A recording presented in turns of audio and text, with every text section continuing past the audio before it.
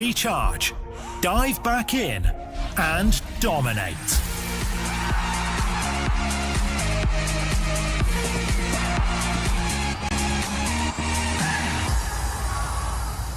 Have a break. Have a Kit Kat.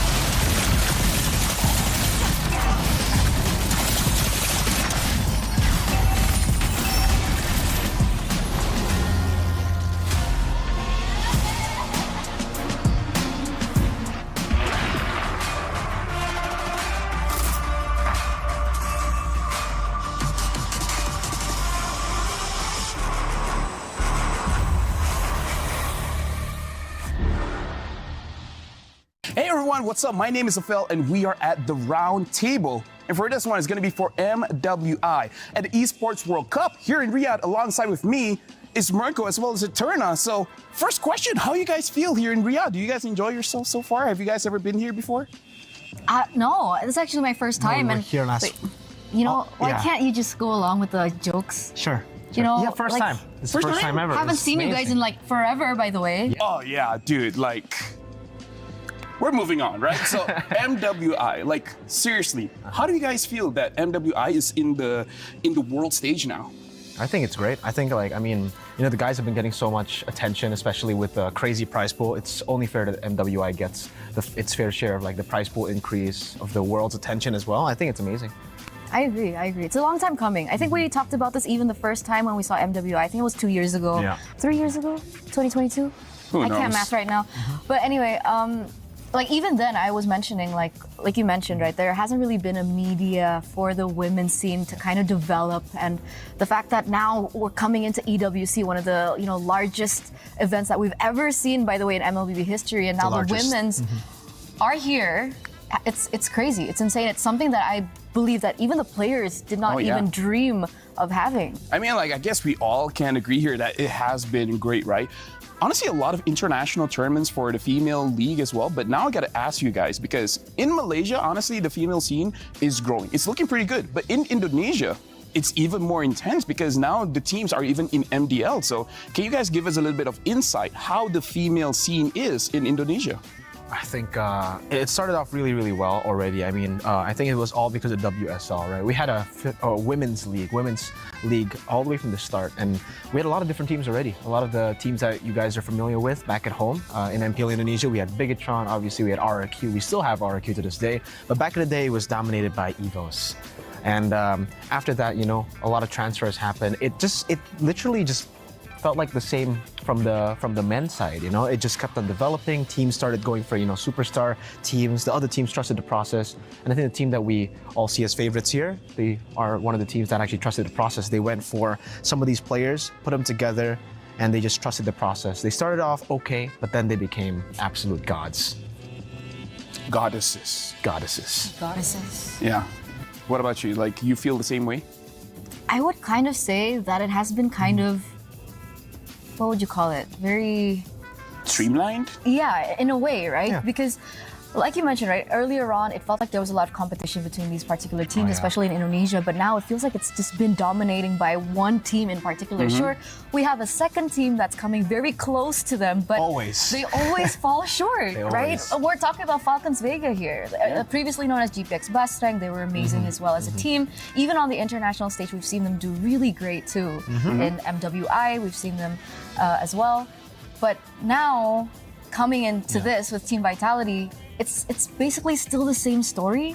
So my hope is now, with so many other emerging regions that are coming into play now for EWC, especially, hopefully that will be able to challenge Team Vitality, maybe. I mean, like, we gotta talk about this, right? Because there are 12 teams from 11 different regions. Only Indonesia has 2 slots here. So let's talk about the other regions for a little bit. And I'm gonna start with Eterna. Besides Indonesia, is there a different team or a different region that we have to look out for that might be the dark horses? Honestly, I think there are a lot, right? A lot of people are talking about I'm gonna say CFU. Malaysia. Homegirls got it. Sure, I mean, yeah, great. I think they do well too. But for me personally, I really want to see what Falcons Vega MENA are made of. That's a good answer. Exactly. We were casting a different tournament, and then we saw them play because they were the Egyptian national team. Yeah.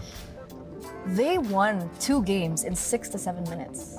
Oh, wow. That's very fast. Exactly. They almost beat the record, of the What was the fastest game. record? Fastest game? 6:15, I think. 6:15. Wow. This was like 6:30. Yeah, around there, 6:30, 6:40. It was very close.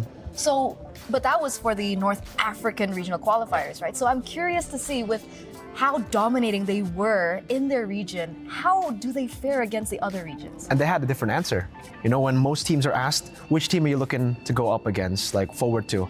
And everybody would just say, Vitality, Falcons, Vega, of Indonesia. They said Philippines. Oh, interesting. For me, though, I think I definitely got to give a shout out to the homegirls because of the same tournament as well that we casted. I didn't get to cast that game, but I watched it, and yeah, very impressive stuff from the homegirls. Thank you. They're very good. They are very good, but I think another team that deserves a lot of recognition as well has to be CFU. CFU from Cambodia. They are also looking to be very, very strong. I think I've always just been a fan of CFU, even the men's team, because they're notorious for actually making their own meta, playing their own style of MLBB. They're on a roll with these, crazy metas, but unfortunately just don't make it to international tournaments. So hopefully, CFU women's, it's time for them to shine. I mean, I feel like you have to do that for this one, right? You do. Especially because we're actually going back to the question of the favorites here. Because you guys said Vitality as well as Falcons Vega are probably the favorites. So even though with me saying that, what are your favorites? And more importantly, what makes them different from the rest of the other teams? For me personally, I'm going to start this. It's not that, it's more of the story that I'm very interested in. And do you know which team that is? What? It's Cloud9. Oh, It's an interesting choice. that's an interesting one. That's I don't who know. you're rooting for. I kind of am. I don't know if we're allowed to kind of talk about that in detail here. Yeah. I don't think we should. I think we'll let the viewers kind of, figure it out for themselves. But I'm gonna put Cloud9 on the table. On the round table? Nicolette, on this round table, exactly, with Nicolette in the jungle. And that's all I'm gonna say. I've seen that she's good. But again, going up against all these amazing teams, it's going to be an uphill battle. So honestly, a very good shout out. But what about you? Yeah, shout outs to Cloud9. I think the journey will be really cool too. I mean, seeing that some of their players have actually, gone up against played in the men's division as well, or just normally in BTK previously, Apple or Nicolette. So that's also very interesting. But I think for the favorites, I have to say, I've been rooting for this team for the longest time because they were a different org before. Now they're Vitality. I'm a big fan of Vitality too. I mean, come on, bro. Yeah, of course. Vitality's Zaiwu, great. right? But yeah, no. I think Vitality will still probably are the favorites for the most part. Yeah. They've been there for so long. They're on a 26 win streak, even more if you count, national team success. So I don't think the pressure is. How many years has that been then? 1, 2 years? I think it 1 year. 3 to 4. Oh my goodness. Almost 3 to 4 years where they haven't lost a single tournament and they've still stayed on top. So I think for Vitality for them, they don't really look at pressure. Pressure is not for them. That's great. Pressure's for tires. Okay. And for some cooking styles. Yeah, pressure cooking is a thing. Yeah, it is a thing. Oxtails. Oxtail soup. Anyway, for other teams, I have a different concern, Okay. right? Because Falcons Vega Mena example, I keep going back to them because. It's okay. We're not judging. Okay, thanks. This will be their first, international tournament that's offline. Yeah, that's Should true. be, right? I mean, I think they played for SEA Games. Was I it? mean, no matter what, this is on a ISF2. different scale. This is a Exactly. different scale. Exactly. The Definitely. stage is bigger. There's a lot more people looking at you. Prize Everyone's pool. focused on you. Prize the pool. prize pool. There's just so many things that have been magnified. And I think it's a valid question for these emerging teams. Agreed. So the thing is, Vitality, 3-4 years undefeated. Yeah. We saw that Fnatic Onyx, they lost. Boohoo, sad, whatever, Will the same thing happen to Vitality? Again, they might say pressure smasher, but maybe it could Pressure smasher? It's like potato. Okay, Pressure okay. smasher, it's whatever. Yeah, I mean, the thing is, I would say the same thing if they're on a normal win streak. If they're like, oh yeah, we haven't been beaten this year.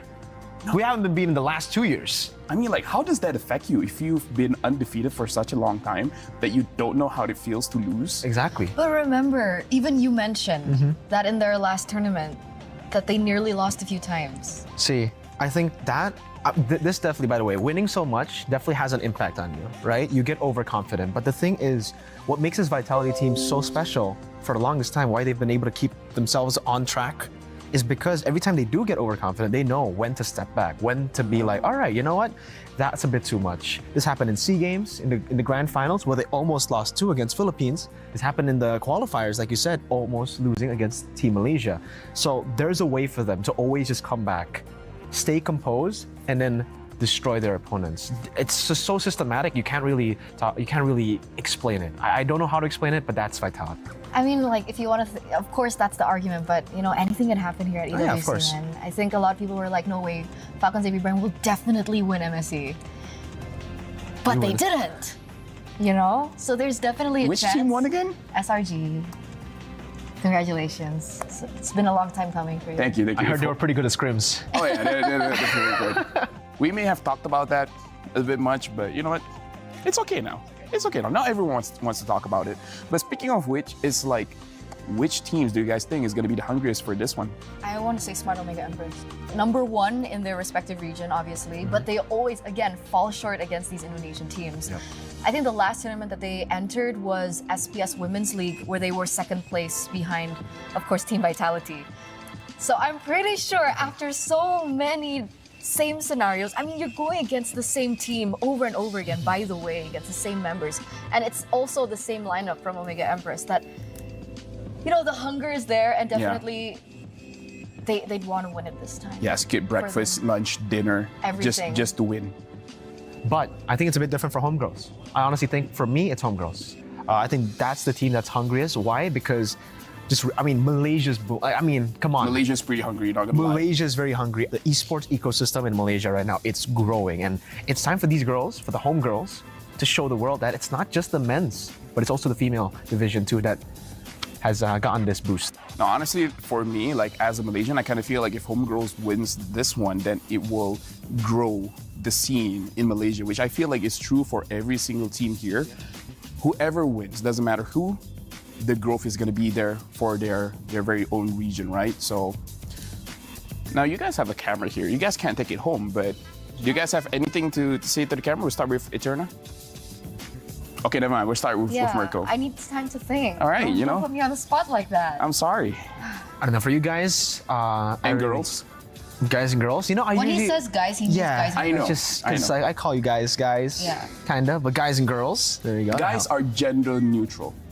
I feel like that's the case. That's true. for you guys back at home watching, the Roundtable and MWI. Thank you so much for watching and supporting. Again, for the women's scene, it needs a whole lot of support to continue developing, and for all these teams, it means a lot to them because I think especially now, considering it's getting so much more attention, even if they don't win, some of these regions, the fact that they make it to top 3, top 4 without a coach, without an analyst, it will push the region more to push for these coaches, push for the analysts, push for them to have better facilities as a team, as players, and it'll be great for the scene. That was so endearing. Yeah. Is it my turn? Yeah. I don't really have a message, right? Okay. All I just want to say, just cheers. You can call. I just want to say cheers.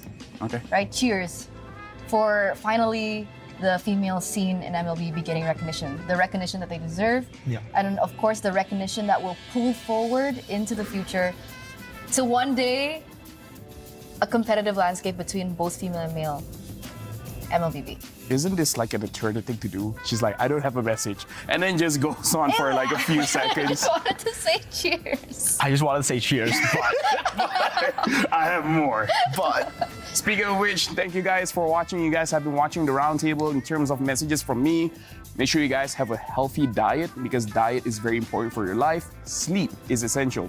5 hours I think is fine, but if you can do 8, that's great. Exercise if you feel like it. Mobile Legends is great.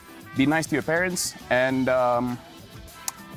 give food to cats and dogs and etc. My name is Safel. Bye-bye.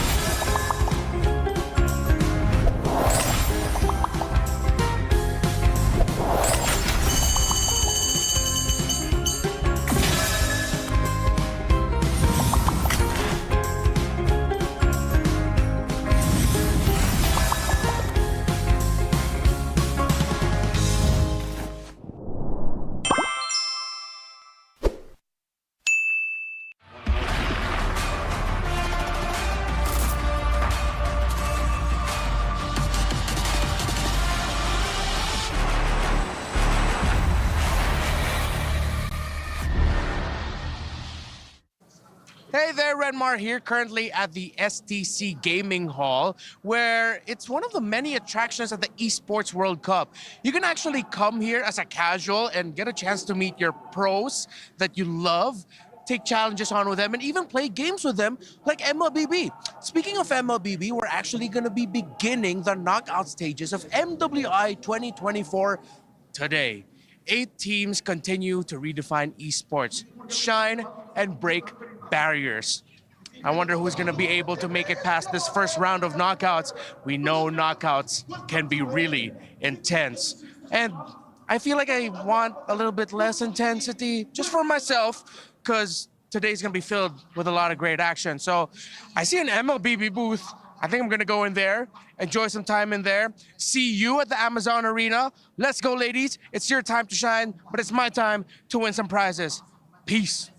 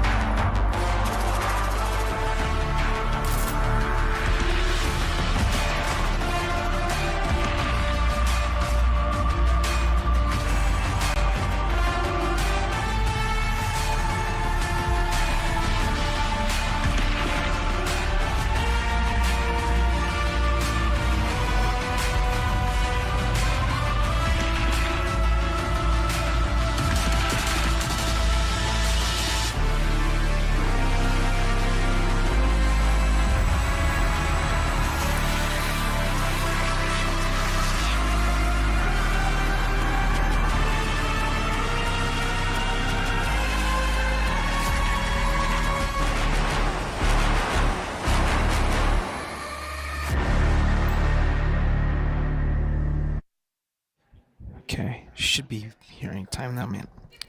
Can't believe she's. Hey, what's up, guys? Welcome to MWI 2024 at the Esports World Cup. I'm Mirko. I shouldn't be alone right now, in case you're wondering. There should be some. You know what? I'm just gonna call her. Gee, unbelievable. I can't believe she's late, man.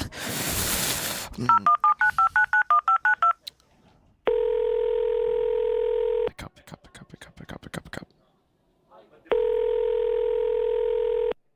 Hello? Hello? Eterna?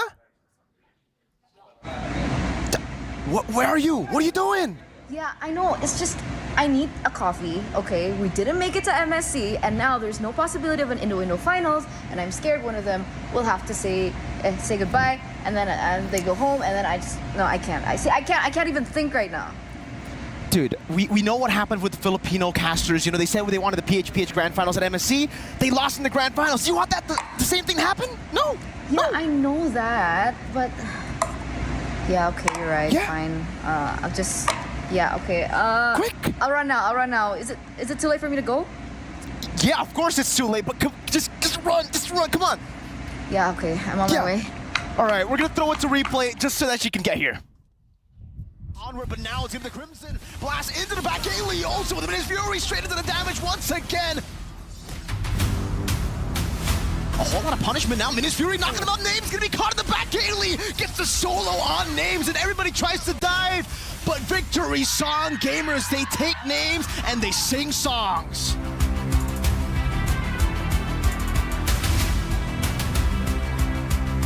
Got them out, now the 2-man pin down. What a pin down. He's gonna be brought back there. Good penalty zone to lock them down. That's exactly what they need. What a combo. In the pin as well. That's a good penalty zone into the Meter's Passion. Straight into the beacon, still able to survive. Halang taken down, but so does Angelus. Penalty zone are going to be used, luckily for the body of Smith. However, he doesn't go down just yet. Feather Airstrike also. Guess he will go down, and now next on the chopping block.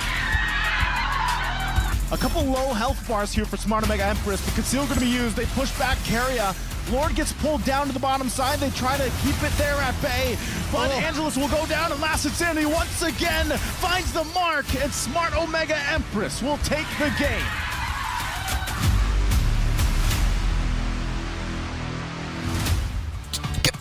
Wait. I'm wearing heels. Okay. Okay, I'm trying my Should have best. been making coffee. I'm sorry. Wait, are we live?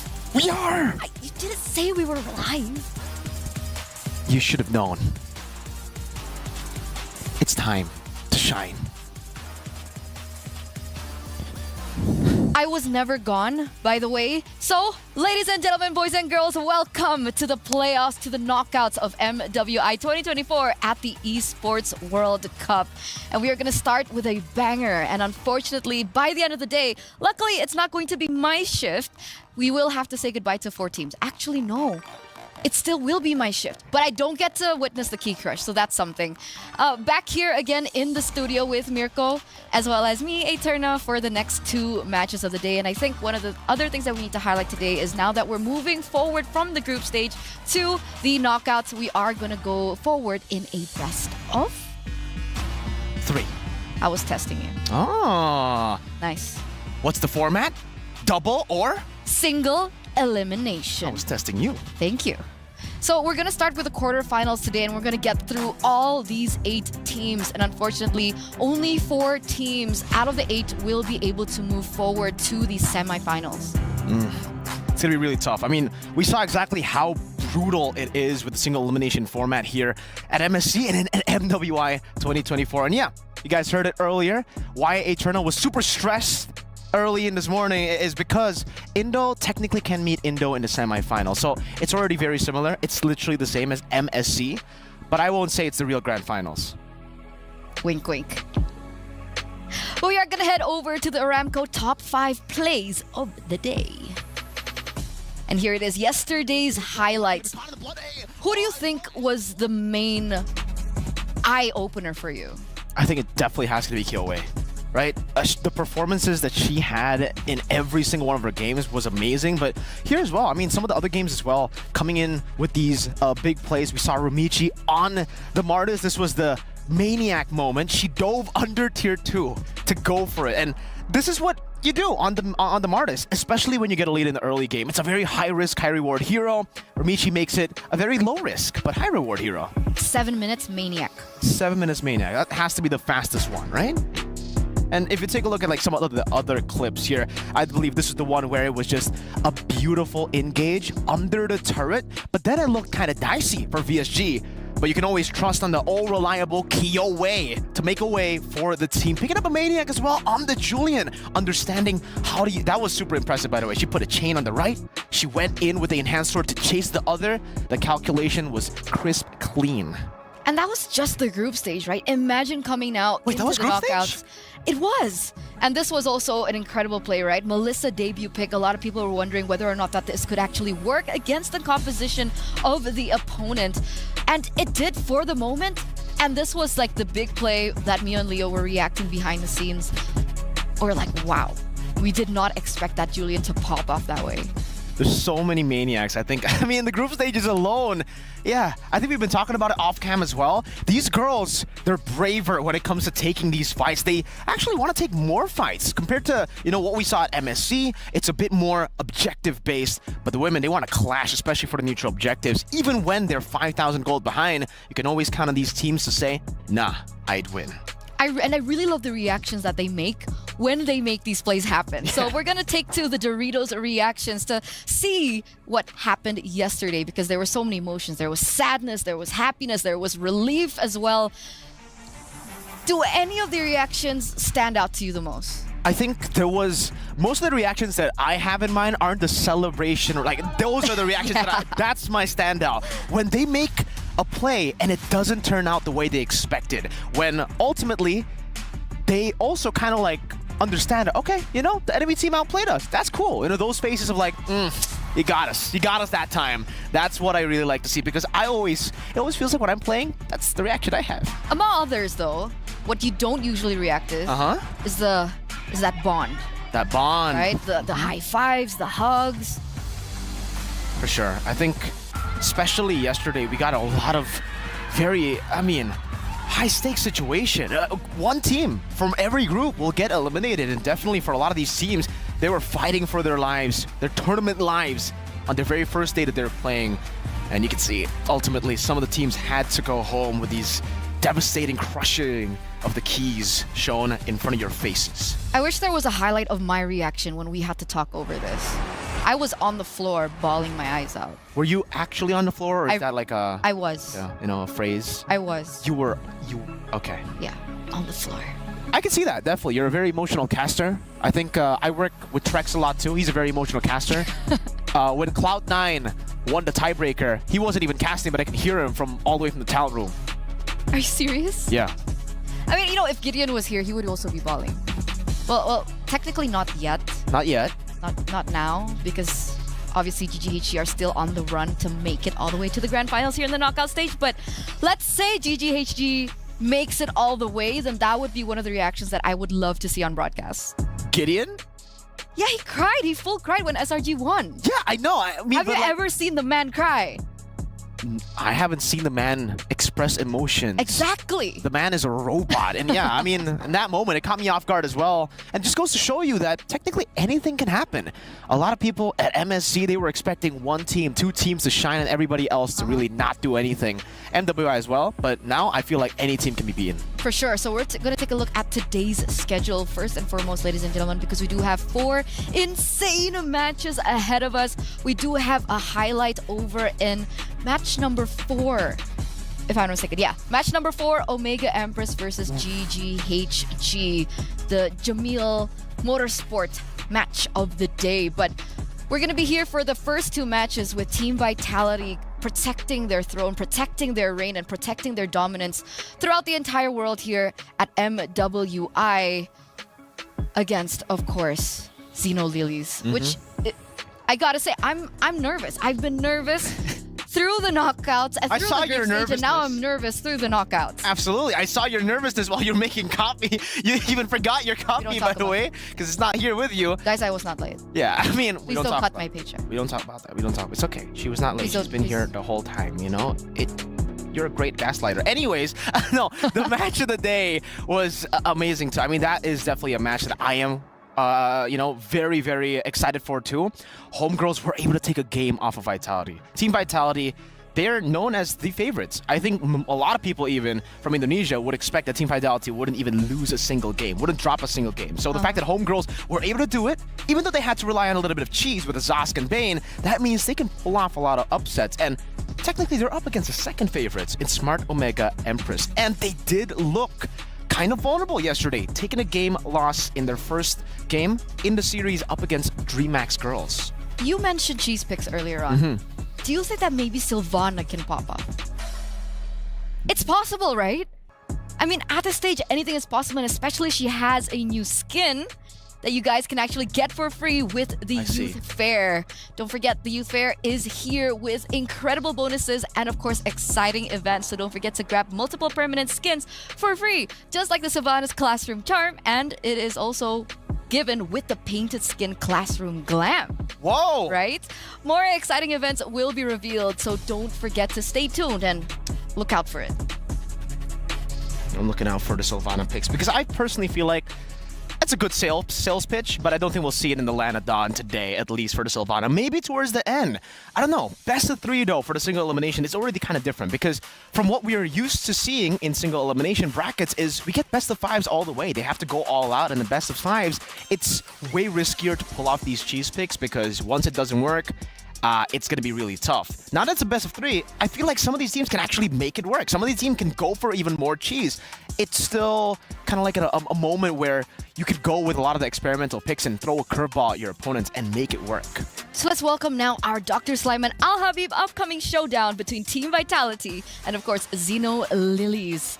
Now, this is, again, one of my favorites, I gotta say. Not Team Vitality, but actually Xeno Lilies. Oh! They have shown us a different color and a different flavor. And like Raptar put it, right, they're breaking barriers. The fact that they're so versatile, putting the Selena in, they had the Bane in their best of 1 tiebreaker, the Mardis in the jungle, that's something that we haven't seen quite so much. And remember, the last time that Team Vitality was caught off guard by a new pick, that was when they unfortunately had to lose that game. Absolutely. The Bane, the Zosk, the cheese pick. So knowing that, see, this is the thing for Xeno Lilies. I feel like it's more of pocket picks than it is cheese picks for Xeno Lilies. So I'm not too sure if they can actually utilize the cheese. Wait. I'm hearing something. What are you hearing? Wait. Uh-huh. Wait, I'll just whisper it to you. Okay. So like they don't know. there's a roster swap. For Xeno? Lilies. For Xeno Lilies? Okay, so you guys didn't hear anything. I think there's a roster swap for Vitality. That's what she said, right? Why did you? I'm bad at listening, man. I said don't say anything. Unlucky, man. Sorry. I mean, no changes at all. This is going to be very interesting to see. Both these teams, we saw their lineups just yesterday. You know, Xeno Lilies playing with Taro in the gold lane, Kao in the XP. I don't expect any changes today. Nope. And with that being said, who do you guys think will win this match? Do you think it'll be Team Vitality, the defending champions, or our dark horses here with Xeno Lilies coming through? Head on over to the stcplay.gg right now and lock in what you guys think.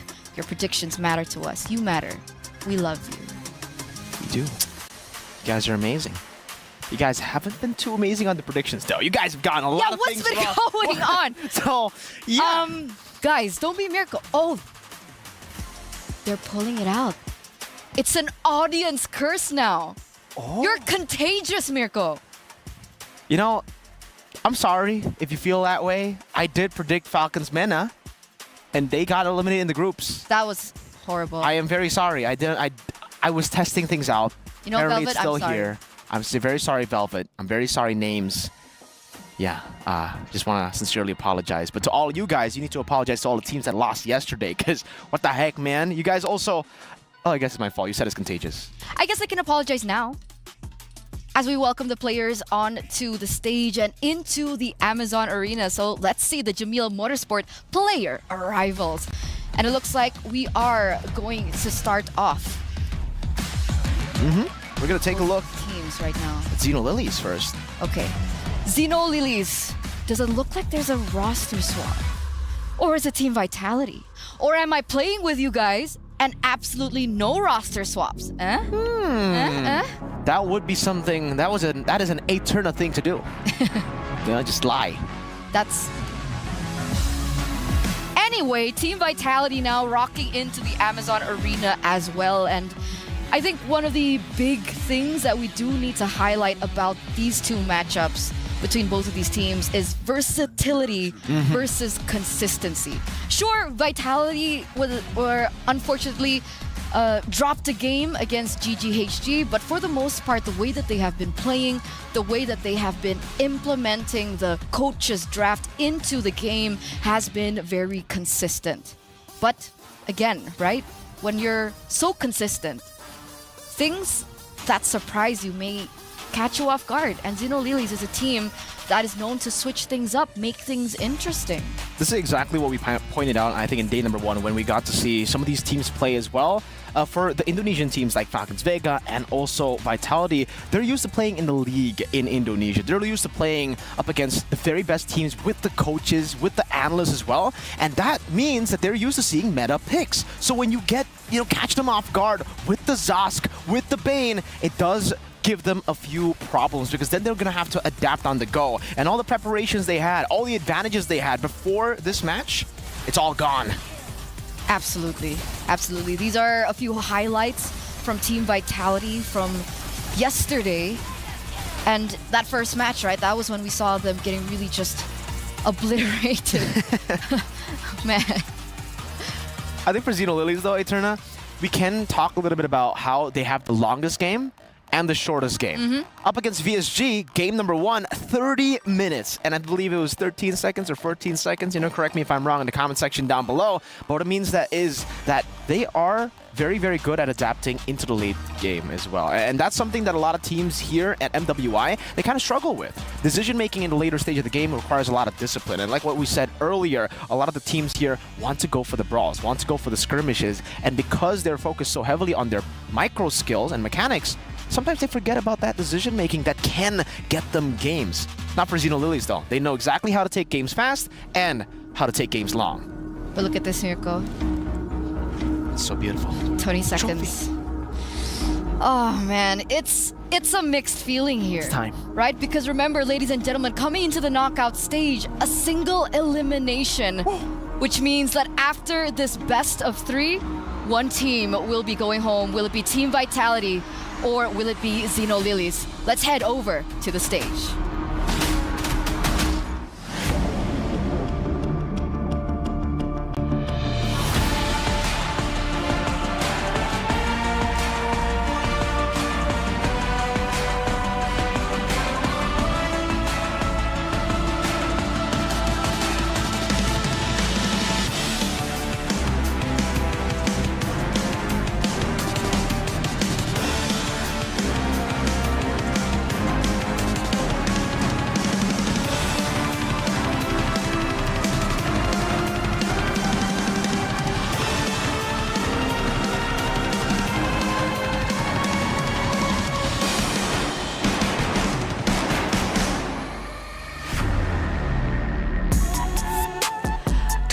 Teams have entered the Amazon Arena right here at Riyadh, capital of Saudi Arabia. And with that being said, the land of dawn is a cruel, cruel place. 12 teams joined and only 8 teams emerge victorious. And welcome, ladies and gentlemen, to the knockout stage, baby. Let's go, ladies and gentlemen وأعزائي المشاهدين والحضور. نرحب بكم معنا هنا بالمملكة العربية السعودية رياض لكأس العالم للرياضات الإلكترونية. We are starting right now the first day with the best of 3. I cannot wait to see the teams getting over here right now to continue their journey to claim that trophy for MWI. So yes, with that being said, as you guys can see the trophy that's located right behind us, it has already claimed the hopes and dreams of 4 teams already, and another 4 keys will be added to that box later on today. And we're gonna kickstart with match 1 of the day, where we're gonna be seeing the queens of Mobile Legends Bang Bang, presenting to you, hailing from Indonesia, Team Vitality.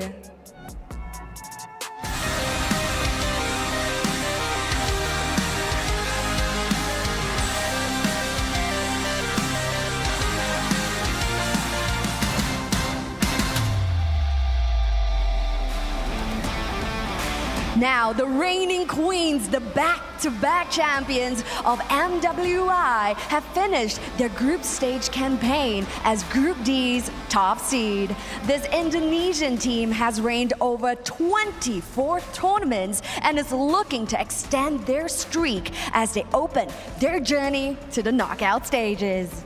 Well, let's see what's gonna happen here, ladies and gentlemen. وأعزائي الحضور, and to challenge that claim, here comes their opponent. Let's hear it for Xeno Lilies.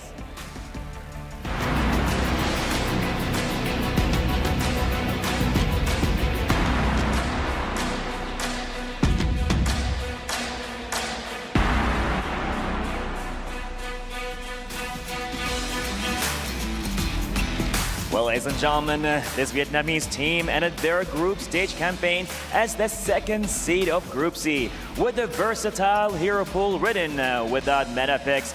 This Meghang representative is looking to prove that they have what it takes to upset the defending champions. Now that's absolutely right. We have seen unorthodox picks that are outside of the meta, such as Selena, we have seen Alice, and of course even a Bane, which was truly the bane of all existence over at the Land of Dawn. Now will we be seeing more of this unorthodox picks over at the Land of Dawn today? We can only stick around to find out more. Oh, you got that right. You know, I'm always up for a surprise. We might see a Hanzo, Halos. I'm not sure. I'm no expert, but you know what? We got the experts with us here in amazing MWI 2024. So yes, ladies that stand before us today, it is going to be a best of 3, and only one team will emerge victorious.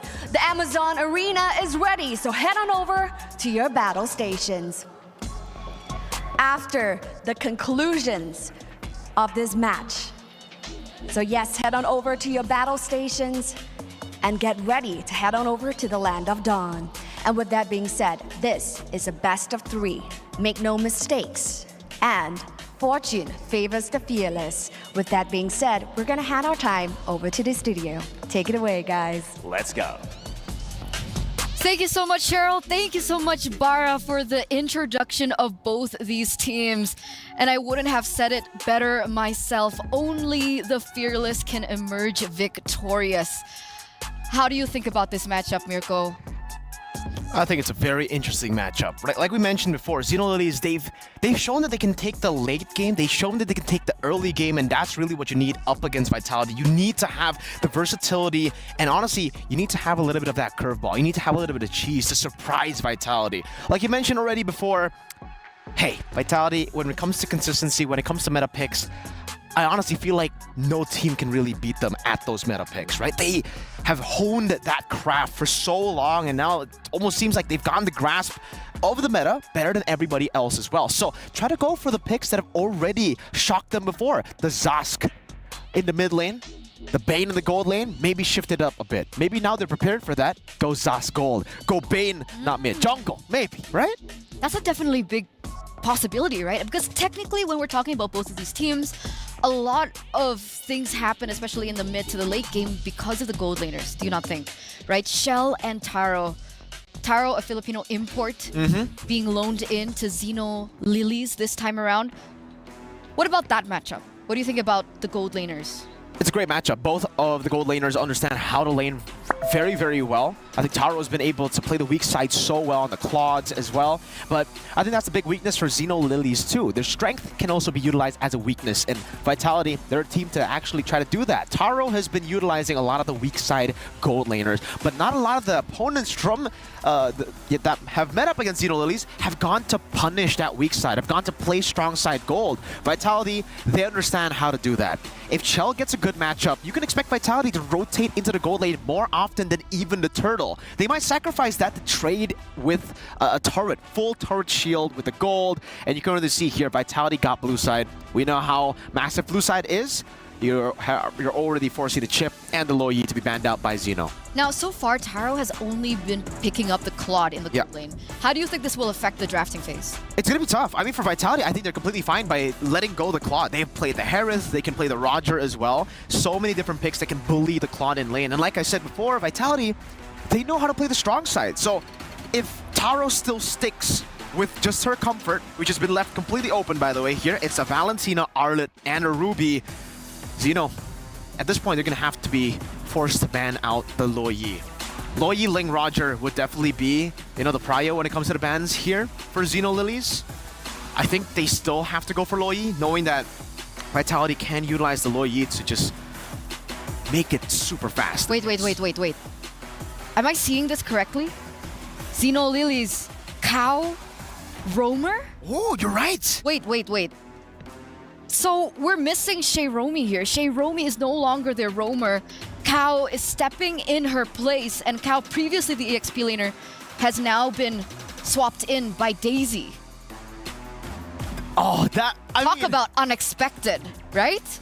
Hey, I guess we were talking about throwing a curveball at Team Vitality. Maybe this is the curveball. Maybe they're saying, in terms of picks, we don't really have that cheese. We are used to playing the pocket picks, what's comfortable for us. So maybe we shift up the rosters a bit. The Angela's going to be first pick, so leaving the Ling open, leaving the Roger open, this will definitely force Xenolilies to pick up 1 or 2. Roger and Ling, there you go. Both of them picked up. You asked if the Claude is still going to be, Taro's pick? I guess not. I don't think the Roger's going to go jungle. I don't think the Ling's going to go gold, right? So, yeah, we're seeing a Roger in the gold lane, something different for Taro. Hiding strats. So technically they were showing a little bit, but they were also saving some picks to themselves, right? Because Taro has picked up the Roger before, if I'm not mistaken, during their qualifiers for MWI when she was with Onyx Soul. So that pick finally comes through, and we see the Claude for Shell, as well as Edith. So Edith's going to be roaming the Angela flex pick. Won't really be utilized as a flex pick as we enter the second phase. Mirko, technically Angela could still be in the mid lane. Oh yeah, technically. We can have the Edith in the XP, so we can still have that flex Yeah, you know what? They're a double flex. Now that I am looking at it, Vitality, Edith, that can be flexed into the XP. We don't really see a lot of XP though for Fumi Echo. Now that Terizla has been picked up by Xeno, Lilies, they actually have a very, very scary early game composition. I'm very surprised that Terizla didn't get denied away from them by Team Vitality, knowing how successful Terizla has been all around and just you know, enabling the neutral objective takes for the junglers. And for Xeno Lilies, I think at this point they're gonna have to ban out some of these assassins away from Vival. I'm thinking maybe the Hayabusa ban comes through, maybe the Nolan, because you know Angela, Edith is still flex. They can use that. Or But Julian remember, too. Bane has also been utilized by Vival in the jungle. Do you think it's a viable pick here? I think it can work. Again, these members from Xeno Lilies are melee range technically and very short range for the Roger, even in the notorious gun form, right? But Minotaur gets banned here by Team Vitality. That's a good ban coming out from them, knowing that they already have a reactionary roam in the Edith. They want to take away any sort of reactability from the side of Xeno Lilies, kind of force Xeno Lilies to make the proactive move and are forced to not really be able to react as good. And the Hayabusa ban, as predicted, will come through. So it's going to be Hayabusa and Julian that they're more afraid of here. The Faramis comes out too from Vitality, knowing that Faramis is a good hero up against the Angela. You want to get that AoE hard guard, technically, right, with the Netherrealm. So now, ladies and gentlemen, we are entering the second phase of the picks. Xeno Lilies. What do you think they're going to prioritize here?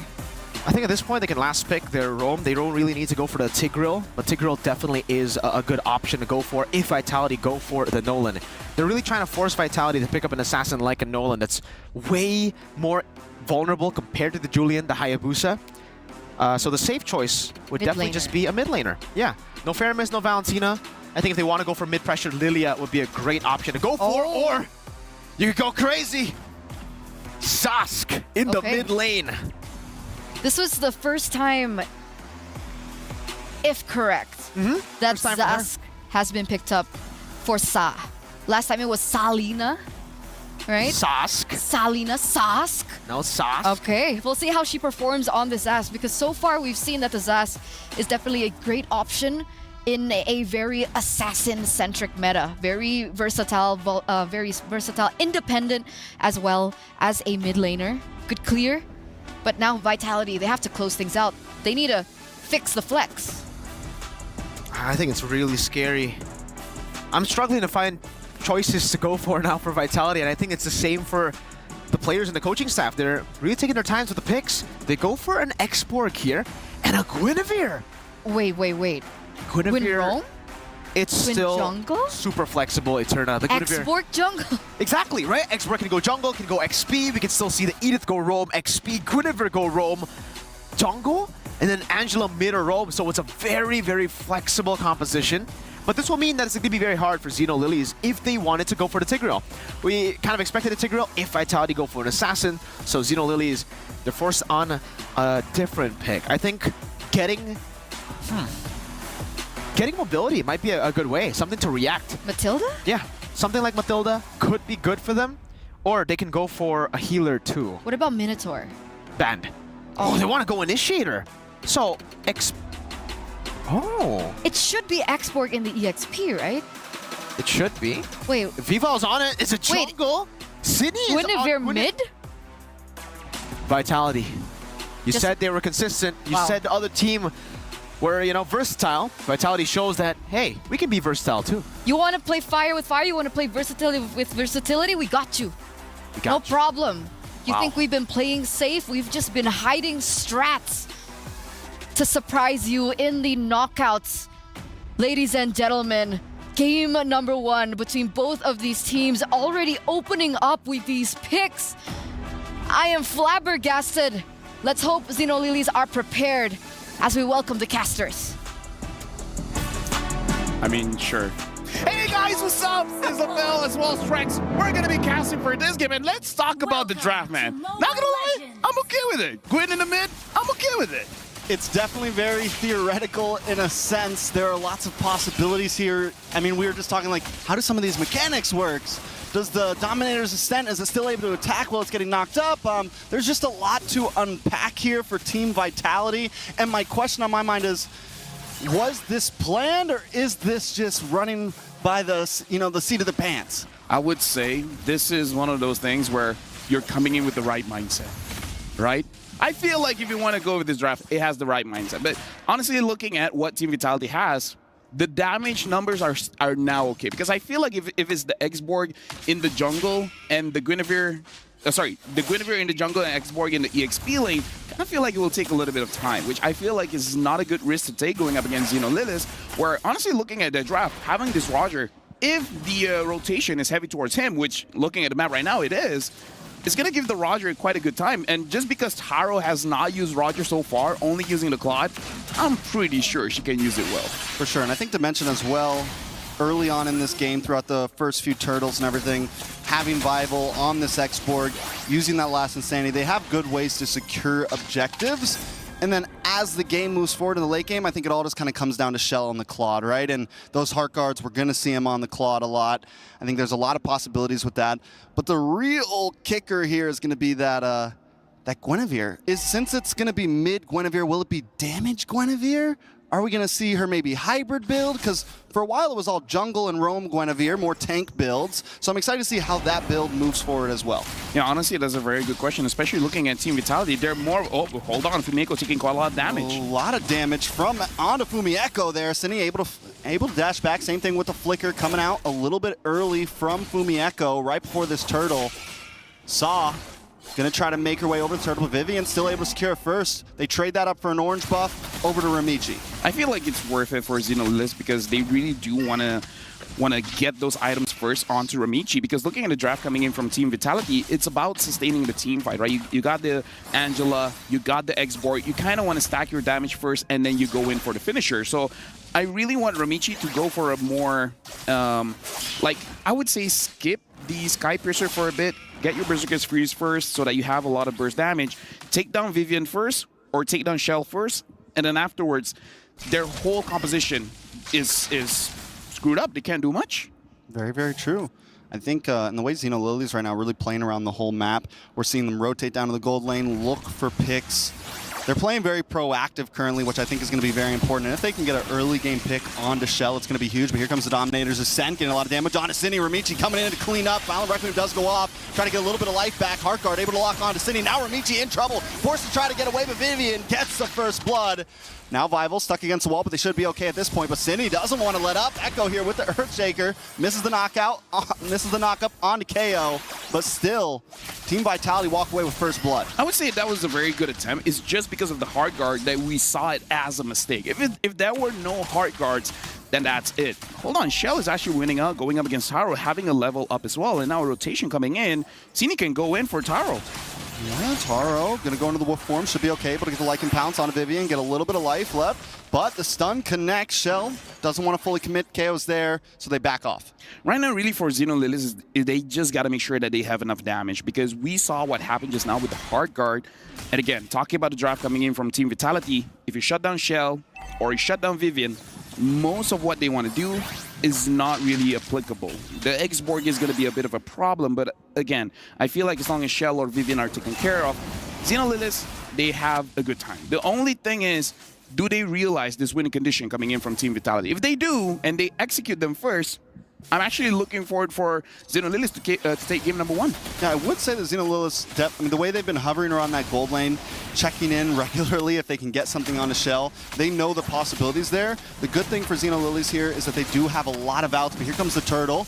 Daisy holding down the front side. Vival still able to get it. Ramichi does dive in, but still misses. Dominator Set comes in. A nice wild charge to get the knockup onto Fumi Echo, but the Heart Guard just too much sustainability. Taro going to get involved now with the Lycan Pounce onto Fumi Echo. Gets the kill. Taro now trying to get away. A nice Tempest of Blades to get the knockup. Vival, Cine, more members dropping. Xenolilith's feeling good, and Ramichi still playing the walls. Taking a couple shots to the face from Shell there. Shell still under the tower. Xenolilith's back off, but they come out on top of that trade. They lose the turtle, but find 3 kills. This is amazing for Xenolilith because they were able to set it up so that Taro gets the kill. Taro is now 2-0-0. Not sure what kind of build she's building up for this one, but now you have two members that you really have to worry about. And looking at the builds here coming from Taro, it's a Sky Piercer first item. So they can eventually snowball off of this, especially if Vivian is not careful with her positioning. It's going to be an easier target for the Roger to eventually take her down. Something that's crazy to point out, though, and this is the thing about Shell, she's still holding a 400 gold lead,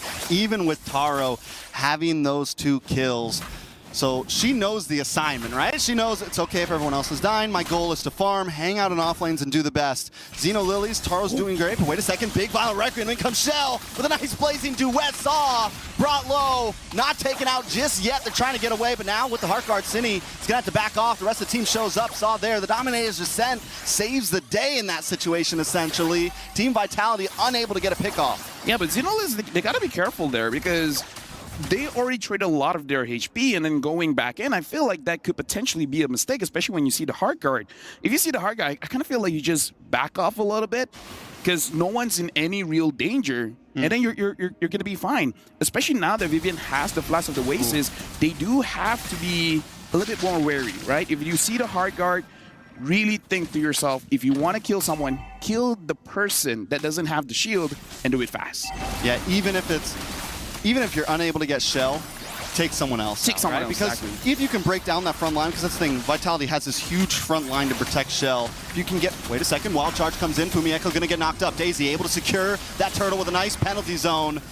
But now Vival forced to back off, using the last insanity defensively. And comes the Dominator's Descent, getting some nice damage on Asini. Ramichi trying to follow up as well, but Vival in the jungle, taking damage. Daisy looking for one more shot and able to connect it. The hammer drops, and down goes Vival. But now the Violent Requiem knocks up Daisy, so they can secure a kill for themselves. KO now in trouble, forced to use a flicker past the wall. Saw trying to zone away Cine here, but Cine's not taking anything slightly. It's going to be bad, man. Team Vitality keeping up, even in an early game where their comp isn't exactly, they're more of a scaling. They're still able to put out some punches. Yeah, but can we talk about the worry coming in from Team Vitality at this point? Because Vival throughout MWI doesn't seem to be having a good time. There's so many turtles as well as lords not being secured. Look at the clip here where a good initiation coming in from Kao, but again, Daisy being able to steal that one away, that's clutch. And here, Vival, even though she had the Heart Guard, Daisy still had enough damage to get the kill there. This is becoming a problem. It looks like Xeno Lilies, they might understand how to take down Team Vitality and perhaps just shutting down their junglers. And now they want to shut down Shell. Oh, wait, the Violent Requiem to save the day. Kao tries to do something there, but unable to get the Wild Charge off. They do back off. But as you said, Dominator's sent under the tower, and we've seen the Zas picked up a lot, but I think Saw has probably played it the best of what we've seen so far. I've been questionable about it, but Saw is just performing on it right now, even outputting some decent damage this early on in the game with it.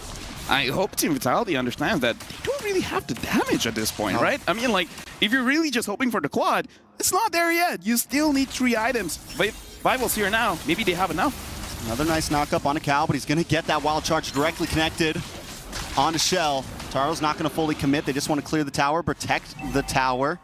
Daisy holding down the bush as well. Team Vitality still hanging out in this bush. And, I think Cine also, we wondered if Cine was going to go damage. It looked like she started off on more of a defensive build there. And again, that just means even less damage for Team Vitality. And what we were saying in the beginning is Xeno Lilies has so many outs here. Nice penalty zone onto Cine. Cine might not be able to get away from this one, but Violent Requiem connects, paired up with the Blazing Duet. Saw takes a face full of damage. In comes the last Insanity trying to connect onto Daisy as Shell looks for Taro and Cow. She's going to BMI back. Lock onto Daisy. Daisy going to go down. A nice kill for Vival there. 2 for 0. Team Vitality getting back in the game. Oh, and now looking at the jungle here, Ramichi is going up against Fumieko. Ramichi, you're in trouble. Ooh, Tempest Ablaze does come down. Ramichi able to get the purple buff, which is... Oh, I thought that was a kill for a second. The tower no. I get you. Even I was like, wait, no way. I was like, no way. What did you just one-shot? Yeah, either ways right now, Team Vitality, they are on the Lord. Looks like the Lord is going to get started. I don't think Xeno Lilies has the time to really respond to this. This is going to be a free Lord for Team Vitality. So just one good engage on the top lane, getting a few kills. And now the entire game is for Team Vitality. Yeah, I mean, it's quickly moving into their hands. Pataro's going to be able to take that tower now. So now the playing field's starting to get evened out. I think Xeno Lilies need to convert some. They didn't convert any of those early game kills into towers, into exact map pressure, and that's a bit of a problem.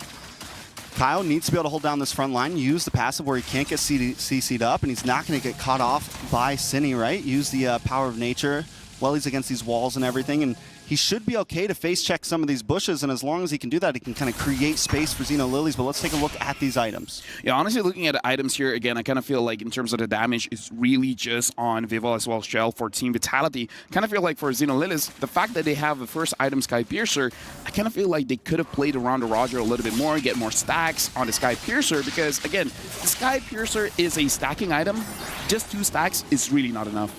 Yeah, it needs a couple more kills in the book there, but in comes Cine once again with a Violent Requiem onto 2 members, Cal, Daisy, both knocked up, taking a face full of damage. Vival here, holding down the front line. They're able to get rid of the Dominator center, at least send it back onto the tower. They're going to move on to this purple buff now, and Xeno Lilies is helpless under this oppression. I would say this is more on them, right? Because like you said, they got a few advantages. They didn't really push it. I kind of feel like once you have an early advantage, before the Cine goes in. Oh, Cine just the star of the game right now. Wild charge for Cal to try to get away. Cine does go down. Taro able to get the kill. But another stack in the pocketbook. Shell backs off along with Fumieko. Ramichi takes a tower in the top side, so good split pushing. Xeno Lilies now kind of picking up the pace. Yeah, now, Vivian is there, but Ramichi probably not going to go for it. Because honestly, if Ramichi gets a kill there, and then eventually the purple buff gets spawned, maybe not the best idea to stay there for a long time, but still, getting a kill onto Vivian might be clutch here. Shell right now is 0-0-3, which is actually kind of good, because if you have a lot of kills, then there's a possibility to give over a shutdown gold.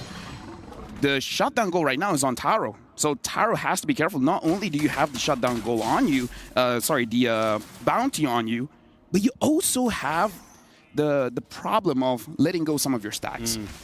I feel like for the Sky Piercer, you need at least 6 for it to feel like an item, you know? Or to feel a troublesome item at that. Exactly. So right now, only having 3, not the greatest. If you can get a quick triple kill after this, the entire Lord situation will look so good for Xeno Lilies. So even when we're at 12.5 minutes now, even when we get into late game here, right? Do we think that just means it's it? Team Vitality has it? Because I still feel like Xeno Lilies have some options here. The major problem has been Cine so far, but Saw on this Zash should start to scale pretty well into the late game. Taro might fall off a little bit since we didn't get that major pop-off early on, but wait, Cine gets the knock-up onto Daisy here, the battle for the purple buff. Pretty sure Vival was able to steal that away from Ramichi, yes. So now it's like, can Ramichi even really contest for this Lord? Actually, yes, just because Ramichi, she didn't use her Retribution. So in terms of can she do it, she can. But it's really on Daisy as well as Cal. And Cal already taking quite a lot of damage. So Daisy, if Daisy can have a beautiful ult onto Vival, then yes, she can do it. Especially because Vival has to stay relatively close to Lord. It's definitely possible. And again, we got to remember, Vival hasn't been winning a lot of Retribution battles. It's true. Vival has had some issues overall. I think you mentioned Kao. I'm going to mention Cine here. I think these two need whoever gets the better set here, right? Whoever gets the better knock-up, whoever can set up for the team. Those are the 2 players that we really need to keep our eyes on. Fumieko, we haven't seen too many crazy onwards yet, you know, Earthshakers or anything. But if any big set happens for one of these teams, it could be a game changer. Ramichi. Finch poise on the wall, comes in, Vival still able to get it. Exactly when it counts in comes the penalty zone, but Chaos pursues as Vival pops the last insanity, takes out Kyle, takes out Ramichi. Next on the chopping block, Daisy's gonna go down. Saw just trying to get away, just trying to have a good time, but not today. That is it, a 4-man wipe on Xeno Lilies. Team Vitality got the wave coming down the mid along with the Lord. They could try to push this, maybe even end this. 20 seconds on the clock. Yeah, I don't know what the Roger can do. You're 1v5 at this point. 1v6, the Lord is here. Looks like this is going to be game. Team Vitality takes game number 1. That is a great start for Team Vitality in this best of 3. It's 1-0, and Team Vitality had a slow start in the game, but they knew their win con, and they performed and executed it perfectly. I would say Xeno Lilies didn't really use their draft very well. They had a lot of options, but they didn't take those options. So, again, I feel like the draft is good. It's just the execution. But I don't know. That's just me. I don't know what the experts think about it. Thank you guys for that cast for game number 1 in a brutally unorthodox way we begin that, what did you think about how things panned down? Oh, I think we'll have to talk about the drafts first, right? Because I feel like in terms of prio, Xeno Lilies really got all of the prio. They got the Terizla, Ling, and Roger. For most teams, when you get that, it's like, all right, we've won. In the draft itself. But in the execution, it's a bit different. I mean, there were a lot of great moments, by the way. LaFell pointed it out as well in the game itself. The fact that Daisy was able to punish Vival's performances here, here as well on the X-Borg, not able to finish off that turtle with a retribution. It's great timing by Daisy, but also for Vival, she should be able to space out. And if, you know, they didn't end so instantaneously, I would have actually taken the Lord fight moment to go and, you know, draw around with the Telestrator, because I think it was just a classic example of how they utilize the Lord Dance, which is something that's already not as common. It's very rare to see that kind of Lord Dance where they just stood their ground and took the fight. I was even saying, oh, they should don't take it. Don't take it. But in the end, it's really all about, for Team Vitality, baiting out some of these big ultimates coming in from Xeno Lilies. And the biggest ultimate has got to be the Zask ult. So another way to do that is if the fight is just spread out. And in that final fight, you can see the Grok go in, Daisy go in, way too aggressively, and it just leaves the Zask so far behind. And when the Zask ultimately does come through, it's a bit too late. Some of the frontliners have already been chunked way too low. Chell is still at full HP, still has the hard guard on her, and on top of that, consistent damage of the Edith, of the X-Borg, as they all clump up like that, just give them so much more value in that skirmish. So it was just really well played by Vitality, executing the game plan that was a very weird game plan. That's a very unique game plan. Guinevere mid, I don't know how they pulled it off, but they did. That's Vitality for you. So that technically shouldn't have worked. Guinevere in the mid lane versus the Zask in the mid lane. That wasn't prio for the Guinevere. On paper, no. I mean, Lee, you don't have any mid prio, right? It's so hard to out-clear the Zask, plus the Grok. It's not just the Zask, it's Zask Grok. So mid lane prio is almost never there for them, and yet they still won in rotation. Sorry, I think... Hello? Who you calling? LaFell? Trex, you there? I don't want to pick up. Working right. I don't want to pick up. Oh. Yeah. Oh. But okay, we're here. You said you don't want to pick up, man. No, because I heard Mirko's like, you know what, I'm okay with Mirko. Ah, okay. Shout outs to both of you. You guys are doing a great job. But honestly, looking at that game, like Mirko said, when you have this combination of heroes, it's like, I won the draft. And I don't know, I kind of feel like they had an opportunity to put Team Vitality on the floor and then their foot on their necks, but they didn't do it. Yeah, their foot slipped. Yeah. And then they fell on their back like a banana peel. Exactly. It's not enough to win. They but I do want to argue one thing for the Guinevere. I think we really doubted another crazy mid pick in MSC, and that was the Martis, the aggressive fighter. So I think maybe the Guinevere has some possibilities. Okay. Thank you, guys. Next time, maybe pick up my call? I mean, we'll consider. Okay. Maybe I should call them next time. Maybe. Right? Maybe they'll pick up if you call. Why is it? Oh, I don't. Me and LaFell. It's not a thing anymore. Usually it's me and LaFell that is We're not friends anymore. Usually we're not friends. We're best friends, right, Rafael? Yeah. But we are gonna give our flowers to the MVP by PlayStation for that game, Cine. A lot of people already, even the casters, right, they were mentioning the Guinevere in the mid lane for multiple times already, even in the game. The fact that she was able to find so many opportunities was insane, right? This was, I think, earlier on where they were able to kind of facilitate Shell in that lane and pick up a favorable trade. For Xeno Lilies, it's, I don't know, man. Vitality just understand. Oh, this is the final fight that I was gonna talk about, right? You see, the Grok goes in way too aggressive, and then the Zask is caught in a weird spot where she isn't in the middle of the fight. You want the enemy team to go in first, and then you react to the skirmishes. That's how Xeno Lilies were able to win out so many times in the early game. So that final moment there kind of proves that point. Shoutouts to Cine for an amazing performance on the Guinevere, and I want to talk a little bit more about the Guinevere pick because Trex had mentioned we can see this work. We saw the Martis work in mid lane. I agree. It's not the standard pick, by the way. Hello, Guinevere. You look lovely today. She's gone. I missed it. So whenever you approach anyone, you try to call LaFell, he doesn't want to answer. Now you walk up to Guinevere, and Guinevere's like, okay. Nah. Can I try again? No. Can I try again? One more time. Sure. Okay. Reptar, you there? Sa? Sa, you there? Are you serious? No one's there? No one's there. Guys? No? No. No one's saving you now, Eterna. No one wants to pick up your calls. You have a good phone, but... Thank you. I thought they'd pick up. You know, sometimes when life gives you lemons, you don't do anything with it because I don't know what I'm going to say next. I do know. It was still very, very good. The fact that they utilized it in a way where she was always just constantly engaging to bait out the Zask ultimate. That was what the value was from the Guinevere. Insane sustainability and amazing escapes. Because usually when you engage on a Zask, you're kind of screwed. You go in, you're chain CC'd. But Guinevere has an anti-CC with the Valor Requiem, and she also has the second part of that spatial migration dash that she can use to get out. Wait. Can I try one more time?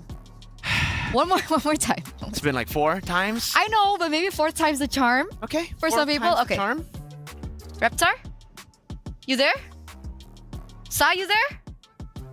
Hey everyone, currently I'm here with Sa, the mid laner of Xenolilies. This is Erica, she'll be helping us translate. So for Sa, I just want to ask, are you surprised that your team make it to the knockout stage and that you're here right now? Em có cảm thấy ngạc nhiên khi mà team mình vào đến cái vòng knockout stage này không? Actually, not really very surprised because we already know and we have 100% that we will in playoff. Yeah. She's confident. Like even yesterday, we got to lose one game, but still have to confidence. All right, so from the beginning and up until now, pure confidence from Sa and Xenolily. So someone told me that you're the best Kagura probably in this whole tournament. So for you, what's your best quality as a mid laner? Mọi người đều biết đến em với tư cách là một người chơi Kagura rất là giỏi. Có thể nói là best Kagura thì điều gì khiến em trở thành một người đi đường giữa giỏi như vậy? First is I believe in myself and I can when I play mid laner I can like control everything. I can control the map and I can control my damage and I know when I need to throw the skill and I can control my umbrella. So like I is the one control everything in the map and I can like also cover for the members and also damage. She covers really well for her team. She controls the map really well. And one last, you give me a vibe that you're fearless, but why don't you want to watch horror movies with Taro and Coach? Em đang thể hiện ra mình là một cô gái không biết sợ gì cả, nhưng mà tại sao lại không dám xem phim kinh dị với cả Taro? I don't scare anything, but I scare horror movies. She is fearless, but horror movies. She still's a girl. It's a no for the horror movies for Sa. So one last, what's your message for your fans and the supporters of Xenolilies?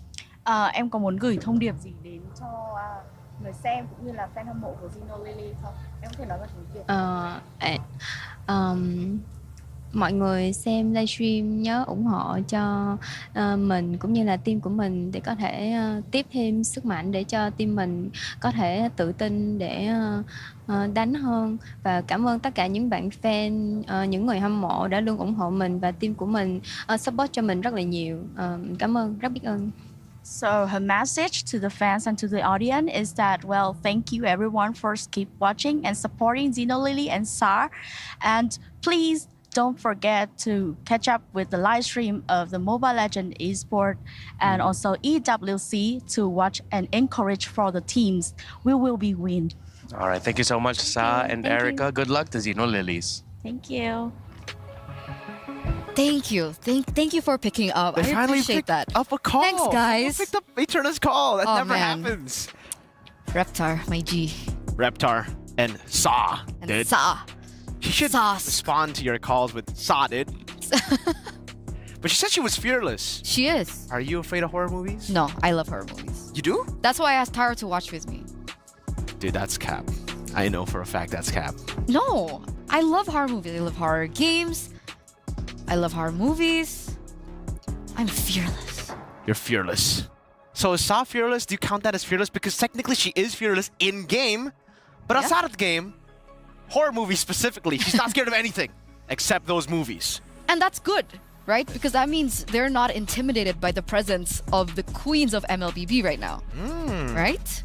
So I'm pretty sure that, well, now with that first game being given over to Vitality, that brings us to match point. Absolutely. One more game away, ladies and gentlemen. If Team Vitality can close this out, that does mean the end for Xenolilies. But with that mindset, as LaFell would say, how would you get the win? You need to be fearless. Like Sa. Like Sa. Like Sa. I think the biggest concern has got to be the fact that Vitality got one prio pick, right? It was the Angela. I wouldn't say the Claude is a super prio pick. It's a good pick.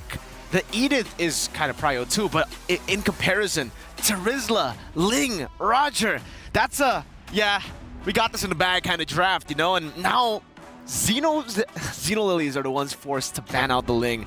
They might be forced to ban out the Roger too at this point. I'm not too sure, but Vitality, it seems they are going to give Xenolilies the proper respect too. There you go. That's going to be the Roger ban. Chip will go for, Chip will be banned out by Vitality. They're also probably going to ban out the Chushin unless they want to try to contest it.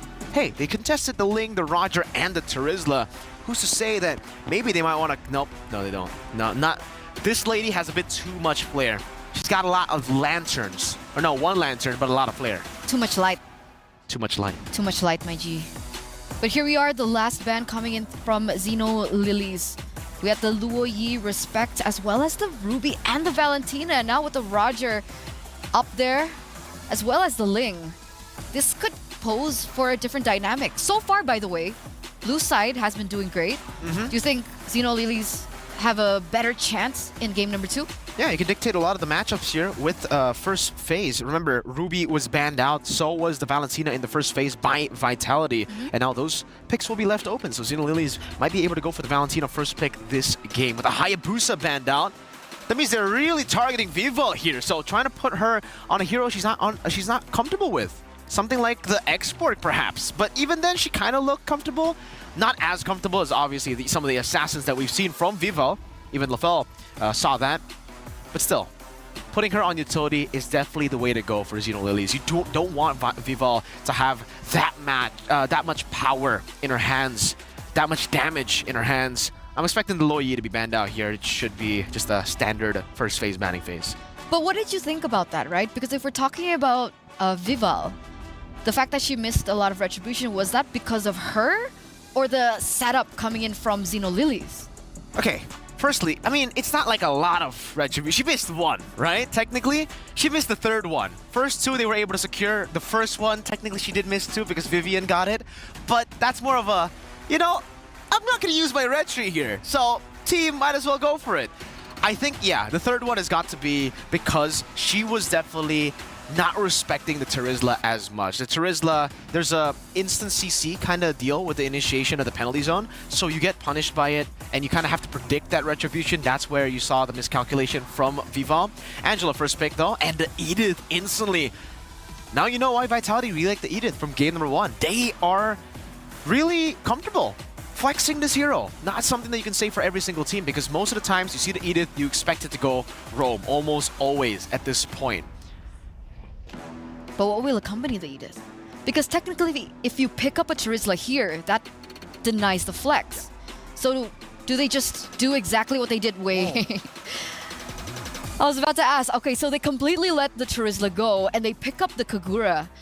I like how Sa mentioned umbrellas in her interview. And now we see the Kagura being played in. But from Team Vitality. I guess Vitality also saw the interview. And they were like, you know what? Yeah, Sa seems very comfortable on that Kagura. Might as well just pick it away, deny it away. I was personally expecting something like a Valentina to be picked up. Adds a whole lot of versatility. It does kind of cancel out the fact that... No, actually, no. Yeah, the Valentina would have been amazing. But they decided to go for the Kagura instead here, leaving the Valentina open to Xenolilies. So I think that's the idea from Vitality. They're trying to force Xenolilies to go for the Valentina, to force the Angela to go roam instead of mid. It's an Alice and a Terizla. Eterna, this is a scary combination. Alice, her just alone has been very, very scary. But Alice plus Angela? Oh, you're in for a lot of trouble. Now, X-Borg, right? How does the X-Borg fare against the Alice and the Terizla? It's great against the Terizla. It's great against the Alice if you have lockdown. Terizla, you're just great. I mean, with the X-Borg, you're amazing up against the Terizla. But the Alice, the thing is you have Flowing Blood. It's a blink ability. Very easy for you to get out of the blast coming in from the last Insanity. So Vitality are really going to have to rely on the Edith and also technically the Kagura to stop the Alice from taking the Flowing Bloods here in these skirmishes. And that's why Vitality, they're taking or getting rid of a lot of the other heroes that can actually escape these kind of combos.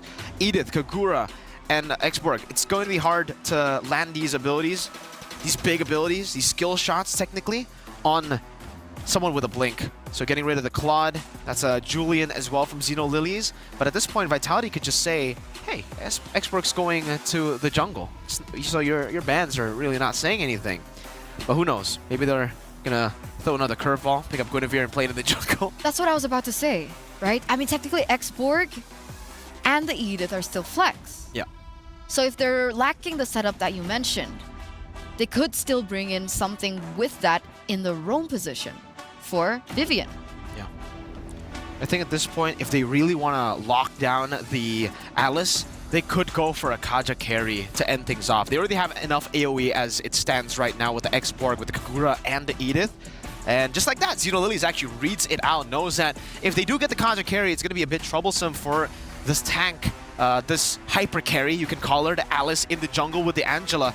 So now that the carry has been taken away, another combo that we see usually with the Kaja is the Beatrix. So if they still want to force it out, they can go Beatrix Kaja.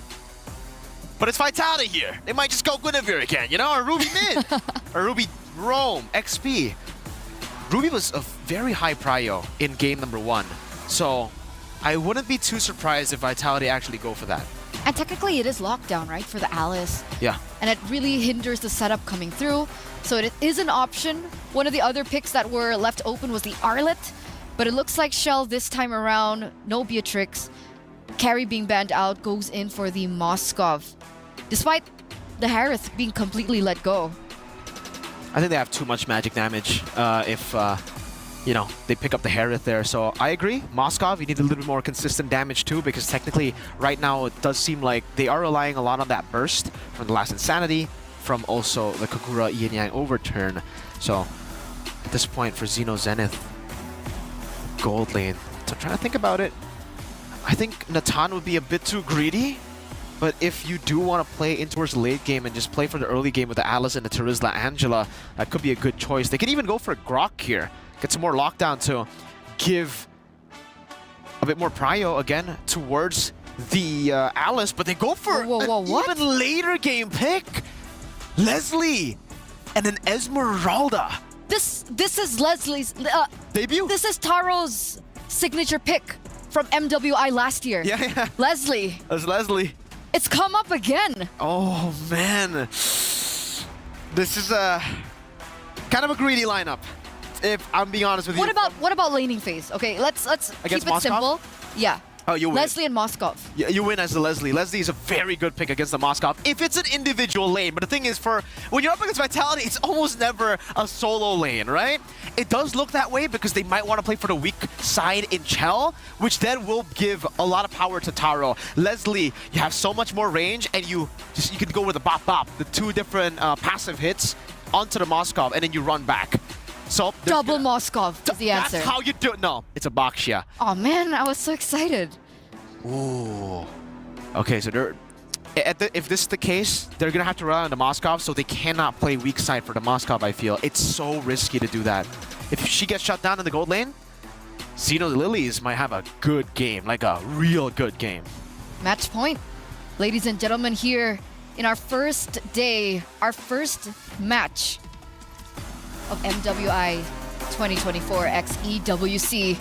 Casters, Baxia, Edith, Kagura, X-Borg, and Moskov. And now we have the Leslie for Taro. How are you guys feeling about this? I'm more thinking about the Terizla roam. Guys, I'm excited for it. As a roamer, letting me use fighters, that's hype. Yeah, it's definitely gonna be interesting. These teams never seem to disappoint with the picks that they bring to the table. And a lot of these teams, they make it work. Oh yeah, dude, like here's the thing, Taro on this Leslie, I'm waiting for her to pop off. Now the thing is more about how you're gonna delay the game long enough, because look at Vivian. Vivian's actually the one delaying the game for Ramichi here.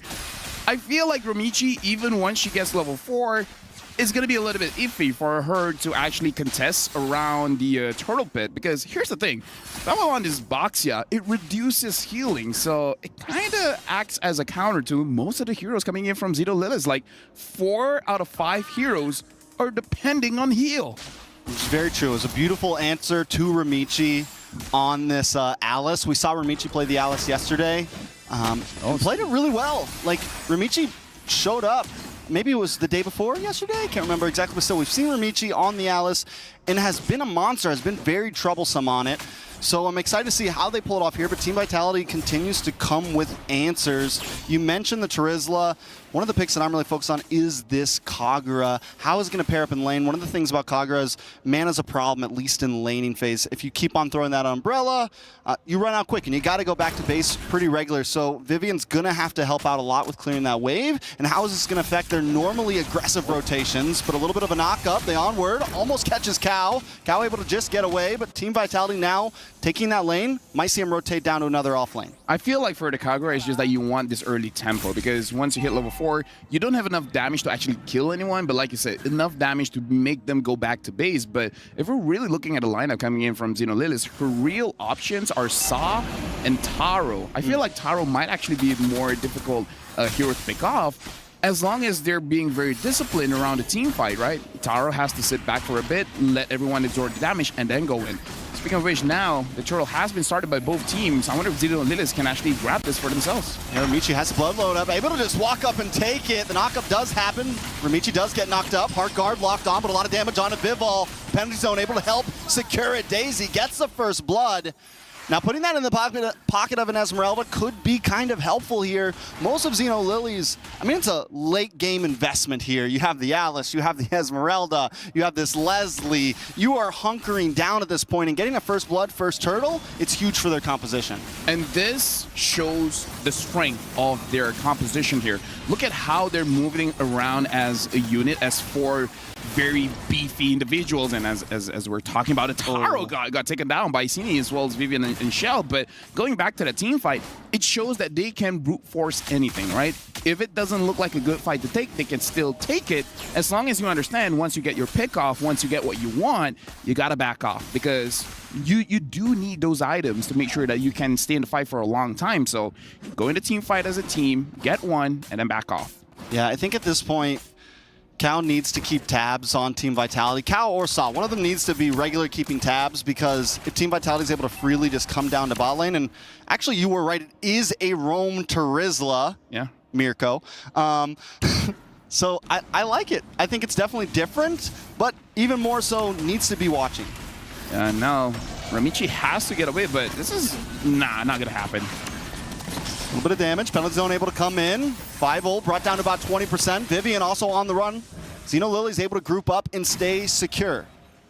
Yeah, and this is why I kind of feel like the Alice has a bit of a problem as a solo hero. You don't deal enough damage, and you're not really all that tanky by yourself. It's kind of like you need a lot of distractions alongside with you. So I kind of feel like putting this Terizla in a roam position or a mid position, even as long as the Terizla is moving around, it's really helpful for Ramichi, because she can have sustained damage. She just needs a lot of distractions for Team Vitality to survive. So again, I kind of feel like if Team Vitality finds Ramichi, they might even expand a Yin Yang overturn just to shut her down. And 2 items just got locked in for Taro and Shell too, so it seems like they're keeping a decent pacing with each other. Last time, Shell was just way ahead. Even after dying, was way ahead. So Taro able to keep up a little bit, just got that Berserker's Fury, gonna help start being a bit more of an impact. But look at the aggression from Shell, staying in the face. Taro now in a little bit of trouble. Yin Yang overturn able to connect.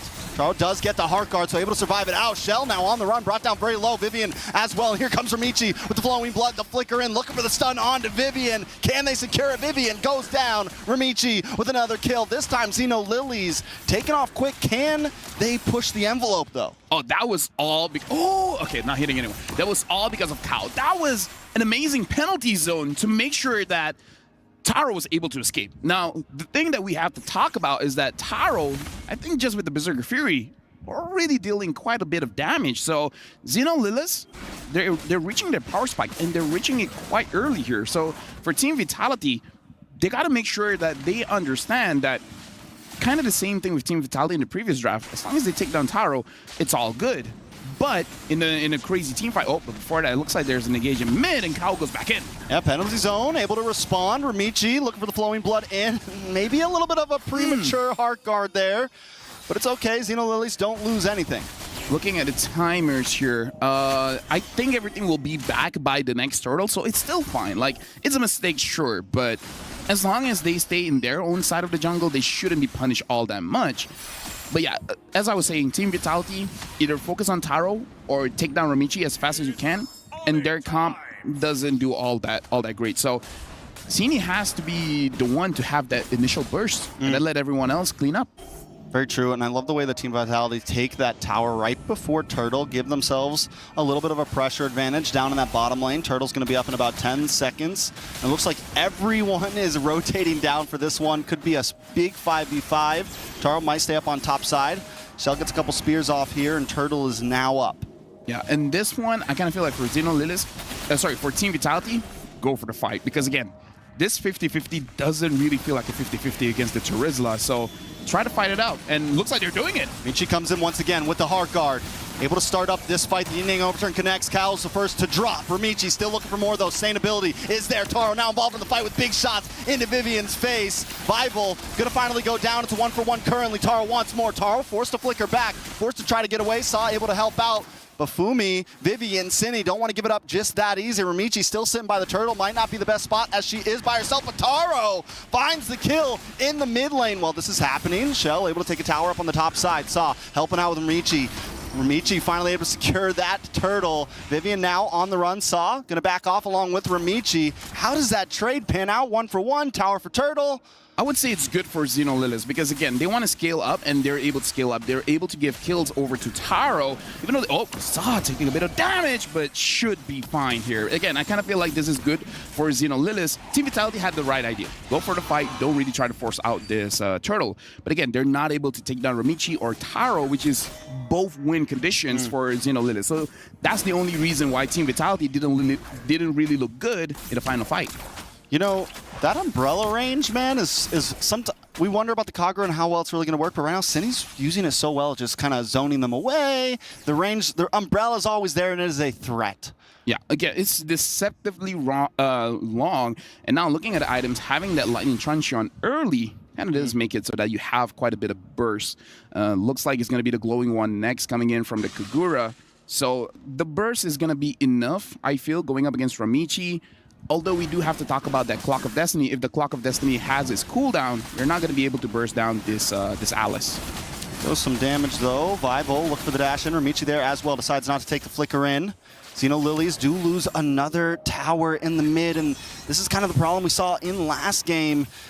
They need to take some towers. They gotta, when they get that turtle, when they get a couple kills, I think they need to transmute that into something else, because Team Vitality is always going for the enemy objective. I feel like their idea here is defend, get 3 items, and once we have 3 items, get a big team fight around Lord, and then we force a lot of turrets. So it's basically waiting for that Lord power spike, and then just exploding from there, right? Take every single tower on the map. And so they're not being aggressive in the mid game because for their comp and maybe what they practice, it's not necessary. Once we have those 3 items, once the Lord is up, that's where you pop off, and that's where Team Vitality will not see it coming. It's okay if your left hand gets cut off if you still got your right one to fight with, right? It's okay to lose a couple towers as long as they're able to hang on, but First Lord is now up. Is this going to be the one? Do they feel comfortable yet? Do they push it a little bit farther? Because there's some risk in that, right? It's like, are we really ready yet? Do we maybe let this Lord crash in one more time, or is this our power spike? We got to look at the items for Taro. I kind of feel like she has 2 items, and she even has a Sky Piercer. So this is a bit greedy coming in from Taro, but she needs the endless battle before really committing for this turtle. Uh-oh, the onward, the knock-up. lot of damage, locks on. Esmeralda about to go down. Daisy taking out Cine, able to get the kill, which is huge for Cine. 104 just got that the wand locked in, the glowing wand. So that's going to be a bit more damage. Paired up with the lethal ignition, you got a lot of burn coming in. Oh, they got it going quick. Ramichi wants to contest. Oh! And she doesn't get it. It was a good try, but now Ramichi on the run. Heart Guard should be able to get her away. Just needs a flowing blood, but the knockups not letting her get any skills off. Taken out. Fumi Echo able to get it. Cal comes in with a penalty zone on 4 members, but still not enough. Shell gonna spear destruction in. Start getting some free shots. 3 people down for Xeno Lilies. A double kill over to Fumi Echo. And now Vitality smell blood in the water. They're closing in. They take out the mid-tier 2, and the Lord's not even here yet. Big mistake, the fact that Daisy was caught out. And then once your EXP laner is no longer there, it's easier for Team Vitality to actually go for the Lord. And again, looking at the items just now, Taro went for a Sky Piercer, not going for the Endless Battle, so you don't have enough damage when the fight starts out. This is a crucial mistake coming in from Xenolithis, giving the green light over to Team Vitality, saying that there's really no risk going for this Lord.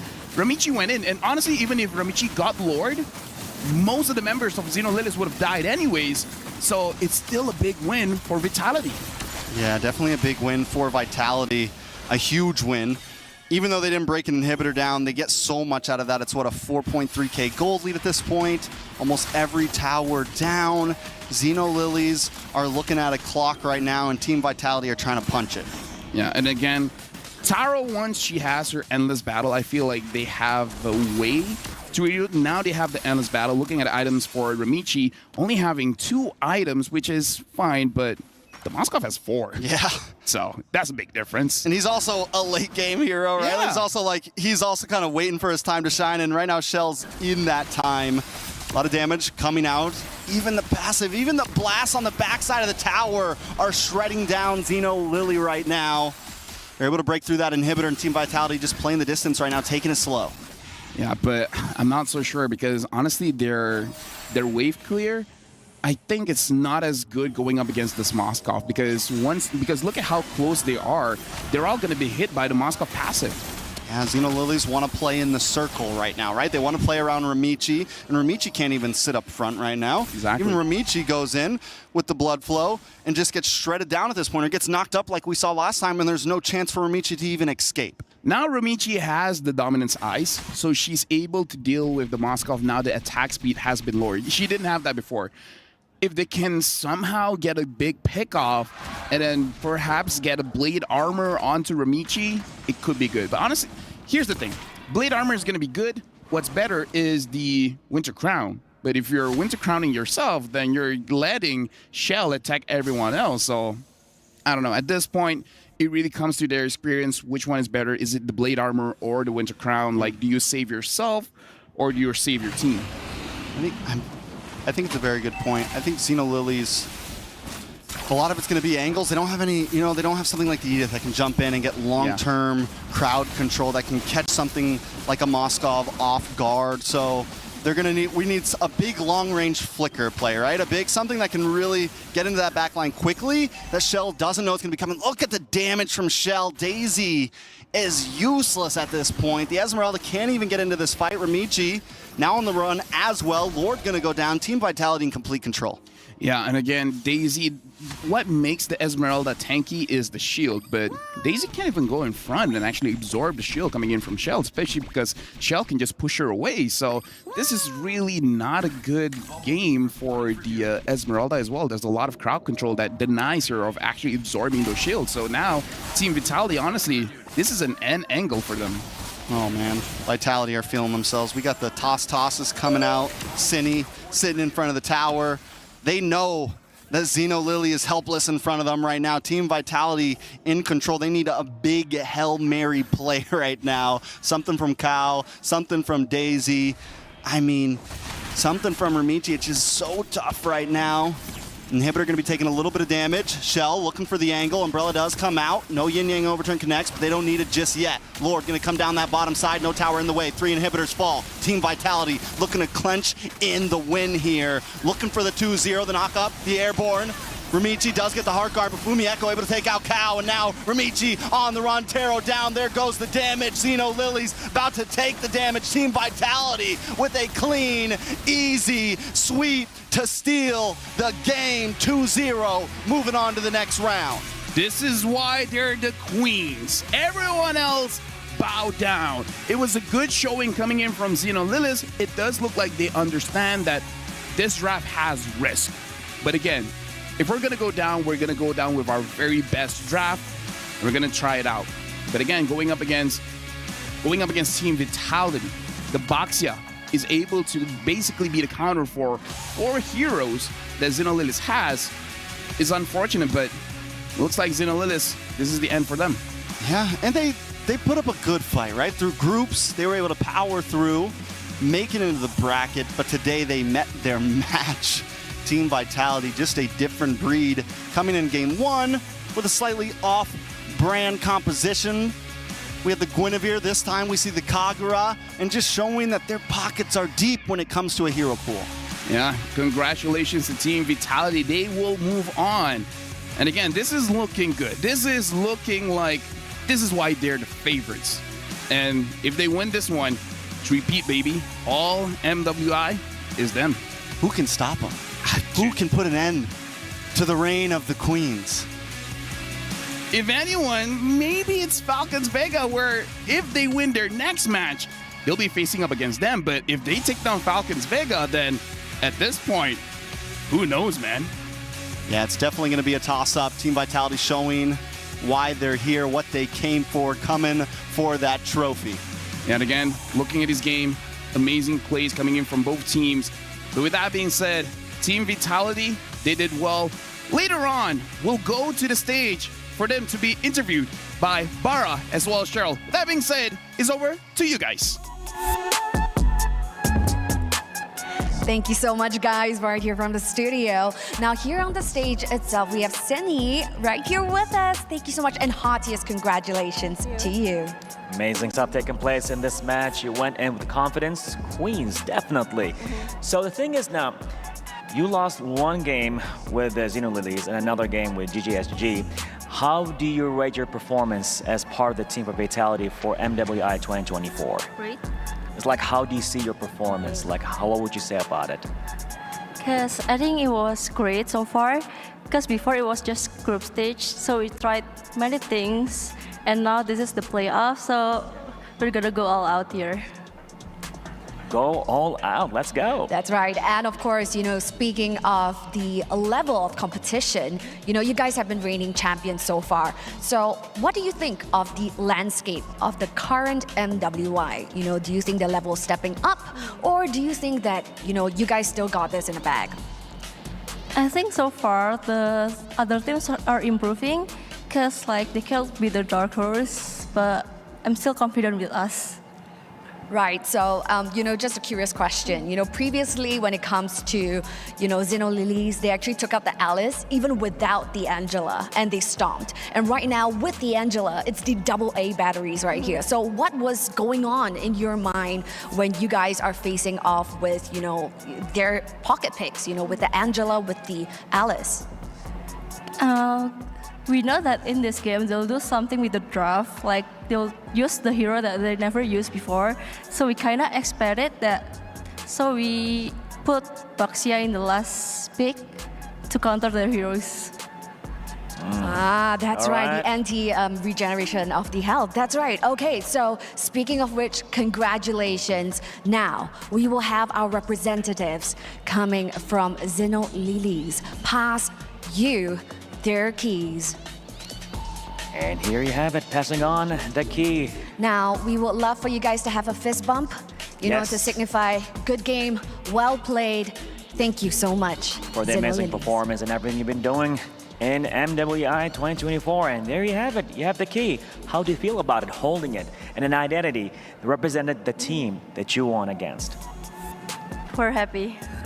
Simply said. Because it's our first time getting the key. All right, so The next question for you would be, the team has mentioned, Team Vitality, that, you guys got your eyes on Falcon, all right? Same Indonesian team that would be challenging your throne. Now, the secret sauce to you guys would be the sisterhood between you and Shell.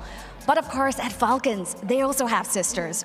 So, what do you think gives you that competitive edge over Team Falcons? I think that we're the stronger duo. Yeah, that's it. So even though they have the sisters in sync, you guys are the superior sisters. Got it. So thank you so much, Cindy, for that spectacular performance over at the Land of Dawn. Now, handing you over to the studio back. Take it away. Congratulations once again to Team Vitality. 2-0 against Xeno Lilies, and that does, ladies and gentlemen, mark the official standing that unfortunately Xeno Lilies will be unable to move forward here in the playoffs, in the knockouts for their run at EWC MSC. Clean sweep, man. Despite, the draft that I think me and LaFell also agrees that the draft just looks so good for Xeno Lilies. But I will have to say, I'm not a fan at all of the Terizla Rome, sorry.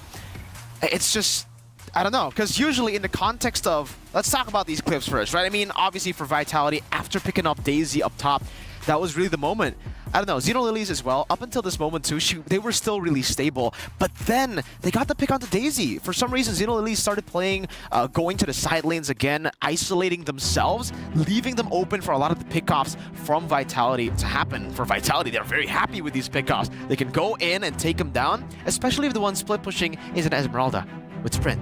There's too much CC lockdown for the side of Vitality for really any sort of reaction from the side of Xeno Lilies to get out with the Esmeralda. That's why we were talking about how the Alice could get out with the Blinks. Esmeralda, not so much. But back to the topic of the Terizla mid. Usually we say, in the context of XP, you don't need resources. Terizla is really, really good at just doing his job without getting resources. But it's different when you put him in the roam because you don't get anything at all. XP at least get minions. You're right. But who's our queen of this game? Who is our queen of this match? Let's take a look at the MVP by PlayStation. Once again, Cini. So we got an interview with her earlier on the stage with Cheryl as well as Bara. And she even mentioned, right, coming into this game, they were already very confident about this.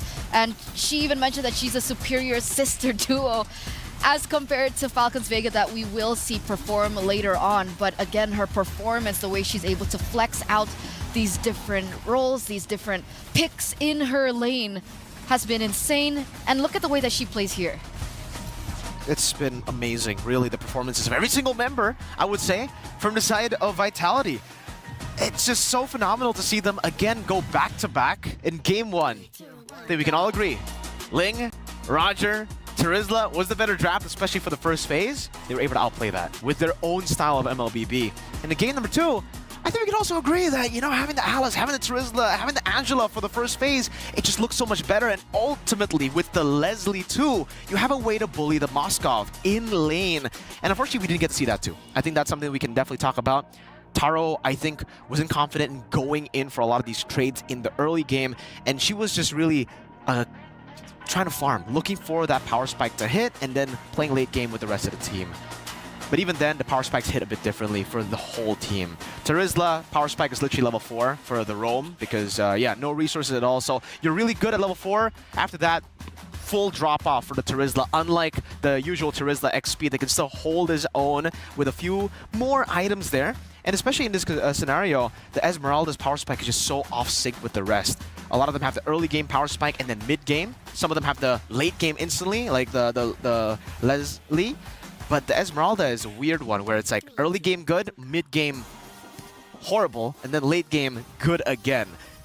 In the mid game, she was completely demolished by everyone, Moskov, Kagura, anyone, because they already have burst plus anti-regen. Wait, I'm gonna go for a call again. Shell? Oh! Oh, there you go. Thank God you picked up. Hi, Shell. Hello. Congratulations. Thank you. How was that for you 2-0, that was very dominant. And I think a lot of people expected that you would go, you know, undefeated even in the group stage. But coming back here, it feels like you got your groove back. What happened? What changed? I think we just need a little loss to improve more and just to do better. Okay. Yeah. It's all about the reality check, Eterna, right? I mean, for them, they've been reality checked quite a few times, but they've always been able to bounce back somehow. So my question for you, Chell, is the drafts. Because I think for me and LaFell as analysts, we think about the draft and we always look at the other side, Xeno Lilies. They have an amazing draft, but you guys were able to outplay them constantly. Do you think your draft was better? Do you have your own style now with, you know, your new coach, with your new analyst? I think the draft is so-so, but I think we did better. So execution was better or draft was better? Execution, maybe. Yeah. I mean, the execution was phenomenal. But how do you keep yourselves from, even in the game? You spoke about the reality check, taking a few losses, out game, and then coming back. What about later stage? Like in the game, you lose the first fight. How do you come back from that? Maybe for me personally, I just keep in mind that I'm better. So yeah, just be confident. Confidence. But what are you confident about the STC predictions? Do you think that you guys won the predictions from the audience in that game? I don't know. I have no idea. Okay, yeah. let's take a look. 88% for Team Vitality. You have the masses behind you, Shell. So once again, congratulations and good luck moving forward. I believe straight into the semifinals, best of 5. Yeah, tomorrow's the real day. Tomorrow's the real day. I really love the confidence, right? The mentality of just being better. But okay, as the better player, what's your predictions for the next match? For the next match, Falcons Vega, of course. Falcons Vega. No pride. 2-0? All right. 2-0. Yeah. We'll see how they do in their next match of the day. But of course, we do have to toss to a short break before we get into that. So once again, thank you, Shell, and we'll see you after the break.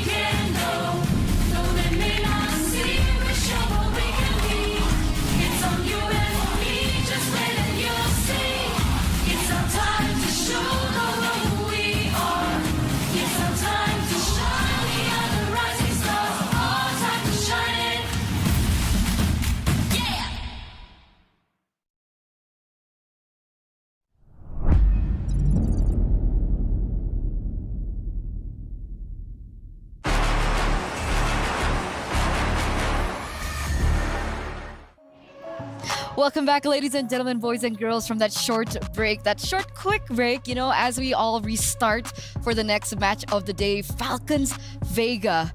But we are going to have a look at it with the Dr. Sulaiman Al Habib showdown. So let's get into it. Another Indonesian representative after we saw their first Team Vitality 2-0 moving forward. Now we're going to see Falcons Vega against Net Angels.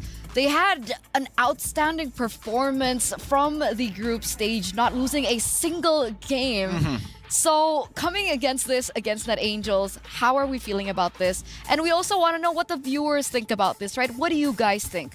Our first game, first match, you guys got it. You guys got the predictions down, but what about this? Do you think Falcons Vega will win it all, or do you think Net Angels have the chance to bag this?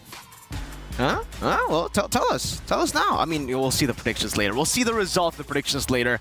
But yeah, I mean, me personally, I'm not going to give predictions out, but I will talk about how I think it will play out. Net Angels, phenomenal performances in the group stage, but obviously we're going to have to give it over to the favorites here, which is Falcons Vega. The way that they performed in the group stages, it was dominant for the most part in the early game. There are a few weakness points, though, that Net Angels could capitalize on, which is their late game decision making and just Falcons Vega's very classic, you know, very this is a characteristic that they have, which is the discipline not being there as we get into the mid to late game stage. Sometimes they like to overheat when they get early game power spikes and when they win in the early game. So that's definitely something that I'm looking at Net Angels to try to decipher, to try to punish, but also for the side of Falcons Vega, I'm expecting them to fix those things because it's been a while. And let's hope they don't overheat on the way to the venue. Oh, that could definitely happen. Okay. Let's take a look as they walk into the Amazon Arena, ladies and gentlemen, as we take a look at the Jamil Motorsport arrivals. And there you have it. Falcons Vega. Earlier on, you know, we had a little bit of spice between these Indonesian teams, claiming that they were the better sister duo, but it looks like the sister duos from Falcons Vega are also rolling in. Do you think that this might mean that we're going to see a different roster from the side of Falcons Vega? Because in the group stage, we saw two different lineups, right? We had Caramel and Agatha, and we also had Maylene and Funi. From your feeling, who do you think will be playing today? I mean, personally, I think it should be Agatha and Caramel. You know, the more experienced bunch. Technically, experience is also a weird term to use because Funi is also very, very experienced. But obviously, with the lineup, they have been starting Agatha and Caramel way more compared to Funi and Maylene. So that's what I'm expecting. Hopefully, we get to see that. But hey, even if they deploy Funi and Maylene, I'm expecting kind of the same for Falcons Vega. Early game dominance. We're also kind of getting that, right? That the same kind of feeling of match number 1 where it was like a powerhouse against a dark horse. And it's a similar story here, right? Net Angels, I think a lot of people were surprised with how dominant they were able to perform in the group stages. And now coming into the knockouts, they're also considered one of the dark horses. Last time, match number 1, it was the, you know, the powerhouses that were able to pull through and reign over. But maybe this time it's a different story.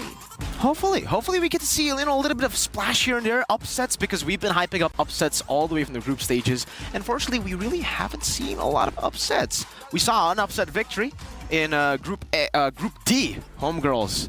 GG Homegirls were able to take a game off of Vitality, and that wasn't an upset for me. That wasn't an upset. Because you guys were talking so much about scrims. Yeah. Oh, we don't talk about scrims? We don't talk. We can talk about okay, scrims. It's only LaFell that can't talk about scrims. My point being is that I thought that GGHG, that was my highlight match. I wanted to see how good GGHG were, and no disappointment, right? 1-1 against Vitality. Exactly. Very, very big impressive contender, stuff. by the way. They are definitely contenders for the title here to try to steal the throne away from Vitality and technically from Falcons Vega, because Falcons Vega right now, a lot of people are already talking about how their group stage run was even better compared to Vitality. So maybe they might be on their own run to go for glory, to finally get the better of their rivals. The rivals all the way from like 3 years ago. That's true. They haven't been able to do it. That's true. At least not in the finals. But maybe this is their time. This is their time to fly high. The uncrowned queens for so long. And this is their first step, right? The first hurdle for them to finally make it all the way into the grand finals. And they have to be able to pass through this best of 3. And if decision making and if discipline is an issue, Net Angels is a team that is known to be able to capitalize over things like that. Definitely. And I think we can take a look at the highlights here all the way from the group stages for Team Falcons Vega. The way that they were able to play so many in so many of the situations. I think the main playmaker and the main highlight for me has got to be Violet. Violet on the Arlet, Violet on the playmaking heroes always is able to find these big moments. The core memory that I have from the group stages is the moment where she just final slashed 4 members off of the bush up top under tier 1. That was one of the best Arlet plays, like in terms of satisfactory. Like I was just so satisfied. As an Arlet player myself, I see that and I'm just like, oh, when can I achieve that? When can we achieve that? In a tournament. That's the question. But look behind you, Mirko. Whoa! 13 seconds away now, ladies and gentlemen, to get onto the stage in a best of 3, our second match of the day. Earlier on, we had to see one key get handed over. So whose key will be next? We're gonna hand it over to the host. The time to shine continues right here at the Amazon Arena as we approach the next series to bring us one step closer to unveiling our champions for MWI 2024. Well, ladies and gentlemen, as we have it right now, competing to pretty much secure a slot at the semifinals with the powerful powerhouse. All that taking place right here, ladies and gentlemen, and an Indonesian powerhouse may go against a potential dark horse, all right here at MWI 2024. So speaking of which, let's jump straight in and let's take a look at the wonderful faces of the Indonesian powerhouse. Presenting to you, Team Falcons Vega.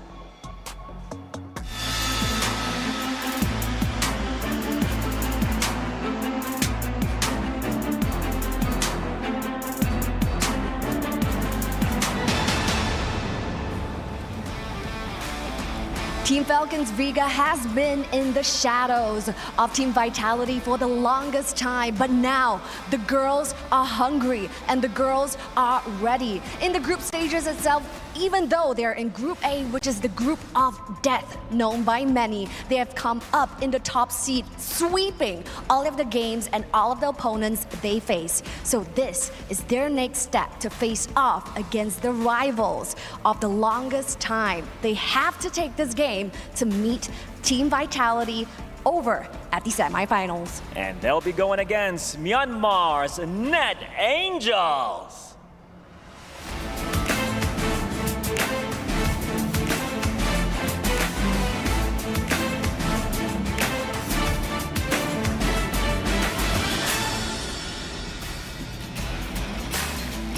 Well, there you have it.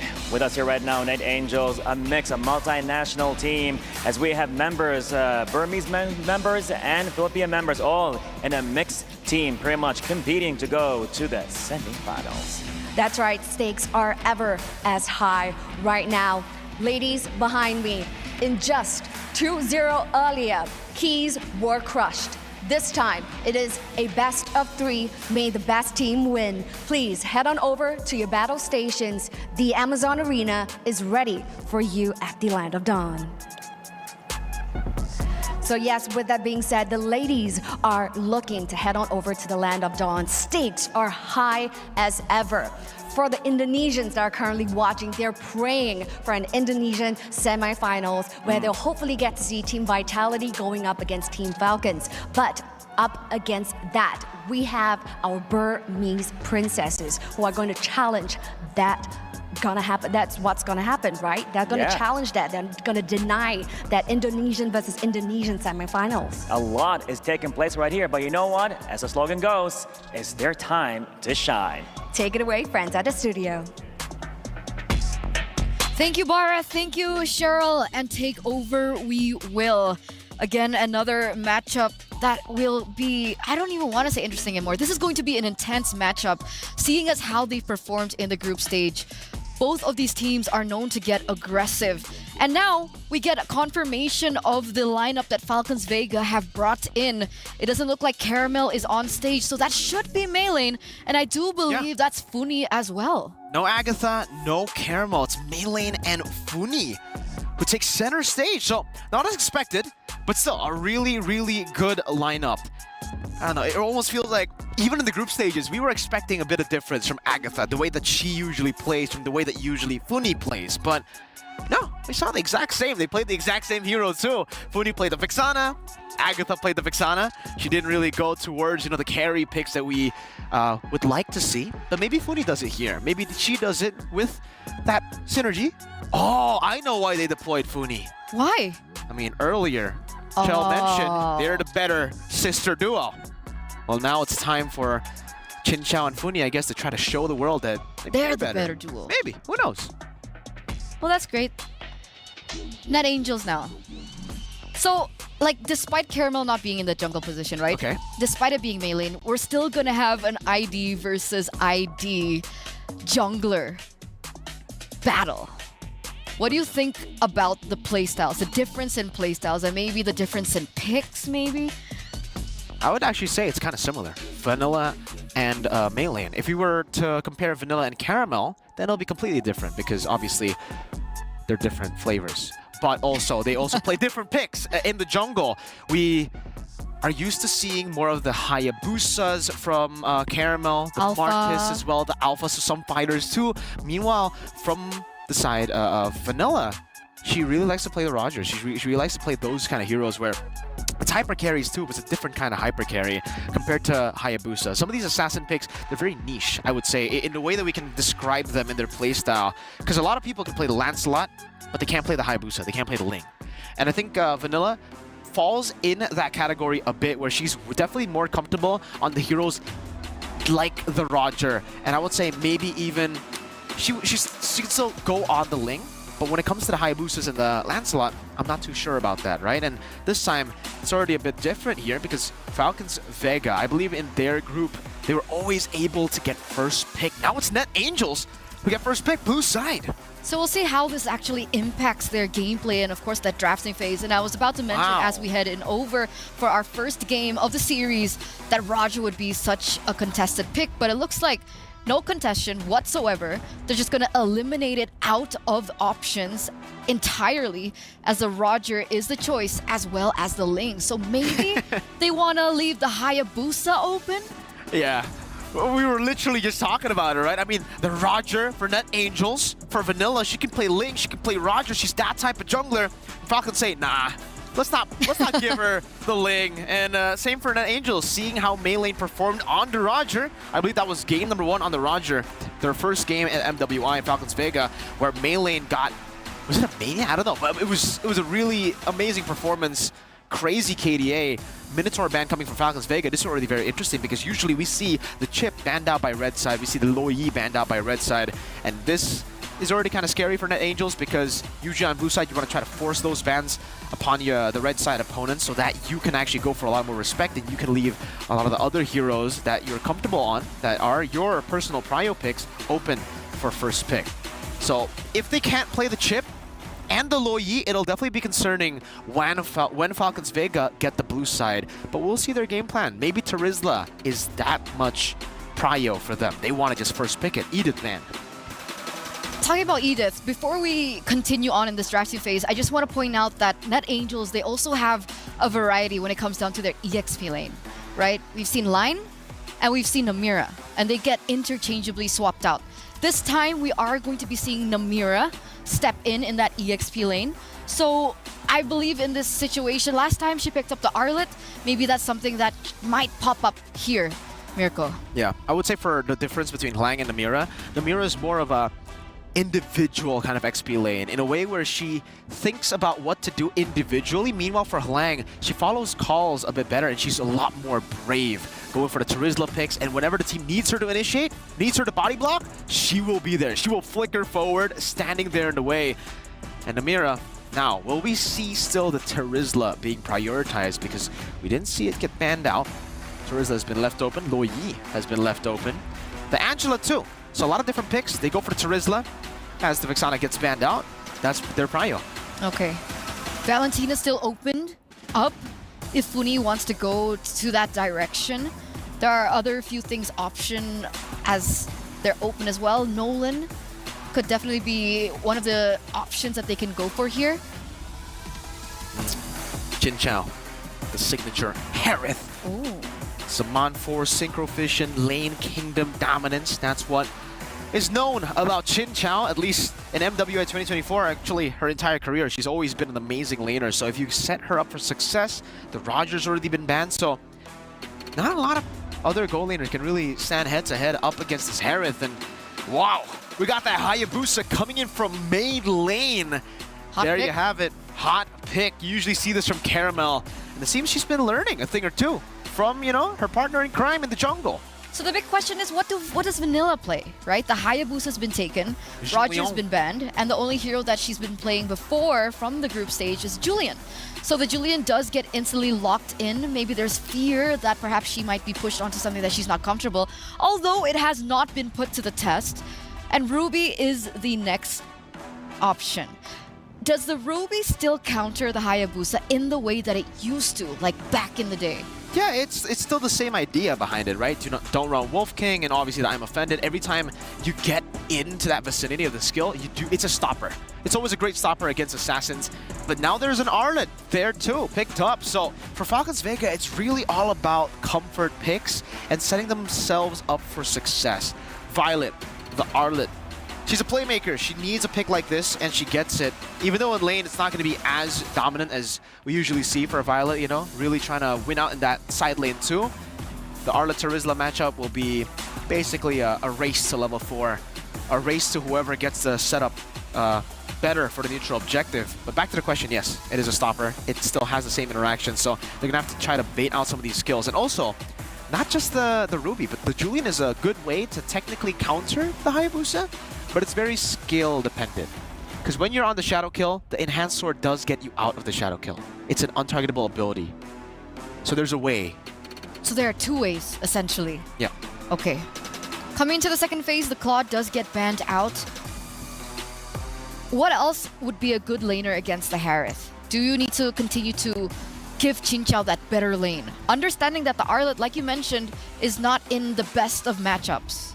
Yeah, I think setting up for Chinchao is amazing. Good Claude ban. The Claude can blink out away from the Synchro Visions. Carry has been a very good choice as well up against the Harith. Not in the way that you bully the Harith, but in the way where you can actually just dodge away from the Synchro Vision and just farm up.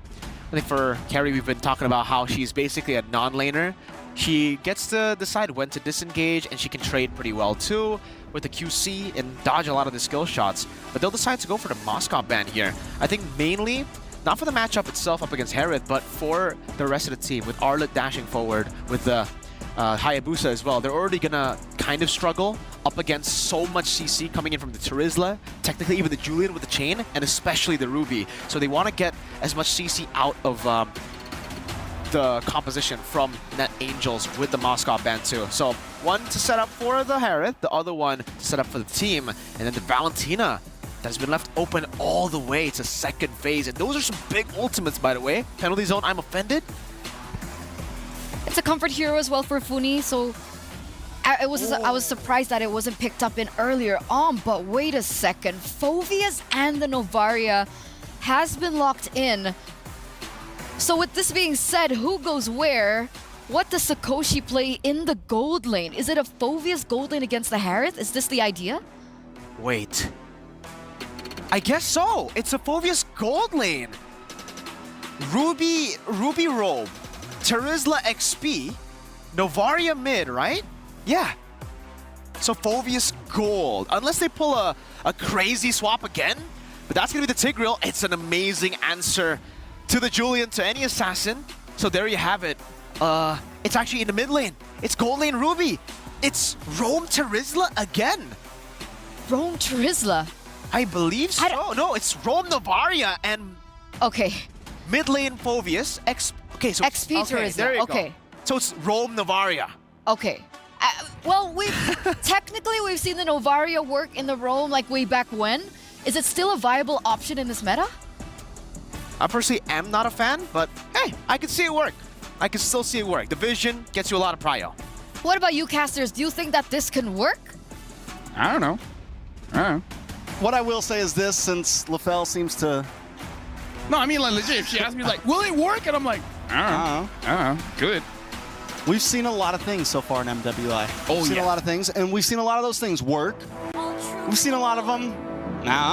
Here's the thing, man. With the right mindset, all of it works. You can do anything. Novaria jungle, it's not even a question.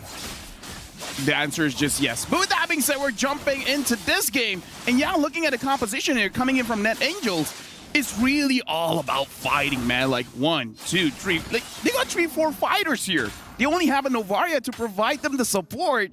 So I'm really looking at Net Angels. Second turtle, man. Second turtle, that's where they want to pop off. Ooh, already a lot of damage on to Vanilla there.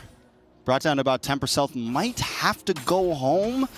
Yeah, gonna have to go home for that one. Team Falcons Vega already shown some aggression, and I think when it comes in term of mid lane, Funi and Thal are gonna have some rotation advantages.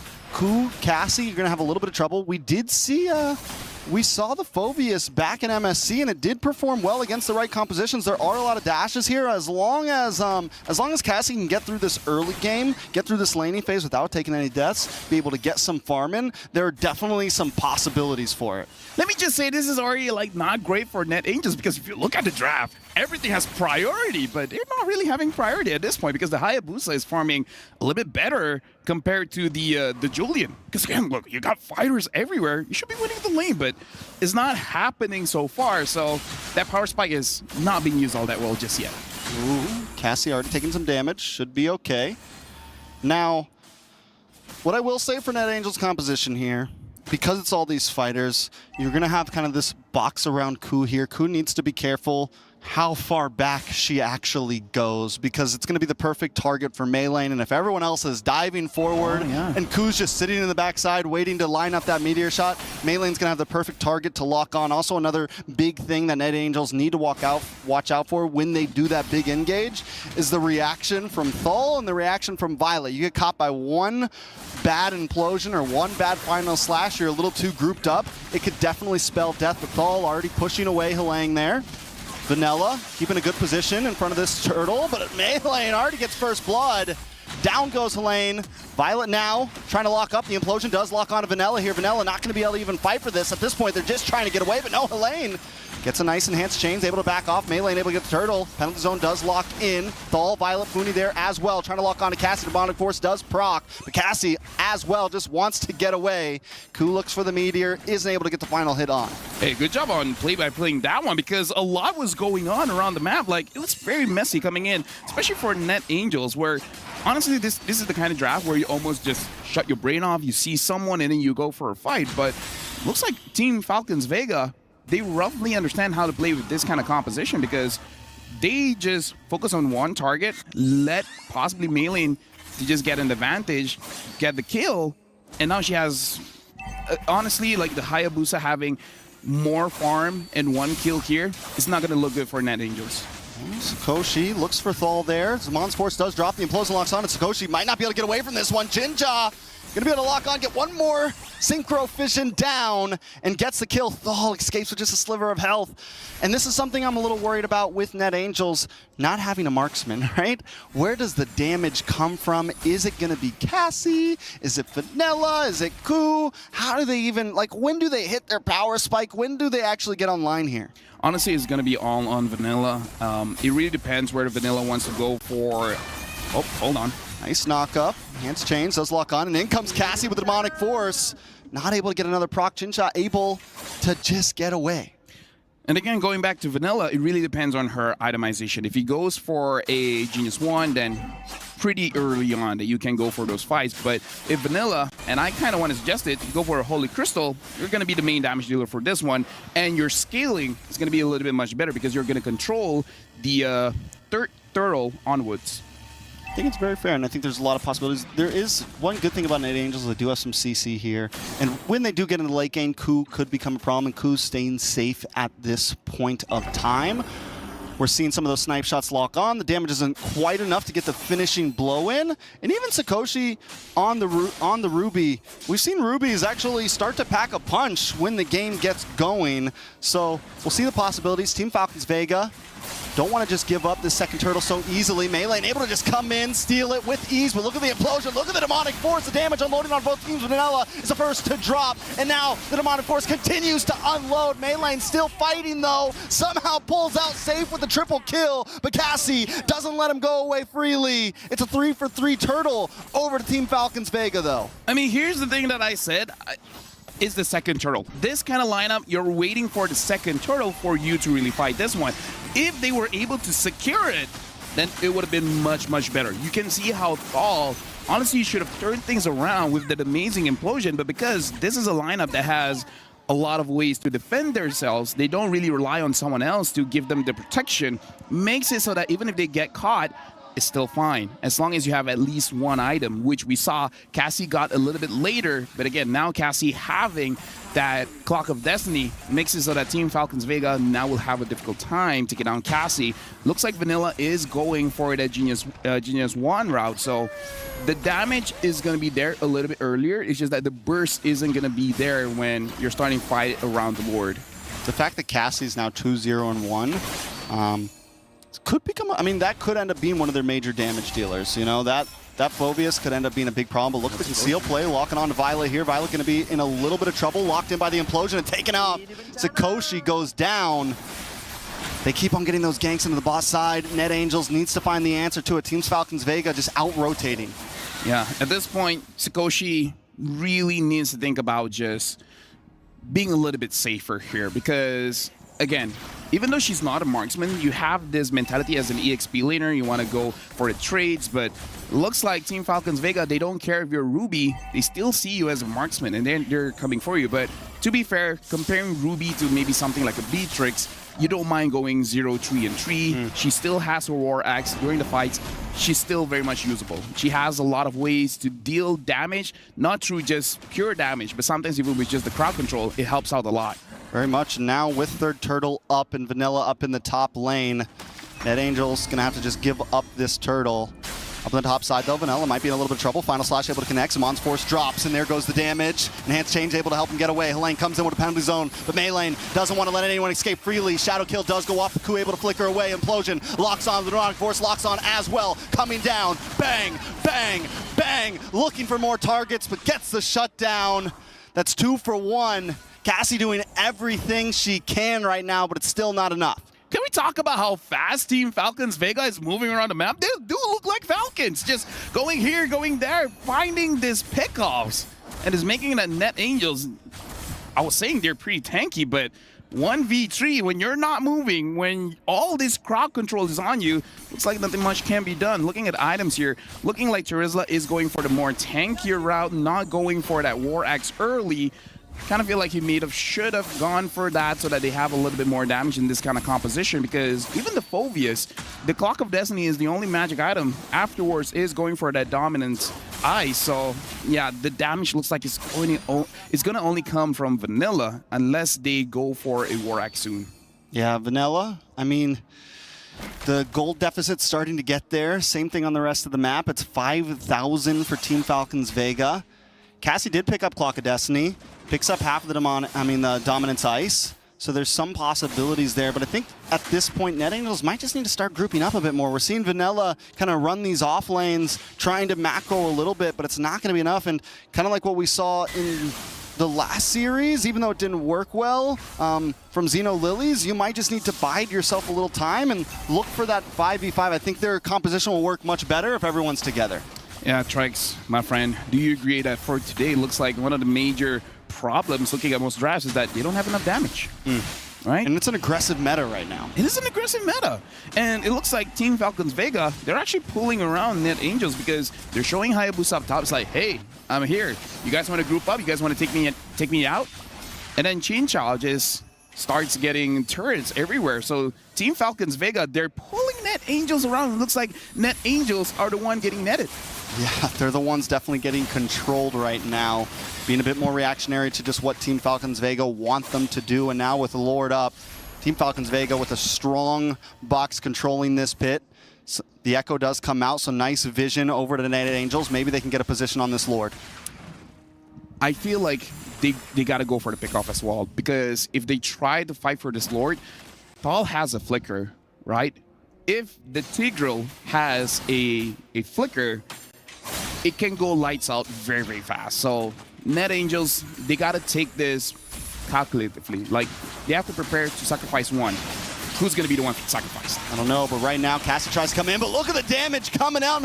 Lang able to take out Funi Maylane, finds Sakoshi. Cassie still on the chase with an Neurotic Force, but it does not lock in. The Meteor does miss, but now Thal might be in a little bit of trouble. Echo comes out, looking for one more shot. Helene trying to lock on, and Cassie gets the final blow. Vanilla now drops to Zamon's Force does drop out from Chincha. Violet now up against Cassie. Chincha there as well, trying to help out. Cassie just wants to get away. Coup trying to give a little bit of slowdown, a little bit of help, a little bit of peel. Cassie able to just get away. Lord still up. They're battling so far apart. It's 2v2s all across the map. Yeah. It's not a big 5v5. They split up and they attack. Yeah, they just have partners, and they're like, okay, you do that, I do here. The problem is Team Falcons Vega, now the Hive has a Holy Crystal, so good luck tanking that much damage. The Lord is being danced around. Maylane, you gotta do this. Maylane, Vanilla, it's on you guys. Maylane does get locked up and taken out. Vanilla able to get the Lord in multiple kills. Coup takes him out as well. Cassie with a kill for herself. It's a three-man wipe and a Lord over to Net Angels. They need to translate this into as much as they can, but look at the beautiful implosion. Chincha drops him as Zamon's Force. Cassie down. Jinja, Thal, save the day, but still, Net Angels not done just yet. They lost Cassie, but 4 members still standing. They take the inhibitor. They move forward, and the Lord still coming up the top side. Team Falcons Vega push back into the base. Another tower drops. Sakoshi able to take it. Net Angels not slowing down. Dude, this draft here, again, having a lot of fighters, having one goal in mind, having the mindset of, I'm going to attack you as much as I can, and you're going to be the one to go down first. Vanilla now having the Holy Crystal, it's going to deal holy damage, because even Lane, the fact that Lane during that Lord fight got the War Axe, we got to talk about that the timing there. Getting the War Axe so that you can stack and then start having more damage and more sustainability makes it so that Net Angels can actually deal enough damage against Team Falcons Vega. Cassie, honestly, throughout this game, is slowing down the tempo, right?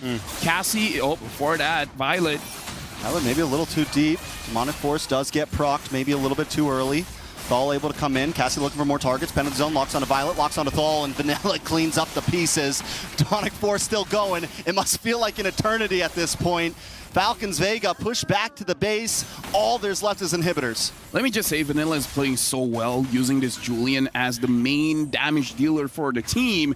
Everyone else is just distractions, right? They're making sure that Team Falcons Vega doesn't get away, just so that Vanilla is able to use the enhanced scythe without getting punished. But still, with that being said, still able to hold on to that enhanced sword, just in case if those crowd control doesn't actually hit on the right targets. And Maylane, you know, what we saw in that last big Lord fight, right? This has been kind of the answer to a lot of Hayabusas. You wait for the quad shadow to proc, and then right when the Hayabusa comes in, if you can just catch him for that split second, it's GG's. We saw it happen to Nicolette a whole lot. She was having problems every time she'd quad shadow in before she could even hit the shadow kill, because the deal is normally you want to get the shurikens off and then shadow kill, but if you're able to stop Maylane for just a second, you can get enough damage to get the kill. Oh, look at Maylane now. Probably going to be able to run away because the quad shadow is still there. Looking at the itemization here. Radiant armor on lane, making sure that you can actually survive going up against Chincha as well as Funi, as well as having that Queen's Wings, make it so that you can stay in the fight for a very, very long time. Looking at the itemization coming in from Net Angels, it's really about sustaining. We see Oracles, we see Queen's Wings, making it so that you're able to outplay Team Falcons Vega when your HP is super low. Most definitely. Now Lord up. Does Net Angels have the advantage on this Lord at this point? It has the game completely turned into their hands.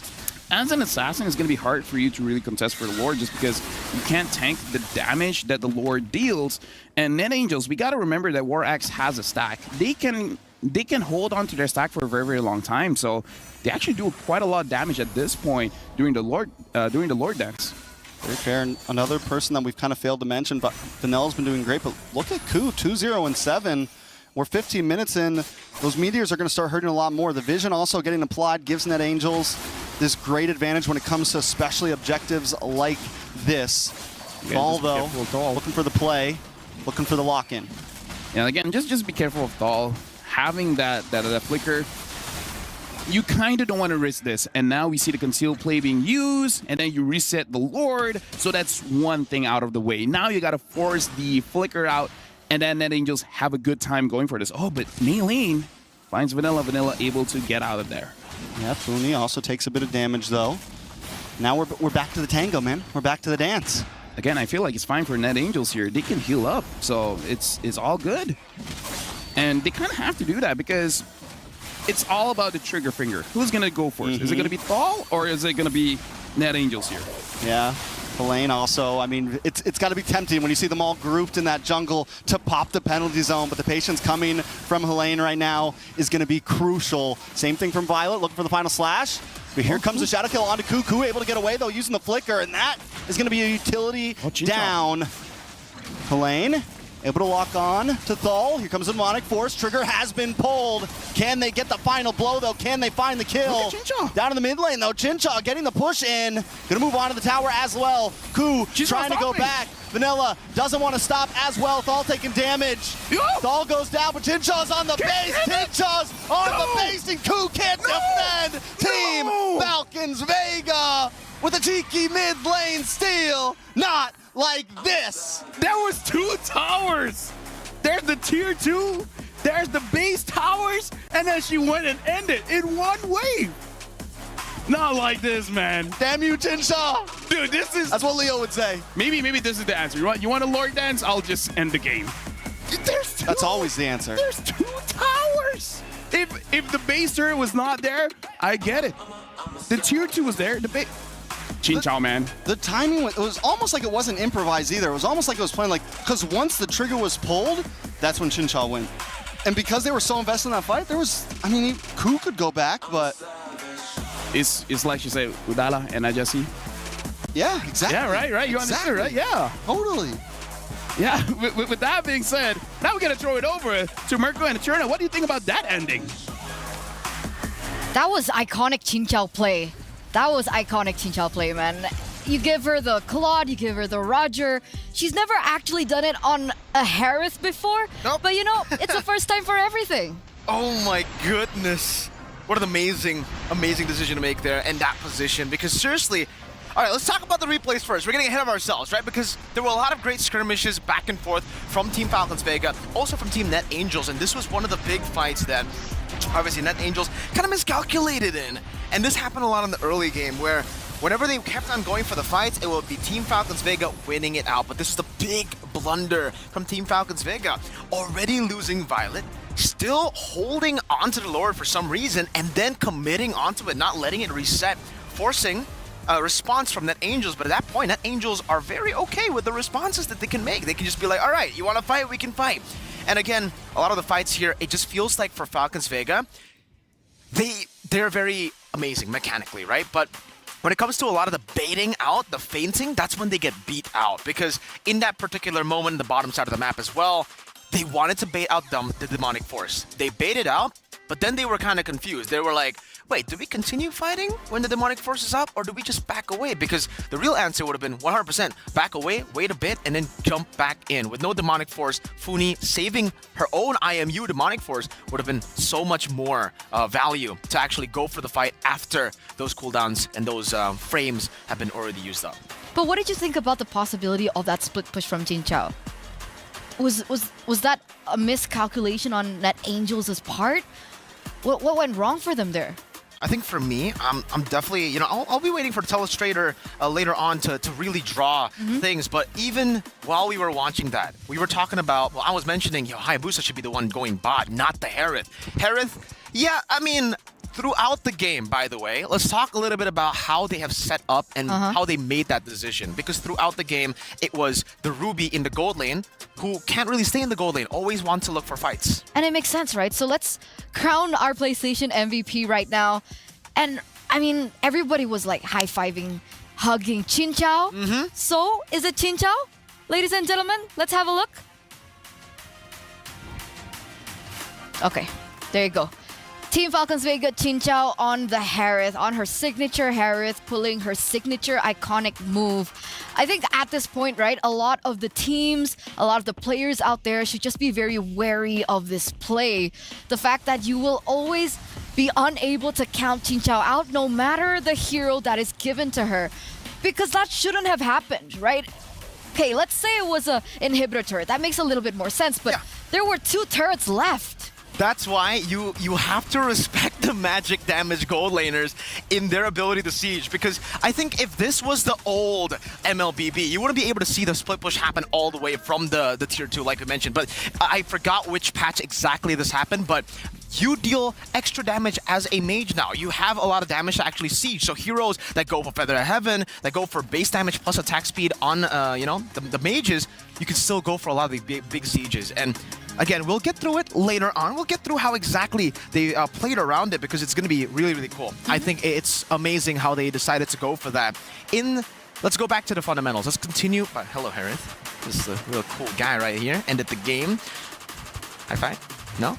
Okay. He's too cool for us. Yeah. He's too cool. He's just there. But let's go back to the fundamentals. When you pick a Ruby in the gold lane, you're really built for fighting. When you pick the Phoveus in the mid lane, you're really wanting to go for the fights, right? So in the mid game, I think after the first turtle, it was coming into the second turtle, the Ruby was always out of lane. That was what gave Chin-Chow the moment, the opportunity to get tier 2s, to get tier 1s on the side lanes. when she got the tier 1 in the bottom lane, she rotated up top as the turtle spawns in the bottom side, just constantly mirroring the maneuvers of NetAngel. I don't understand. Can you show us? For sure.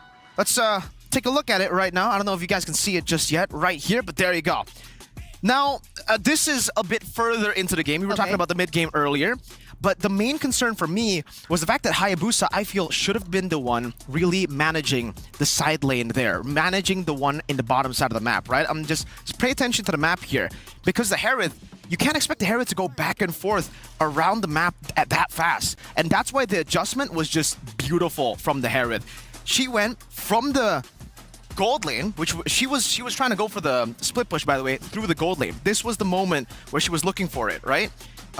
Here, and then she tried to rotate. She decided to rotate over to the mid lane, which is closer to the fight. So at this point, the Harith will be able to continue joining into the fight through the mid lane. I want to draw an arrow. That's from the Harith's direction, but she can also continue to push in to the base right there, as you can see from the map.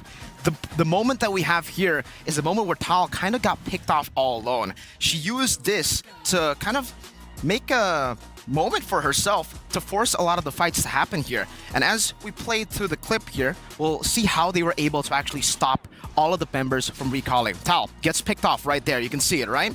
And then they decide, you know what? Let's start poking them down. Harith gets rid of the tier 2. Like we mentioned, with the changes of the mage, you can actually now deal so much damage to the turret, and I believe here, she does pop the Zaman Force as well.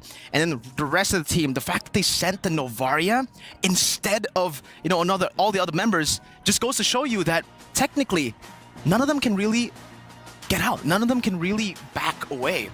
None of them can disengage except for the Novaria. They're all-in heroes. They're all built to fight. So when a moment of forced error happens in that way, it's just very, very difficult for any of them to react. And whoever does react won't even be able to withstand the 1v1 dual pressure that anyone... I mean, at that point, they could have sent the Hayabusa.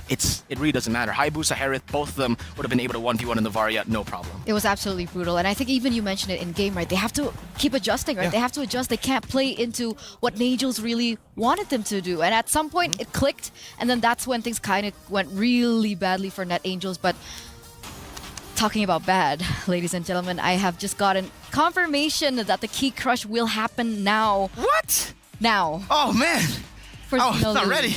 So okay. We'll take to that. Right now with Team Vitality, congratulations to all of you for winning your first knockout match. Now I gotta ask you though, how does it feel to get to crush the key of your opponent? Where's the key at? Where's the key? There it is. How does it feel to be able to crush that?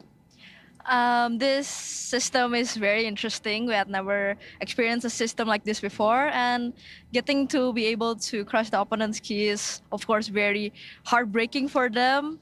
And the thing in my mind is like, I hope our key don't get crushed like this.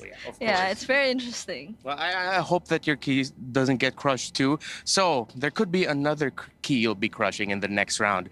Team Falcons Vega or NetAngels, who would you rather face and why? We would actually like to face NetAngels because we have faced Falcons Vega a lot of times in the past, but we are fine in going against both teams, and we are fine in crushing any of their keys. Ooh. All right, that's a great way to end it, so we'll wrap it up there. Congratulations to Team Vitality. Thank you, Vitality. Thank you, Reptar. She said it was interesting. Imagine this. Imagine if Falcons Vega... I mean, they are at match point right now, right? They are. If they take another game off NetAngels, and then they would be the one... Well, either or, right? Either Falcons Vega have to crush Vitality's key, or Vitality would have to crush Falcons Vega's key. And both being regions from Indonesia. Absolutely. Is that considered... like, bad? I mean, it's good and bad in a way, right? Because at MSC, we saw the same. Falcons AP brand, you know, crushing TLP HSP oh, that's too. True.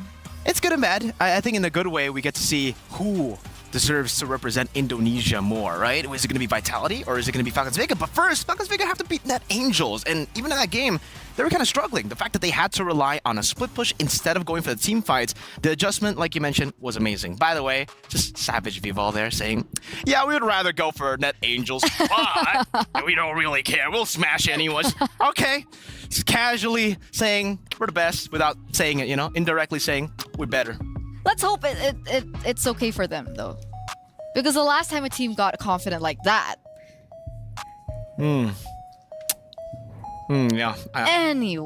Anyways, by the way, I just wanted to let the viewers know that earlier on when we went into the drafting phase, we saw that it was Namira.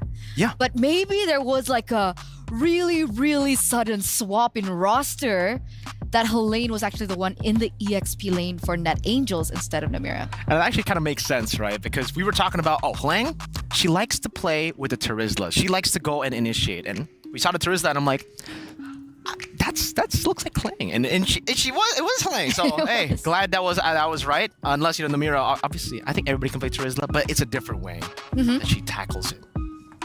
So coming into the second game, what do you think the adjustments need to be made? Because definitely Net Angels, they want to stay in this game. They want to stay in this tournament.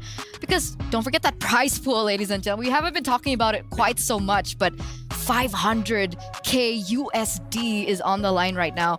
And so that brings us back to that question, right? How do they come back? How do they take this off Falcons Vega? I think number one has got to be, I think in game number one, it was a great idea for them. The fact that they went for, I would say it's a cheese draft, right? They went to go for team fights. It's very one-dimensional, and that was the reason Falcons Vega was able to punish it. In game number two, go back to the normal meta. Go back to what is meta. Try to play for the gold lane as well. Just get a marksman here. Try to play for a balanced composition, because even in the group stages, we saw impressive stuff from Net Angels. And again, considering the cheese didn't work out, maybe it's better to go for the safe route. Wait. If this is correct, there's another swap. What? In the EXP lane. Am I seeing this right? Okay. That should be Namira. Yeah, Namira is playing officially now for Net Angels. There has been a swap, ladies and gentlemen, from game one to game number two. How does this change our drafting phase now? Well, I don't know. I still think Terizla should be prioed for them. They started off the draft really well. I don't think they should change too much here in the draft, at least for the first phase. They're also still on blue side. They're going to ban out the chip. It's going to be the Ruby ban this time around. So it's actually Falcons Vega having a bit more trouble against the Ruby. They think, hey, we're a team fighting team. If you need to force us to go for side, like split pushes, we don't like that. We'll do it, but we don't like that. We'll still stick to team fights, so banning out the Ruby there is amazing. Chushin gonna be banned out this time from Net Angels. Interesting that they don't leave it open for themselves as first pick. It's Falcons Vega now. They decide Ling, Ruby ban. Do they want to take away the Julian? Do they want to take that power away from Vanilla? What about the Hayabusa? I don't contest it? Valentina's the option? Yeah. All right. So essentially, Luo Yi is up for grabs. Angela is up for grabs. Terizla is up for grabs. What would you prioritize in this scenario? I think for me, it's either Terizla or Angela that you would want to go for as first pick. I don't think you want to go for the Hayabusa first pick, but we have seen that before. I think we saw that from Falcons Vega when Caramel was playing Hayabusa first pick. They still go for the Terizla here. Falcons Vega, they can go with this same exact answer with the Harith and then the Hayabusa, and then later on the Arlet. But knowing that they banned out the Valentina, Faramis? Is it possible that we want to go for, the Faramis, or perhaps an Angela? So maybe Harith Angela or Harith Faramis, or another hero with a big ultimate that I did not mention, Mr. Tor, Mr. Minotaur. Yeah, he was banned in that first game, right? In the first phase, but they left it open this time around. So insta-lock here from Falcons Vega to pick that up for themselves. And wait, what would you think about this, right? Faramis and the Terizla. Do you think Terizla is like a deny pick for the Faramis to be picked up? No, I still think Faramis is... I understand. You clump up, not good against Terizla. But either way, looking how Falcons Vega play, they just really like to clump up, right? So having another additional HP bar would be so okay for them. But looking at the fact that they got a Minotaur, maybe they might just want to go for the Arlet there as their last pick in the first phases. Net Angels go for the Terizla and the Julian again. Is that now they go for the Phobius early. And this is good for them because The Valentina was already banned out. That was the real answer by Falcons Vega with the Valentina towards the Phobius. My question is wait, this Phobius is going mid again, I assume, right? It should. Okay. Either, unless we see a gold lane Phobius. Yeah. No, I don't think so. The Phobius gets bullied hard by Harith before level 4. You need level 4 before you can actually do anything. They decided to go for Luo Yi. I was thinking, if they want to go crazy too, they go Esmeralda mid, bully the Phobius. But it's a bit too crazy. Okay, so their choice is the Luo Yi here. A little bit more burst damage, a little bit more control of the map. I mean, if they want to look for an option to go in for that split push again, they definitely can with the Luo Yi and her entire global map presence. Second phase though, Arlet was not prioritized here. Arlet was not picked up. They picked up the Luo Yi instead. So that does give Net Angels a chance to ban that out if they want. Yeah, but I think Net Angels kind of want the Arlet to be picked up. They want someone that will be constantly dashing. Now, the fact that Falcons Vega went for the Luo Yi means that technically only the Harith will be proccing that Demonic Force, right? We'll be giving that Demonic Force proc. So now, they actually ban out the Fredrin. So yeah, they don't really care about the Arlet because they want the Arlet coming in from Violet. That's Angela. peculiar, is it not? Fredrin ban? It is. It is very peculiar, especially in this meta. Especially considering me personally, all of us, we haven't seen Mei Lane on a utility jungle, right? We've seen her on Assassins, on Roger jungle too. But knowing how, technically now, there's not a lot of Assassins up. The Hayabusa is still there, but I believe for Net Angels, they kind of want to go up against Assassins. They don't want to go up against utility because the same reason as why they want to go up against Arlet. They want the Phobius to have as many procs as possible with the Demonic Force. He needs to be air Phobius. He's jumping in the air. So the two heroes that Mei Lane has utilized so far is the Roger, Julian, which is banned, and the Nolan, right? And because of the dash. Yeah. So no Nolan? I think it's difficult to play the Nolan here. Into the Julian, it's difficult. Into the Phobius, it's extremely difficult. And that's why they ban out the X-Borg too now. Really pushing the buttons. I mean, basically, in XP, they're forcing the Arlet. In the jungle, they're forcing a non-utility. They're forcing an assassin so that they can get as many dashes as possible. For Falcons Vega, they still need a physical damage dealer. They go for the Edith. That is going to be XP. But who's going to be the physical damage dealer at this point in the jungle? I'm trying to think about it. I don't know, man. It's really tough because when you think physical, you think assassins, but assassins are what Net Angels want with that Phobius. So they're leaving it for the last pick. Yeah. They're keeping it secret. Meanwhile, Net Angels, they pick up the Claude to deal with the Harith in that gold lane. Martis doesn't work. I think the Martis can Alpha? work. Oh, the Alpha is a great answer. Yeah. I think it's a great answer. They just need a bit more physical damage at this point. Because if they go Baxia, that's so easy for Net Angels to atomize against, right? They go for the last pick. Oh, and it's a Masha. Speak of physical damage. Net Angels. I'm so confused. They're full damage. I'm so confused. Okay, why are you confused? Because in game number 1, it was Namira. And then she picked up Terizla, and it turns out it was Line. Absolutely. And now it's Namira, but Masha's Line's hero. So, guys. Hey, I think the Masha should be going Roam. I think this is Roam Masha and mid Phobius. I think. But it obviously can rotate to the XP2. We saw Terizla Roam just earlier. Yeah, we don't know at this point. Not a big fan of it. Oh, they still go for the Hayabusa.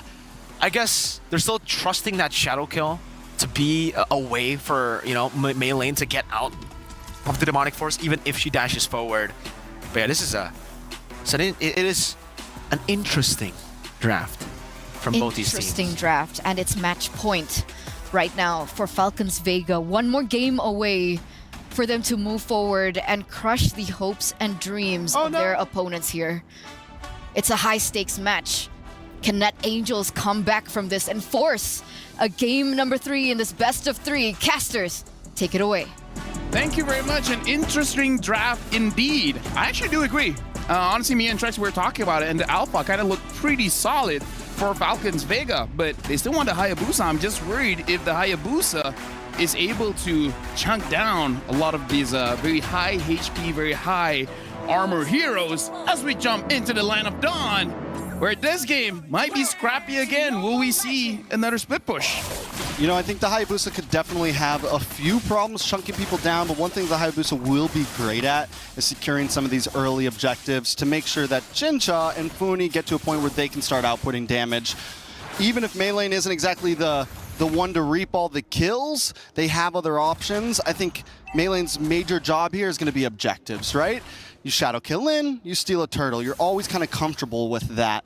On the other hand, Net Angel, the composition is definitely interesting, a great way to put it from Mirko. My question to you is, do we think they're thinking too far outside the box here? I feel like based on what happened in game number 1, what they felt was the concept was there. Their drive was good. They just didn't have an answer for the split push. So this time, incorporating the Claude into this idea of a fighter in the mid, as well as having a roamer that can actually deal damage, maybe they're like, we just needed a Claude. When we have the Claude, we should have taken the game. Oh, Sakoshi's going to go down in this one, though. Shadow kill comes in.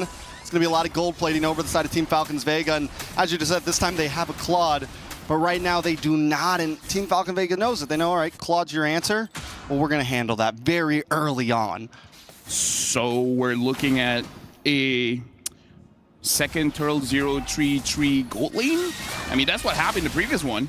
Definitely going to be problemsome. Sakoshi's going to have to keep up with Chinsha.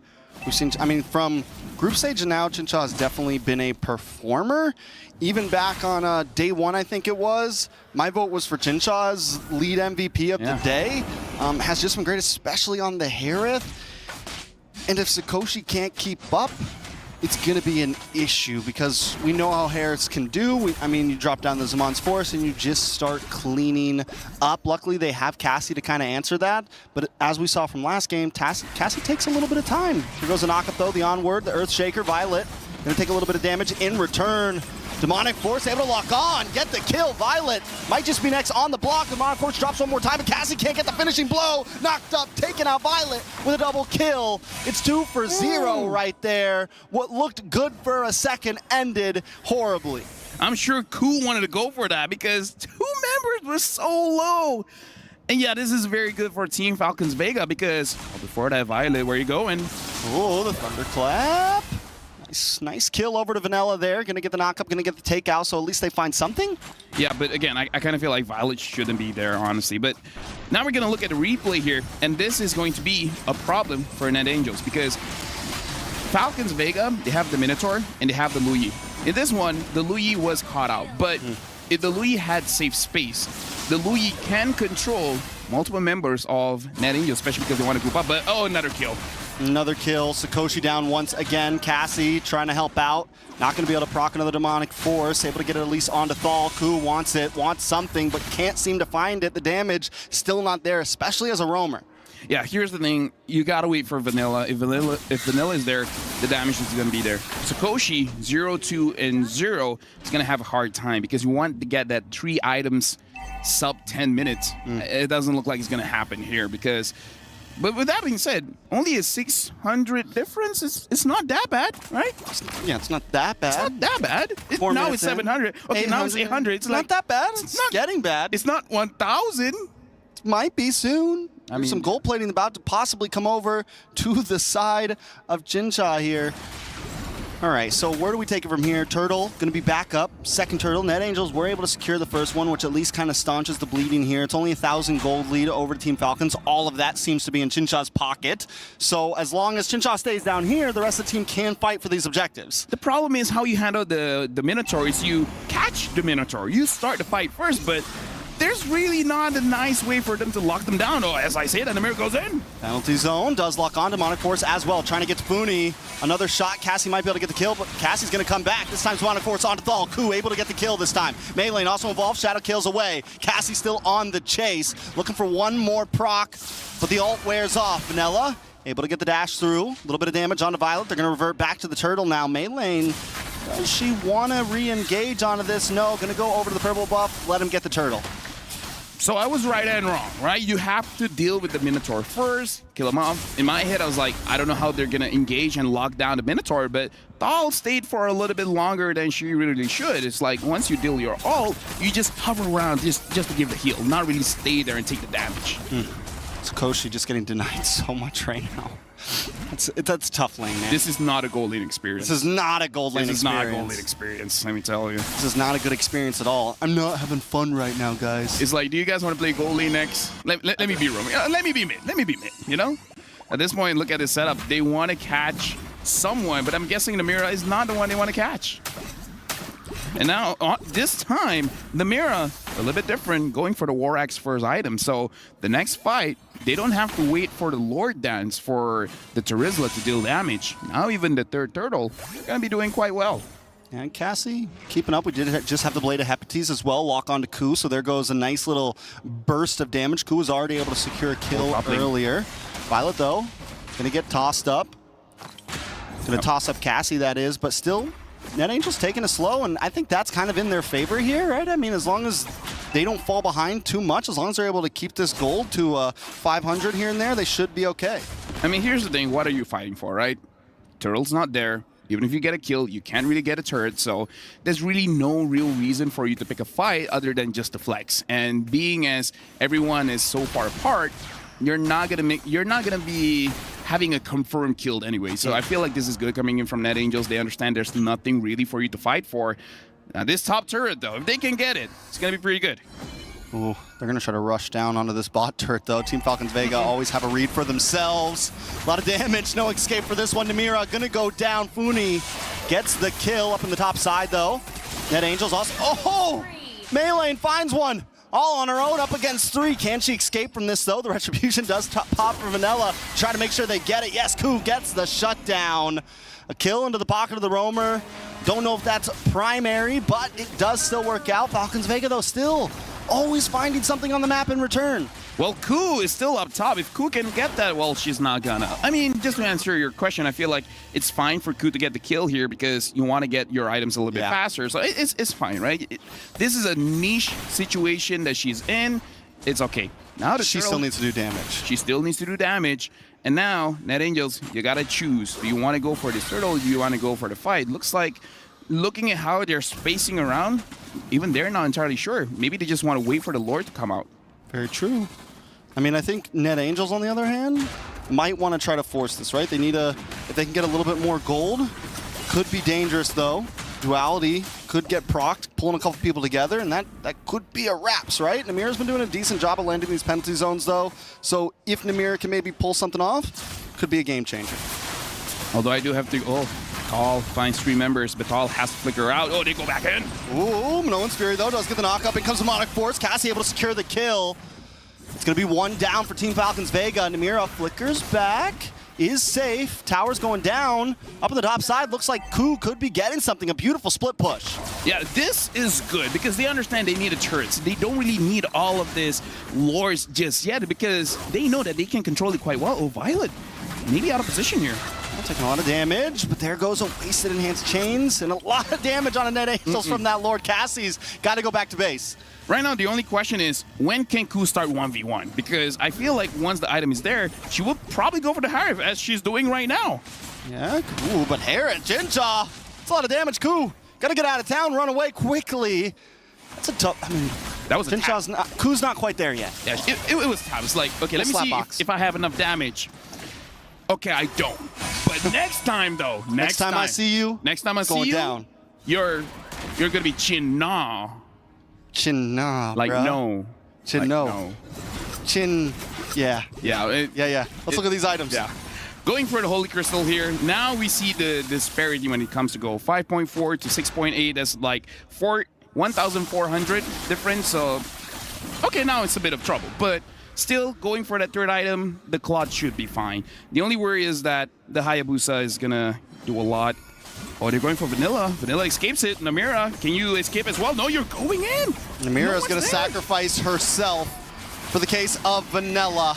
Vanilla might have been able to get away from that though, but now Cassie also in a bad spot. Demonic Force does proc one before Vanilla. Maybe look for the re-engage. No, turn around, Vanilla. Get out of town. Ku though does get the split push on the top side, so helps balance things out a little bit. Yeah, but that was unnecessary, man. Yeah. Like, the moment you see Vanilla is fine, if you want the penalty zone, you penalty zone away. And then at that point, Cassie should just be like, nah, fam, I'm not joining this one. And because of that, it's a free Lord for Team Falcons Vega. That was quite a big mistake coming in from Net Angels. Chin, nah, fam. Nah, fam. Yeah, chin, nah, fam. Not today. And now Team Falcons Vega, they are in prime position, especially with the Lord here. The Claude, I feel like, doesn't have his third item. So with just 2 items, it's going to be quite difficult for him to defend the base as well. Well, the damage dealt. Phoveus still outputting. They just need a little bit more behind it. Radiant Armor just locked in for Namira here. Lord's going to be coming down mid. Net Angels, I definitely think they can stop, maybe, since they have the Claude, might not lose any inhibitors here. No, I feel like it's, okay, now Ku has quite a bit of items. I still feel like it's not going to be enough to handle Chincha, but, oh, looks like someone got picked off. Namira taking quite a bit of damage. Zaman Force already used by Chincha just to secure that tier 2. Yeah, good try with the diversion. Not quite able to secure the full kill, though, and that's 2 ultimates down for the side of Team Falcons Vega. Net Angels might just be able to defend this, but there goes Sikoshi. Taken out quickly. Ku still with the split pushing, letting the rest of the team defend this Lord. Chincha looking for the angle as well. Cassie does not proc the Demonic Force, just play it safe, because Ku's handling business on the other side of the map. The wave's still crashing in. Ku now back onto the map, looking for Chincha, gets tossed up, knocked up, almost taken out, down to the last health bar, but in comes Cassie with the Demonic Force. Will it be enough? Looking for the kill. The all finally goes down. They want some more, but Cassie taking way too much damage. Chincha reaping the benefits. Violet now also low. Ku looks for another target, got the health bars back, wants to re-engage onto the fight. Ku able to find Melee with a quick tap. No, Melee actually gets a kill onto Ku. Chincha now with his Demon's Force. Can they end it here? It's nothing but Vanilla and Sikoshi on the field. Minions still coming. Melee is low. Blazing Duet does come out. Violet low as well, but Chincha's getting the free shots, and that's the final one. Team Falcons Vega with a clean 2-0 sweep. Falcons Vega drafted beautifully, having the Minotaur, having the Luyi, having the Edith. There's a lot of ways to handle the way that Net Angels want to join in the fight, especially that Masha. Usually we see Masha just free hitting, going all the way to the back line, but having that Edith controlling makes it so that the Masha, even though you have 2 items, is still not enough. Sikoshi didn't exactly have a good game here, but with that being said, congratulations, I guess, to the Angels for making it this far. But Falcons Vega, they're moving forward. They're going to face Vitality tomorrow. And the thing is, this usually is the grand finals. I think for the previous 2 MWIs, it was ID versus ID. This is going to be the first MWI. We don't have a full ID in the grand finals. It's definitely going to be interesting. We're going to get to see 2 titans of the women's scene going up against each other tomorrow. And as you said, Net Angels, they did a great job getting this far. They were able to think their way to this position, but today they met a wall that they just couldn't get through. Falcons Vega, man, just clean gameplay all around. They kept it simple, didn't think too far outside of the box, and I think that's one of the things that really secured them the dub here. They stuck with the fundamentals. I feel like Net Angels, they have something there, right? Their idea, their promise just needs a little bit of polish, right? Because they see the weakness for 2 games in a row. The gold lane was not able to hold out, right? So I kind of feel like if they brush that up, making sure that in the early game, no one gets taken down for the first 5 minutes, the laning phase is safe, I feel like it's going to be good. But again, there's always next time. The next MWI, we got to watch out for Net Angels. But for Falcons Vega, they're looking super good. And with that, I'm pretty sure they're already on stage. So let's throw it over to the stage with both our hosts. Thank you so much, guys, over at the studio. Now I have Funi beside me. Now, Funi, question. Game 1. That split push, that backdoor coming from your sister. We would love to find out what's going on in the comps. Tell us. We already know that we cannot push into the fight, so we think we just go with the lane. But there was a Novaria there, right? But our jungler, Maylin, already made the Novaria, used her flicker. So, right. yeah. So you guys called it, there's no more skills, and then they're just tunneling their tunnel vision onto the Lord, and that's why you guys took the back door. Yeah. Amazing, amazing stuff. Man, that's going down with the technicals here. But at the same time is that, how do you feel knowing that only one Indonesian team will be gracing their grand finals, unlike the past years, right? This is different. How do you feel about that? As long as Indonesia can win the MWI, then it's okay. Then it's okay. No. No? It's not okay. It's not okay. It's not okay. Tell me.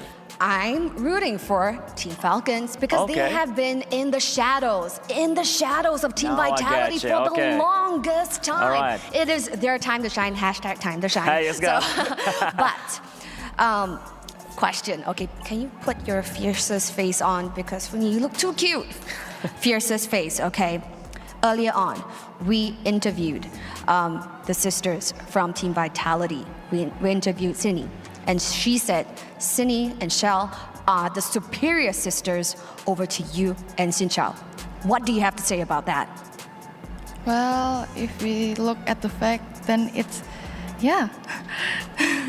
Okay, translated from Bahasa, they will show them over at the Land of Dawn. They don't have to tell you how good they are. They will prove it with results. Over to you back at the studio. Man, we taught Cheryl good Indonesian. Man, that was some good translation there. But yeah, I don't think Funi has an aggressive bone in her body, man.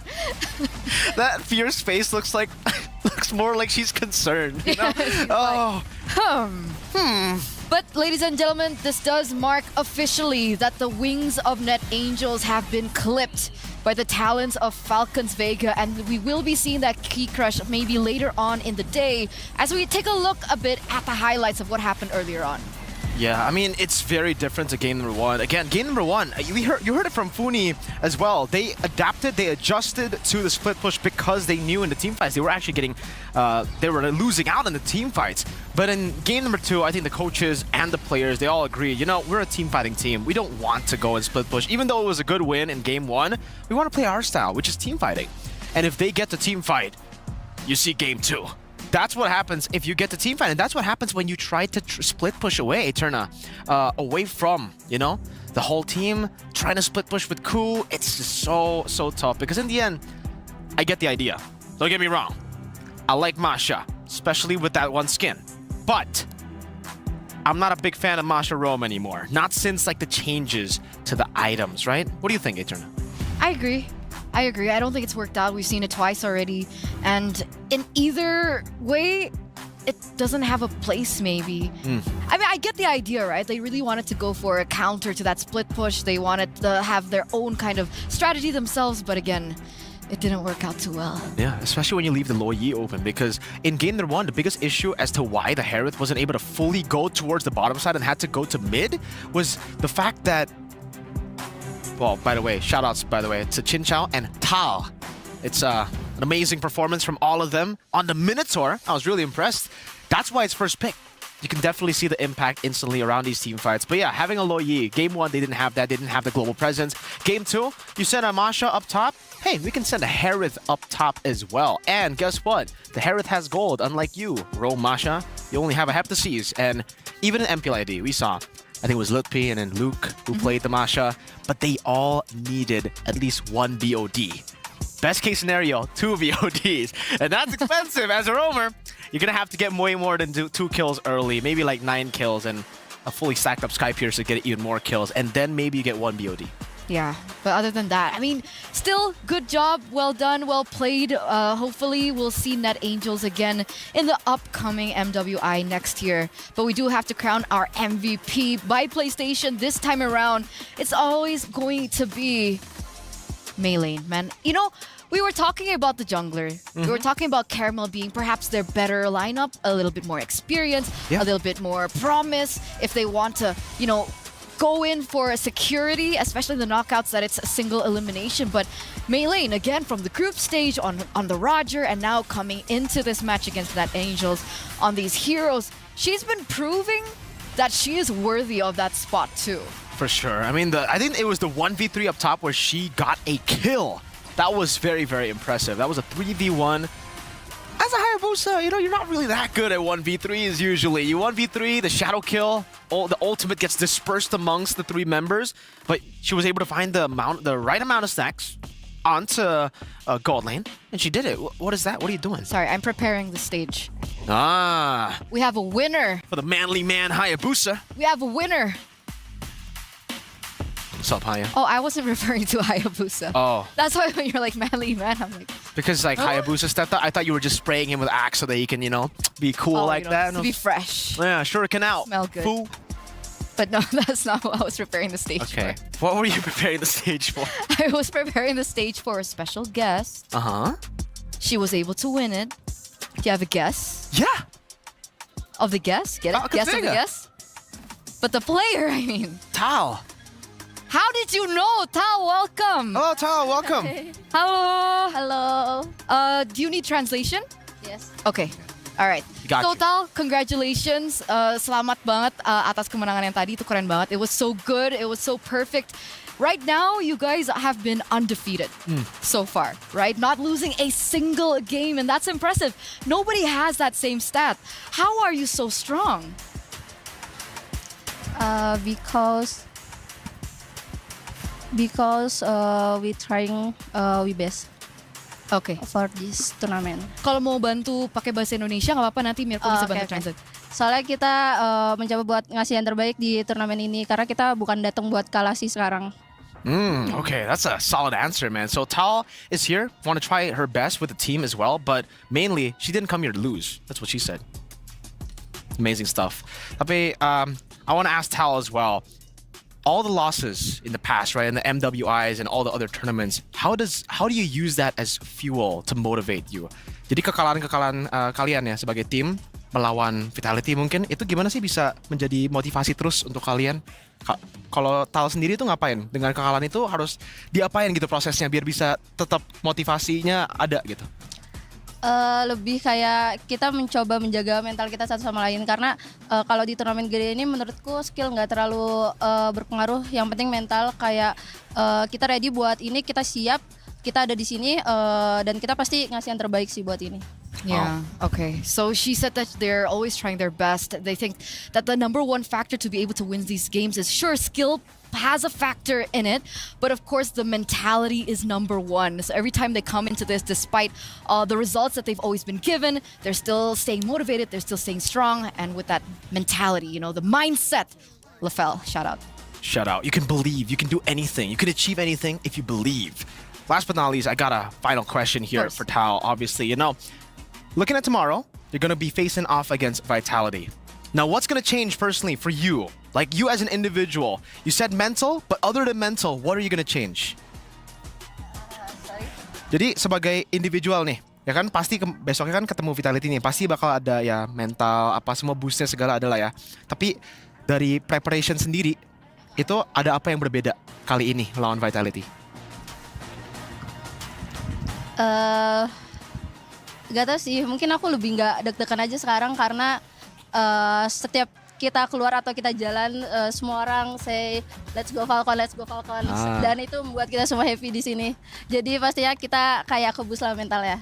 Oh, I like that. I like crowd that. advantage. Yeah, so what she's saying is, so what Mirko asked earlier on was about them meeting up with Vitality tomorrow, and then she's like, you know what, this time around, we're not nervous. The reason why? We're hearing the crowd chant Team Falcon, and that really pushes them mentally, and it really boosts their confidence. So that's great. So shout out to the audience right now. You a G. You a G. And I'm wondering if the audience back at home and even the audience at the Amazon Arena are also a G with the predictions, right? Let's take a look at that. Tal, look at that. 93% for your team. Is this also helping you boost your confidence? Yes. Yes. Oh. That's amazing. Did you expect that? Yeah, okay. Okay. The Indonesian teams have been so confident, man. It's expected, better, you know, all these big words. It's cool. It's really it's their time to shine, right? That was always the highlight, the theme of MWI coming in. Highlight in time to shine, mentality, DOD, and confidence. Confidence is key. So thank you so much, Tal. Good luck. Congratulations once again. We'll see you tomorrow in your semifinals against Team Vitality. But ladies and gentlemen, before we head over to the next match of the day, we are going to throw to a short break. So don't go anywhere. Stay tuned. You guys are watching MWI.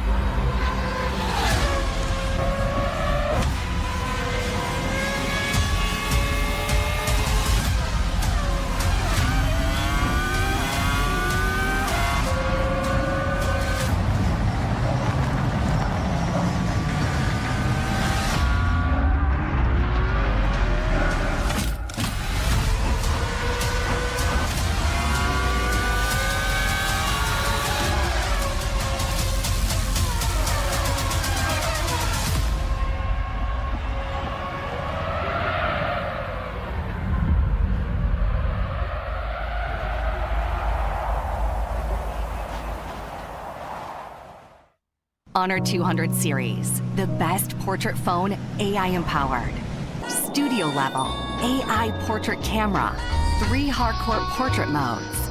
Color, vibrant and classic to capture portraits that truly stand out. AI empowered magic portal. Snapdragon 8S Gen 3 AI chipset. 5,200 milliampere per hours silicon carbon battery, 100 watt, Honor Supercharge. This is Honor 200 series.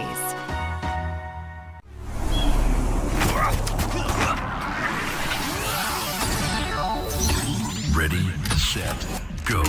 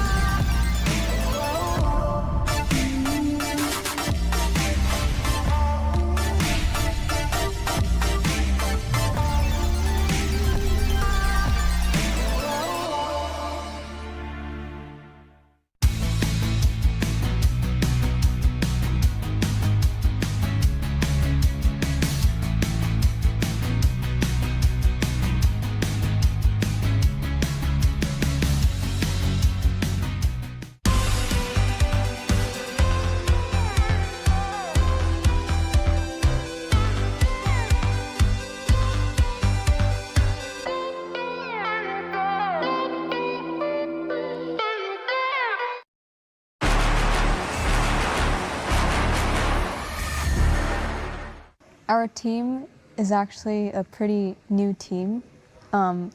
Ever since MWI, the announcement for MWI released, our captain Ashley, she created a team, and after like a lot of roster changes and adjustments, we got to where we are now with our 5 players and our sub Stella.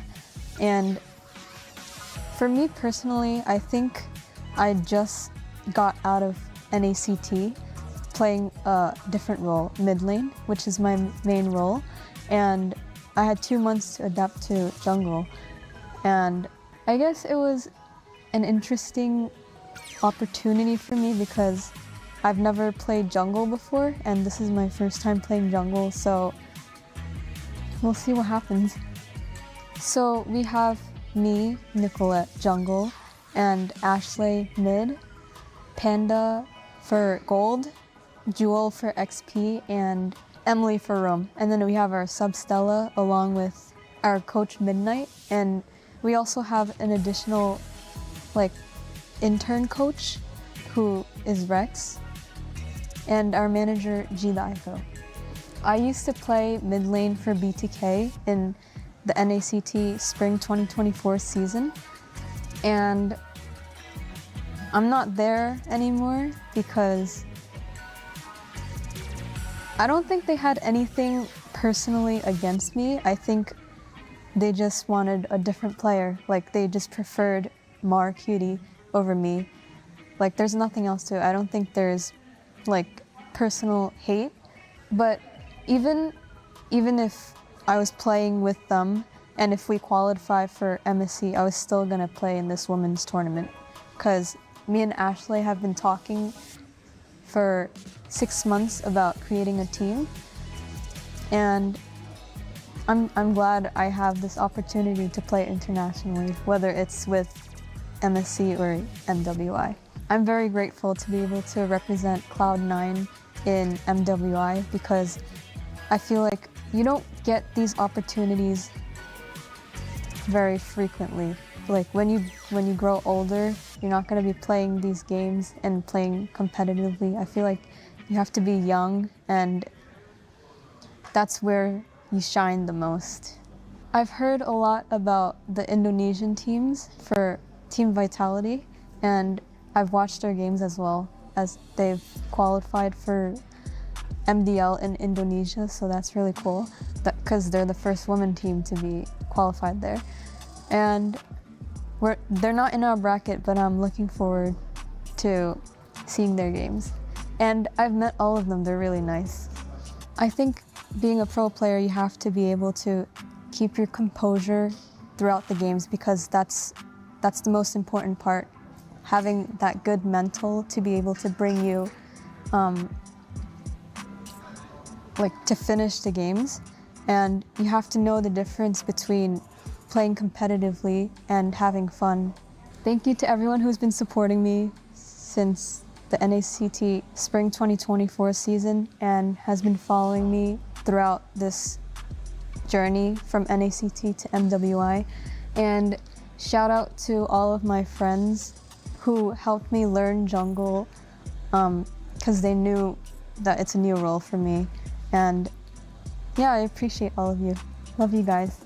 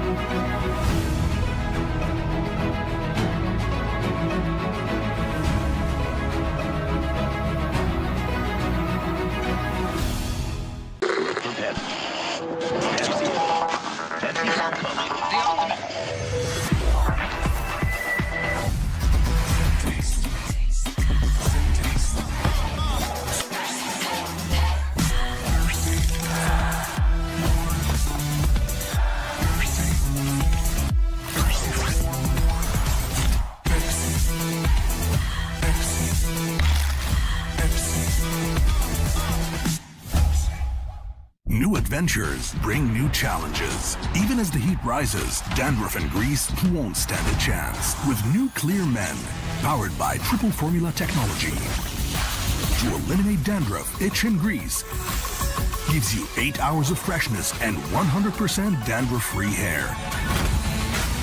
New Clear Men, 0% dandruff, 100% confidence.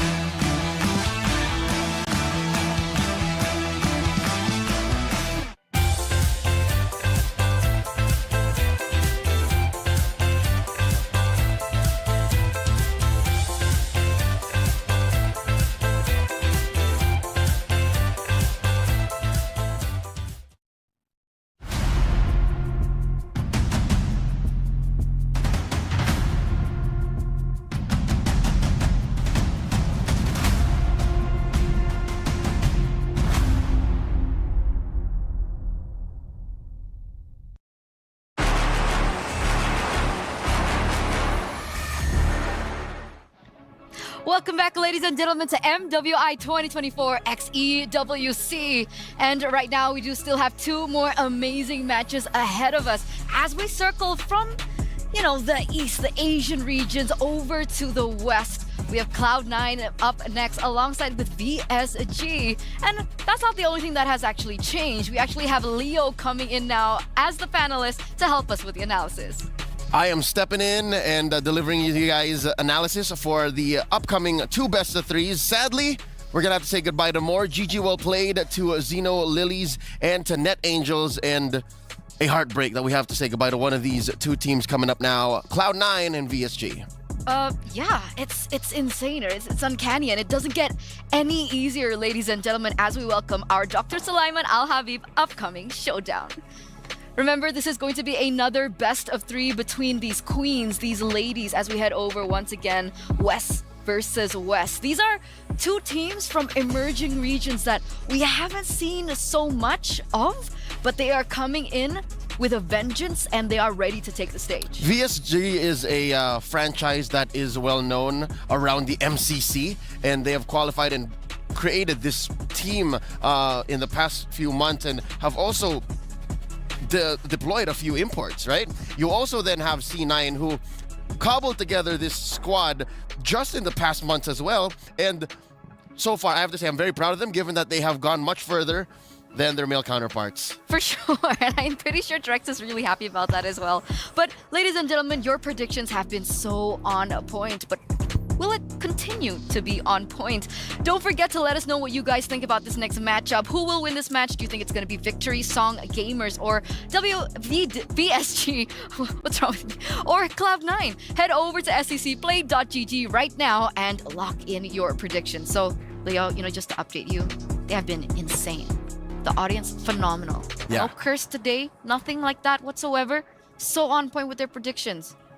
But why is it when you come, usually things change? I don't know. We'll see this time. Is that a good thing or a bad thing? Again, what I notice is whenever I'm on, at least for the past few days of MWI, is things get shaken up. You're right. And I like that. I don't know if you guys are enjoying that so far because, again, 2 DODs. And then today you saw a couple of the teams try to shake up the metagame as well. Who would have thought that we would see Phovius come back? And then, that little backdoor victory from game 1. But again, that did look like a Net Angels game for a majority of it. But here now, we're going into a clean slate. It's going to be Cloud9 versus VSG. Remember, yesterday, our star of the day, MVP of the day, was Kiowe. I wonder how that makes Cloud9 feel, given that they had to go through a tiebreaker to even be here. So with that being said, let's welcome both of these teams into the Amazon Arena, ladies and gentlemen, as we head over to the Jamil Motorsport Arrivals. And there they are. Walking up first, we have VSG. You mentioned Kiowe earlier on, and now she has a new title, by the way. What is? Ice Queen. The Ice Queen. Ice Queen. Ice cold. Yep. She's going to get in there. She's going to cool things down. So it really is going to be one of the highlights of this match, right? How will these junglers fare? Because earlier on in her interview segment during the break, right, Nicolette mentioned that this team has only formed for, what, 2 months? You know? So she had to swap in from the mid lane position over to the jungle in 2 months. And now she's here. Luckily, she has been a veteran of the NACT, right? She plays among the best of the best in North America. So with that said, even if this is relatively new ground that she's breaking as the jungler for Cloud9, wherein she's used to being a mid laner, I think she's not going to get cold feet when she's facing off against the Ice Queen. She has the mechanics, she has the hero pool. I think it's more of just putting all that together with her team, wherein they can also show that they do a pretty good shuffle. Did you know that in the tiebreaker yesterday, X and Ashley switched up? Wait, sorry. My phone's ringing. Hello? Reptar? Oh, you're here! Oh, okay, great. Yeah, come over. It's okay. It's okay? Yeah, there you are. Why is he on the phone and he just walking I'm right in? here. Yeah, no, because he called me earlier. He here. was just making sure. Good. He didn't know if it was like What's the up? proper moment. Hi, yeah, I'm here. Yeah, I'm the one that called. That's why I'm talking like this. What's happening? The next match. The next match? Yeah. All right. Wait, so I'm gonna be here? Yeah, go ahead. Doing the reporting. I just came from like seeing Key Crushes. All right, killed it today. Thank you Did so a great much. job. Thank you. It's a relay race here. We're gonna Yeah? swap out. We're gonna swap out? All right. This yours? Yeah. It's mine now. Okay. All right. Turn it on out here. Okay, bye guys. All right. Thank you guys. So, hey everyone, Renmar here. It's us, the Weird Bear Bros, here with Leo. Where we at was the last point of discussion because important matchup we have here is VSG of EECA, C9 of North America. We were talking about Nicolette just now. I wish you acknowledged that, but yes, let's continue. Yeah, all right, let's talk about Nicolette. So, with Nicolette going up against KOA here, do you feel like there's any pressure here? Because definitely, it's KOA who's had the better showing in the tournament so far. Definitely. I think that's the point I was trying to get to. It's pressure, but it's positive pressure. It's the kind that Cloud9 needs just to be able to get them to that altitude wherein they're ready to face off against VSG. VSG, on the other hand, I'm afraid that they might overheat. You know what I'm saying? That's bad for the Ice Queen. You're going to melt down. And with that said, I think they want to level the playing field. They want to level their expectations, temper their steel so that they're ready to face off in a fresh best of 3. You know, I totally agree with you. Yes, KOA, Nicolette, but then there's a very important factor that VSG needs to consider here is that role switch up with Xayah and Ashley in the mid. If they're not careful here, VSG might get surprised again. Real quick, any last words about this matchup before we head onto the stage? Good luck, ladies. May the best team win because one of y'all's going home. Oh, that is the fact of the matter here in MWI 2024. In just a bit, it will begin. VSG, C9, EECA, NA. Let's go to the stage. And we are back again right here at the Amazon Arena, Queen, after you. So, we are back, ladies and gentlemen, right here as we are here with the MWI 2024 at the Esports World Cup. And we are done with the first half of the brackets with the knockout semifinal matches. And now it's time for the Queens to shine at the other side of the brackets. That's absolutely right. In this matchup, in this series, we will be seeing 2 emerging regions who have fought tooth and nail to be back right here at the Amazon Arena. Now, in this series itself, we will only see one team emerge victorious to advance further in the playoffs. And with that being said, presenting to you the representatives of EECA, Victory Song Gamers.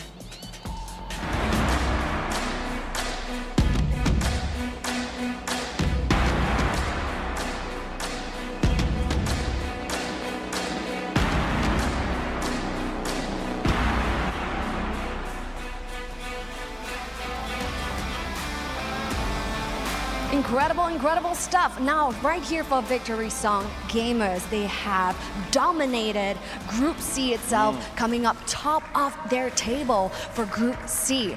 Now, will they be taking the series in a dominant fashion, much like the group stage? Will they belt out something more to advance further in the playoffs? Will that happen? We'll see about that in this coming match.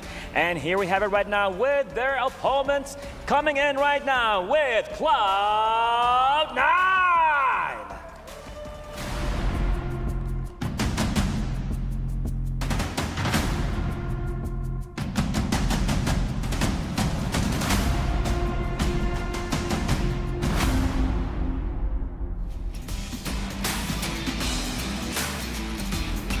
It is taking place right here at the MWI 2024.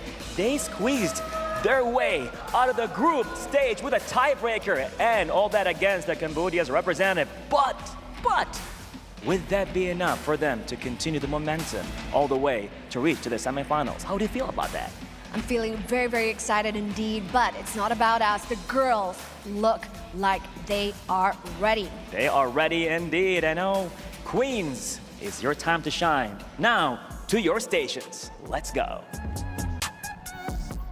Amazing, amazing stuff. The Amazon Arena is ready, isn't it, Bar? It is definitely shining and all beautiful, exciting things taking place, taking place here with the second half of the bracket, and it's all gonna be shining, all gonna be taken with all the stuff that's happening with MWI 2024.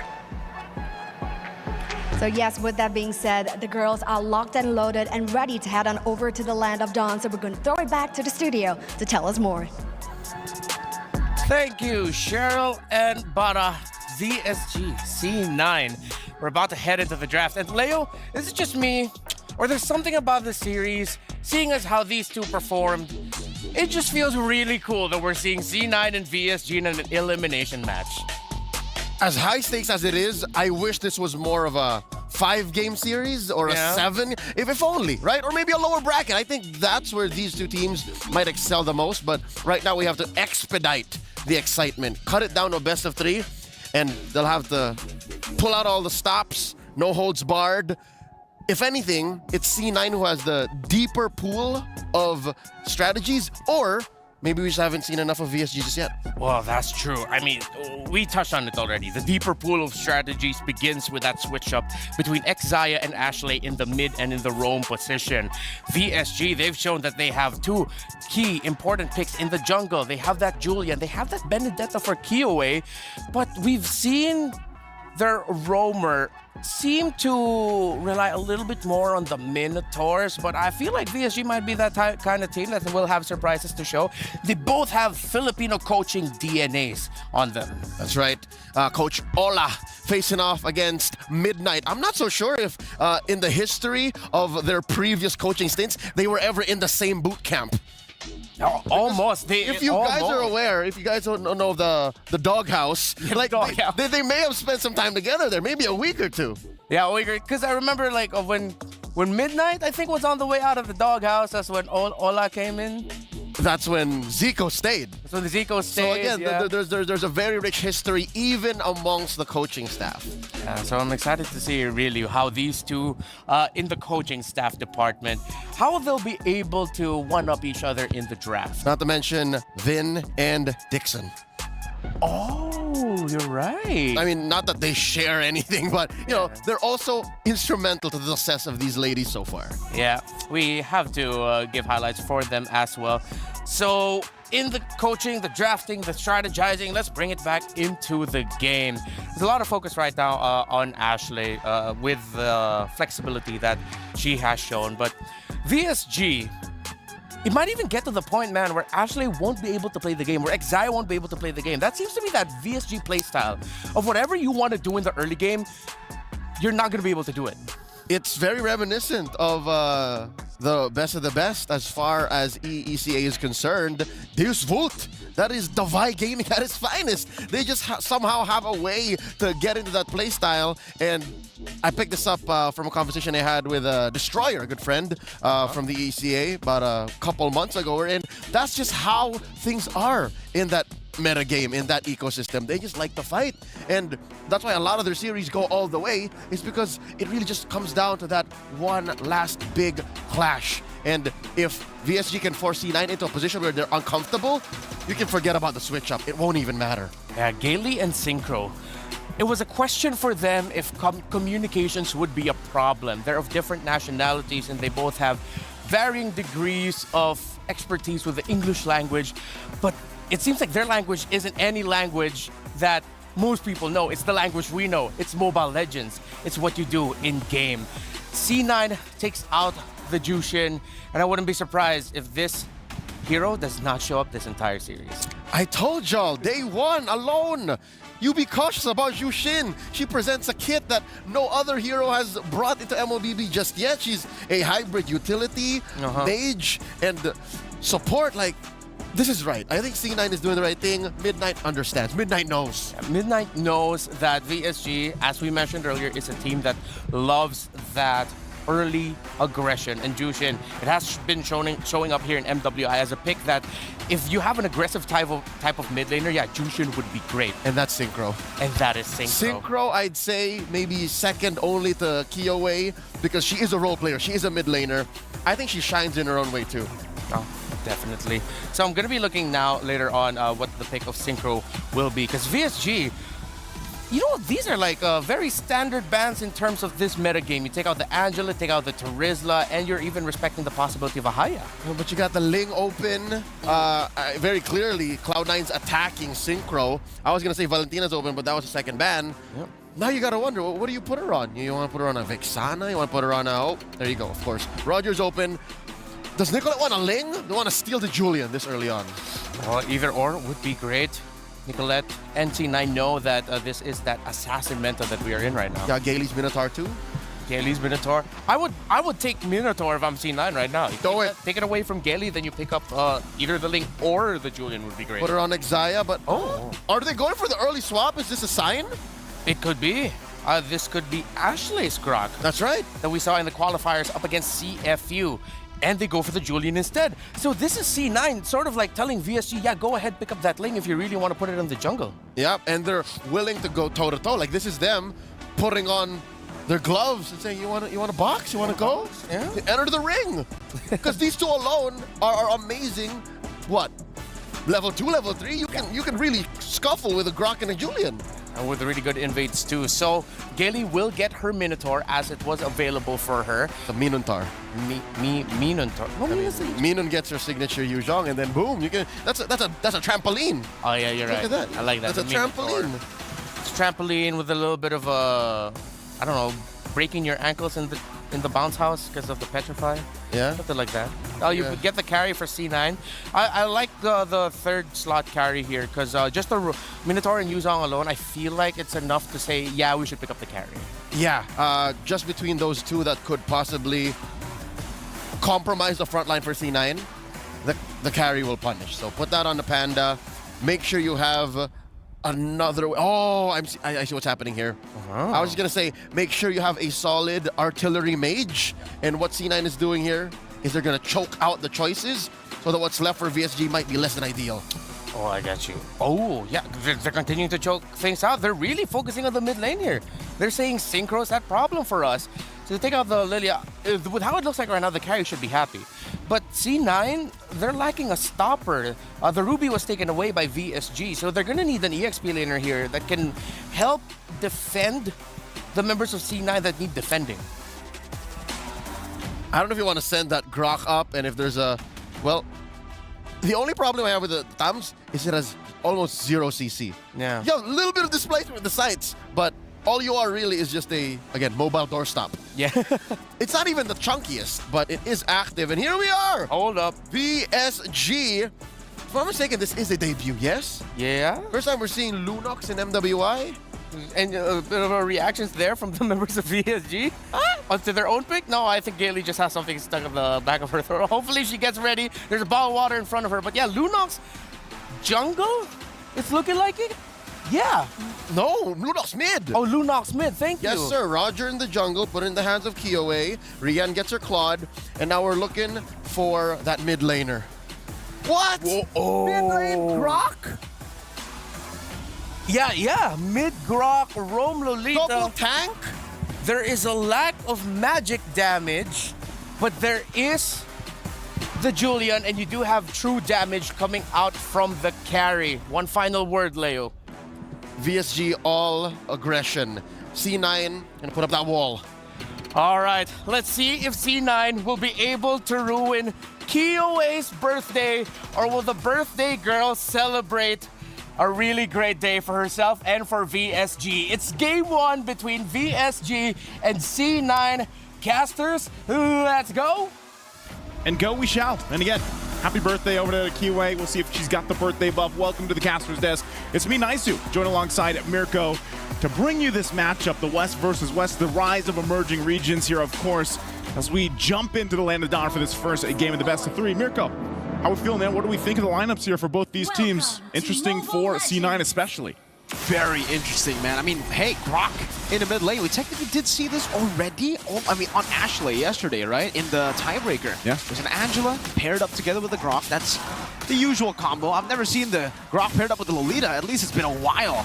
Now I guess we get to see. Clear is pretty good. Ashley, QC, not the concussive blast. So it is truly going to be a Grok mid. They're going to utilize. My question is, do they go damage? Oh, like the damage build for the Grok? Good question. And I think part of it too is the way that I see it, because we were in the mid cast when they had the tiebreaker game, but Ashley on that Grok did play a pivotal role in them turning that game around.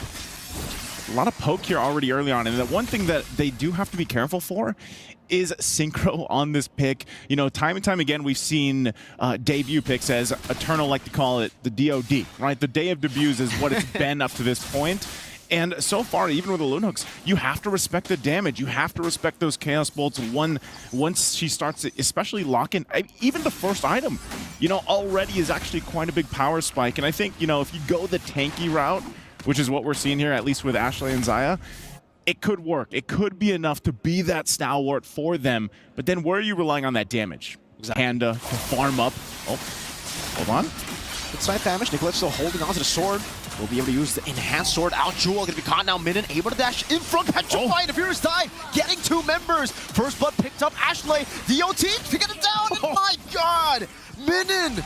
Double kill. Picking it up top. I'm surprised it's been a while. I mean, yes, I know Yuzhong popped up yesterday some, but you kind of get refreshed when you look at this STC replay on why Yuzhong is such a good pick. Look at the dive into the Petrify, and then the Essence, man. On point, plus the Warcry emblem, so that little bit of boost really does help kind of capitalize on those kills, and that's what I was saying. When you go back to C9's lineup, it's like you have to wait for your damage. Right now, it's just going to be Nicolette. We've seen this so much with the Julian pick, especially in the jungle, but you kind of lack damage. You sacrifice it for that durability, for that front line. And so sometimes it might just be for a VSG to be like, you know what, let's just fight. Let's just duke it out. We have the lineup for it. And then at the whole time, you just let Rion farm up. It's the same for Cloud9, really. I mean, if we take a look at the playstyles of Cloud9 throughout this tournament so far in the group stages, and even in the tiebreaker, Panda's just been given carry all the time. She loves playing this carry, and it's all about really non-laning for the carry. She's a really good, carry is a really good pick to just non-lane. You're just there, farm up, rock charge on the Kyoe with the enhanced chain as well, but they're unable to find enough damage. Xayah rotates over. Kyoe's like, yeah, nah, you're not going to be able to dish out enough damage. She uses the Lycan Pounce offensively. Meanwhile, up top, Minion going to be able to dodge away from the enhanced chain. With the Fierce Dive, going to be walled down. Good Petrify in Black Dragon form as well, but will be slashed from the skies. Xayah, now with the Bulwark. Got a bit of damage. Synchro with the damage.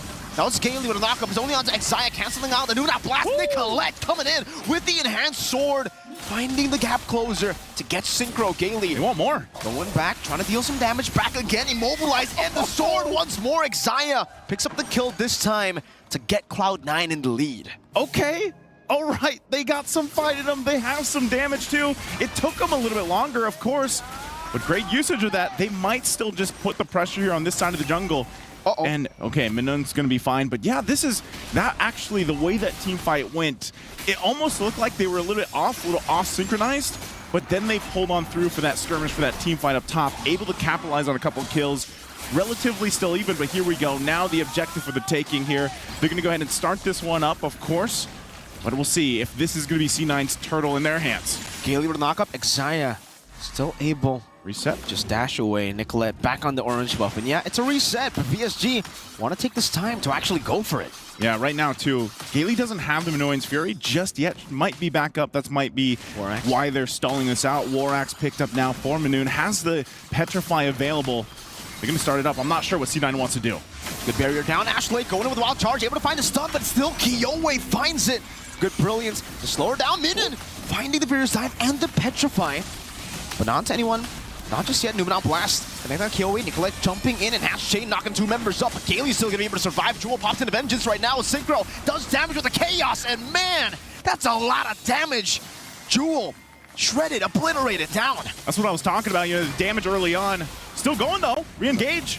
Let's flicker out from Synchro. Xayah still able to find the kill. Now Kiowe joining the fight with Rian. Coming in again. Kiowe with Lycan form. Xayah to be caught blazing duet from Rian. Able to dish out enough damage to take Xayah. But then the blazing duet gets cancelled by Nicolette's enhanced chain. And Rian is still staying in his mid lane, but won't be able to get any hits onto that turret. This is going to be a battle, man. You know, and I hope that this series does go the full distance. You know, the 3 games that we're hoping for, because so far... Ooh. Oh, hold on. Minun? Is she going to be able to get away from this? No. Ashley didn't even need to do that, but that was just for good measure. Goes in with a wild charge. Kill secured there, of course, for the team now. And that's what I was saying, you know, for the most part for these 2 teams, very even on the way they want to fight. It's just, now I'm kind of wondering, all right, where is that spike for both of the teams here in terms of the power spike? You already saw that damage coming out from Synchro this early on. So, you know, for Cloud9, is it going to happen faster? Jewel in trouble, though, might be. Vengeance going to be at back up. In 1 second, she does pop in the ultimate. Doesn't use the Vengeance just yet, but VSG get a few good hits on the turret. So it's Cloud9, though, who are leading in terms of structures. And we get a good look at the items. That's a Holy Crystal Rush for Nicolette. Holy Crystal Rush going to be there. Golden Staff picked up by Panda. And that's the thing. You got Glowing Wand and then the Arcane Boots. That penetration is what made Synchro hurt so much. There's the Holy Crystal locked in. A lot of this, the first item is being already picked up here. DHS as well for Rian. She's been able to farm up pretty well, you know, for the most part. And we saw her rotate really well up to that fight earlier on in the mid lane. And so that's something that Cloud9 now has to be careful of, especially with those blazing duets. Utilizing the Bulwark when they have it, or even the Guardian's Barrier from Ashley. They have a couple things in mind that they can utilize when it comes to those team fights. But now it's up. Turtle, last one of the game here. If either team does commit to this, but it looks like they're going to go ahead. C9 gets control of the area, but still, look at this, on the way. Rian going to be assassinated. Nicolette finding the solo kill and the assassination onto Rian. That's big. That's massive. That's not just big. A good barrier. Xayah rotating forward again. Putting the Bulwark down. Really just denying any sort of retaliation from VSG. Even down a member. Whoa, Ashley. Into the wall, charged them without blast, stunning them in. A good Minions Fury from Gaily turns it around. Kiowe now with Lycan form, deals some damage back again. Has a Lycan pounce, goes untargetable. Jewel walks in. Panda gets the fadeaway kill. And again, Cloud9, they get the better response. Cloud9 gets the response. Now they're going to go for the turtle, but they are quite low. Gaily has the information here, Synchro, and now Rian's joining this fight, but too late, too little. Gaily will get away with her life, but the turtle secured for Cloud9. What a setup in the mid lane from Ashley. Let's take a look at the STC replay here. Keep an eye. There it is. Good wild charge, ultimate, and then even the Numenal Blast. And, you know, either way, when you're looking at this team fight unfold, the same can be said. The same can happen even later on with the lineup that VSG has. That's something that's going to be crucial here. That team fight was definitely saved by Gaily there, because Gaily, she popped in, hold up, Gaily, just as I mentioned her, you know, I thought the Caster Curse was going to strike instantly, but yeah, Gaily pops in Minions Fury right as the Numenal Blast was going to connect onto all of the members. So if she didn't do that, that would have been probably a wipe for Cloud9. Gaily able to pop into Minions Fury in time, and that's what saved them in that team fight. Minotaur's probably been, I feel like, one of the best heroes so far. Yeah. Not just here in MWI, but even for MSC. Such a crucial pick for a lot of teams to utilize. All-rounder. Minions Fury, the way that it works great here. Mid lane, though, still going to be the focus as both these teams working on the tier 1s. And I'm just wondering, too, if there's enough damage potential already for Panda as she picks up the DHS right on a Q. Oh, hold on. Ashley with a Power of Nature. get out of CC, but not out of damage. Good Minas Fury again. Oh, you can see that damage pile up as well from Panda on the carry. Jumping forward, but now without the ultimate. Now on cooldown.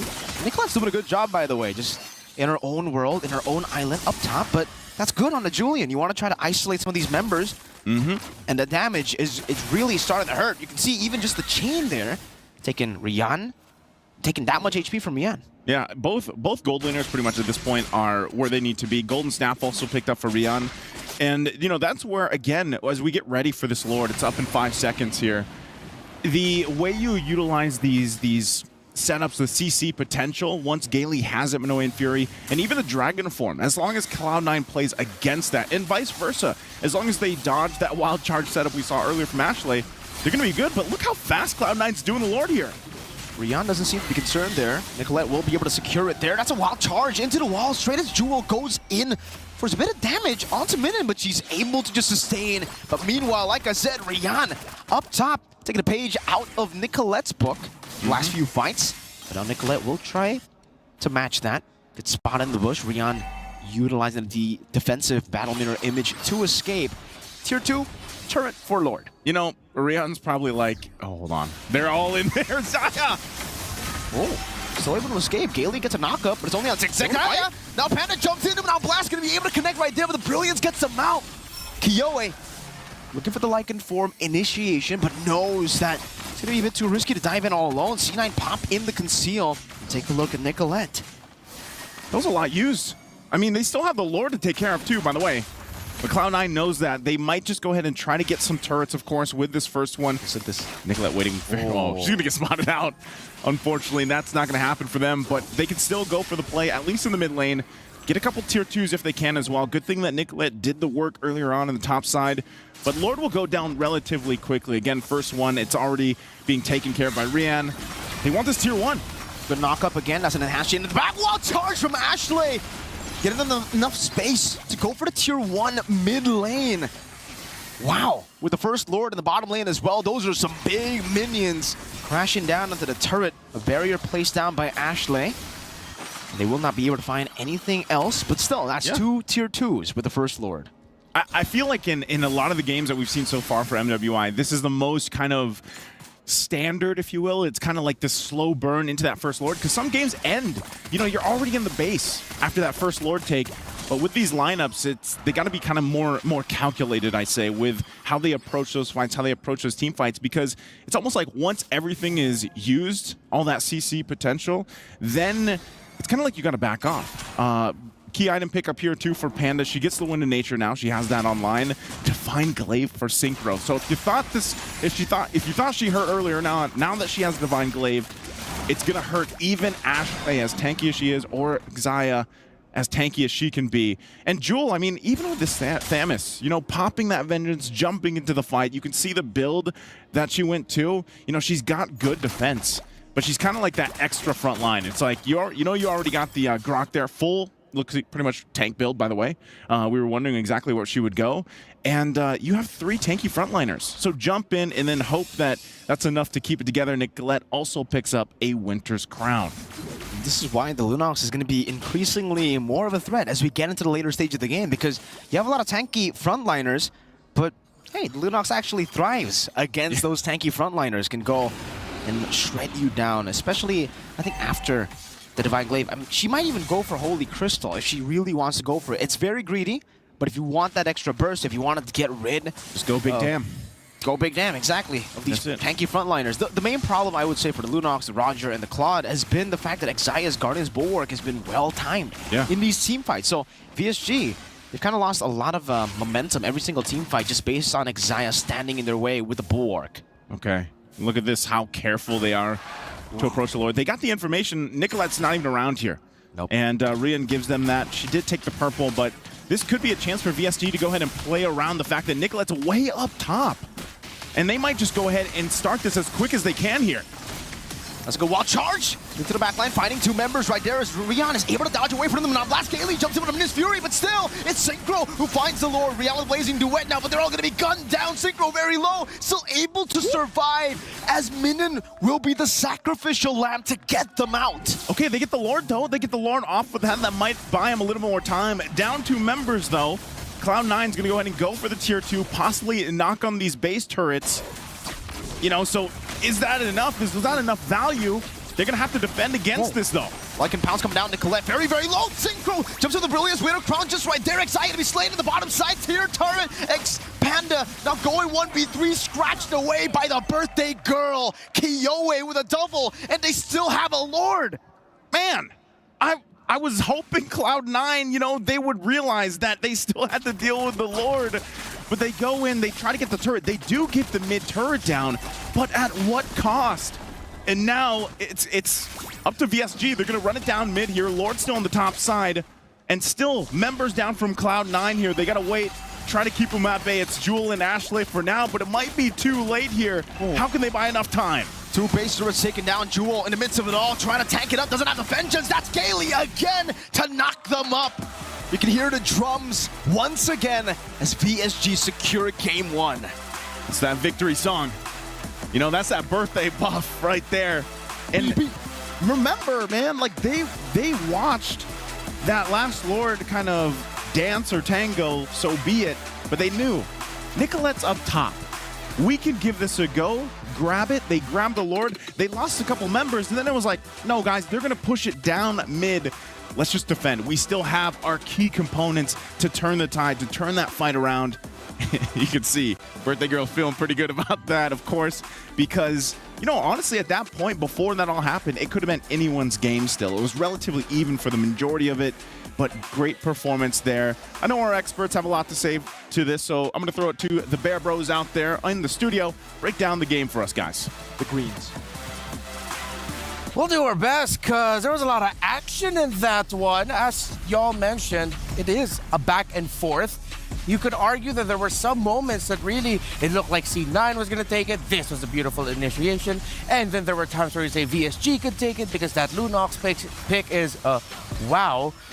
Leo, we were both scratching our heads, but we're very excited to see how this draft would unfold in the game.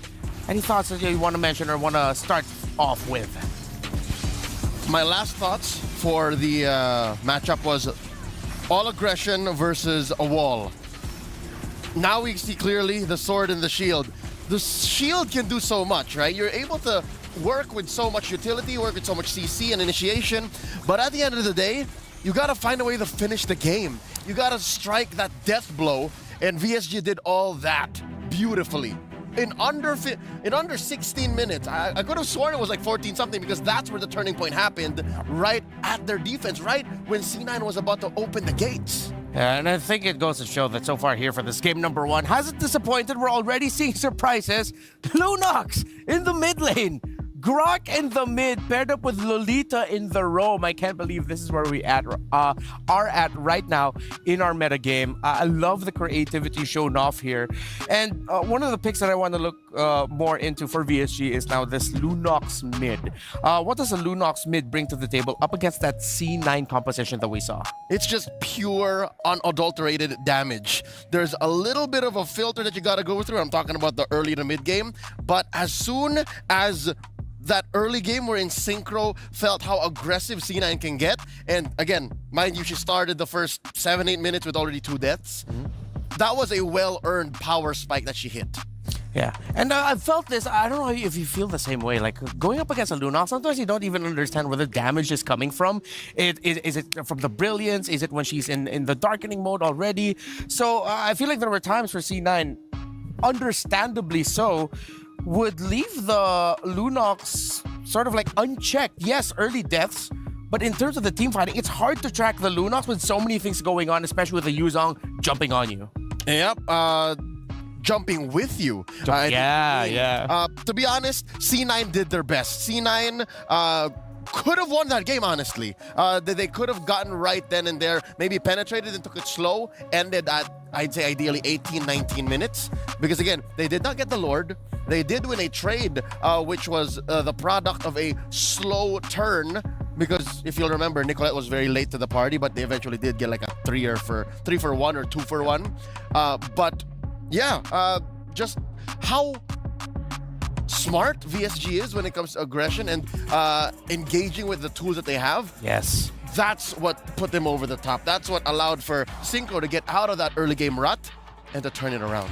We're seeing the reactions of the ladies on your screen right now. There was one there. It was that one I wanted to say. A very animated reaction by Rian over there at the end of the game. You can see a little bit of the worry, and then now for C9 just having to talk about how to recalibrate, because that fight in the end was a little bit of an overextend right in front of the base of VSG. That was the moment you were saying they could have ended it, or at least really controlled the game so that they'll be the ones to run away with it. PlayStation MVP. Wonder who it is, because VSG played like a well-oiled machine, but it is Synchro with that Lunox. That's right. A humble 5 KDA with 83% on kills, which is explained by the fact that in the early game, it was C9 running away with the small wins, right? I'm looking at the 7-minute, 30-second mark. Scores like 4-6. Yeah. And net worth is relatively close. But this was the time where Synchro had to tell herself, you know what? Rian's also having it hard. Kiyowei isn't exactly getting the kills that she needs to get her stacks on the Sky Piercer. Yeah. Minun is jumping in, but at the cost of her life as well.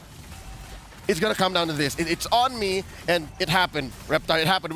Where's the damage coming from? I see the blazing duet. I see Rian a little off. Yeah. But why are we all just melting? That's C9, by the way. Yeah, the collective, whoa, that's cool. I just realized that. That's Synchro. That's Synchro right there. I like that. I like that. Nice touch. And, oh, hey. Oh, hello. She tried to go for high fives. I think we owe her a high five later on. Lunox. Great Lunox. Yeah, she does. Lunox now, though, then the question is it a one-off? Is it now something that we feel like can continue to show up for other teams here? What's the verdict? I'd say it's a VSG special. There's a reason why they're the first to debut it. They're the reason why, very specifically, they picked it into what C9 would eventually draft. Neither you or me were calling out the Lolita. Neither you or me were, I think I alluded to it when I say, XP Grok? No, you wouldn't. Nope, mid lane Grok. So I think it was a specific tool for a specific situation that they used beautifully. And there's a very specific situation we have here at the Esports World Cup MWI. It's something to do with keys getting crushed, and we have a specific tool for that. Over there in the Filipino broadcast way back in MSC, we call that Yasi. Maybe for here we'll come up with a different name for that for the press. But yeah, here's a key crushing interview that I got to do earlier. All right, I'm here with Team Falcons Vega. Congratulations! Wow. Very there we go. All right, so Maylene, tremendous performance in this series. How does it feel to crush your opponent's key? It's kind of sad, but also fascinating. Yeah. Oh, so it's kind of sad and also motivating? Fascinating. Yeah. So sad yet fascinating how it feels to crush the key. So you're going to be going up against your rivals in Indonesia, Team Vitality. How are you feeling heading into that match? I feel like help me. We're just going to do our best. Yeah. Just going to do your best. Okay, so do you have any message that you want to say to Team Vitality? Good luck and have fun. All right. Good luck, have fun, and once again, congratulations to Team Falcons Vega. Let's go. Thank you. Team Falcons Vega, again, congratulations to them. And we're going to be seeing a lot more of that throughout the run of MWI. We'll have, if I'm not mistaken, 2 more today It is just the nature of the competition. Now, here's something that cool that I love to do, that we love to do here in the English broadcast of MWI. We can go back to a very important moment. Leo got to pick one out. What was that? Let's break it down, shall we? Yes. That's me breaking it down. Let me join you. Let's throw it back to a moment in game about 7:33. This is where the game was relatively close. Check it out. You'll notice that there's a big fight in mid, and this is as scrappy as it gets as a mid-game power spike. You'll notice that Rian just suffered an early death.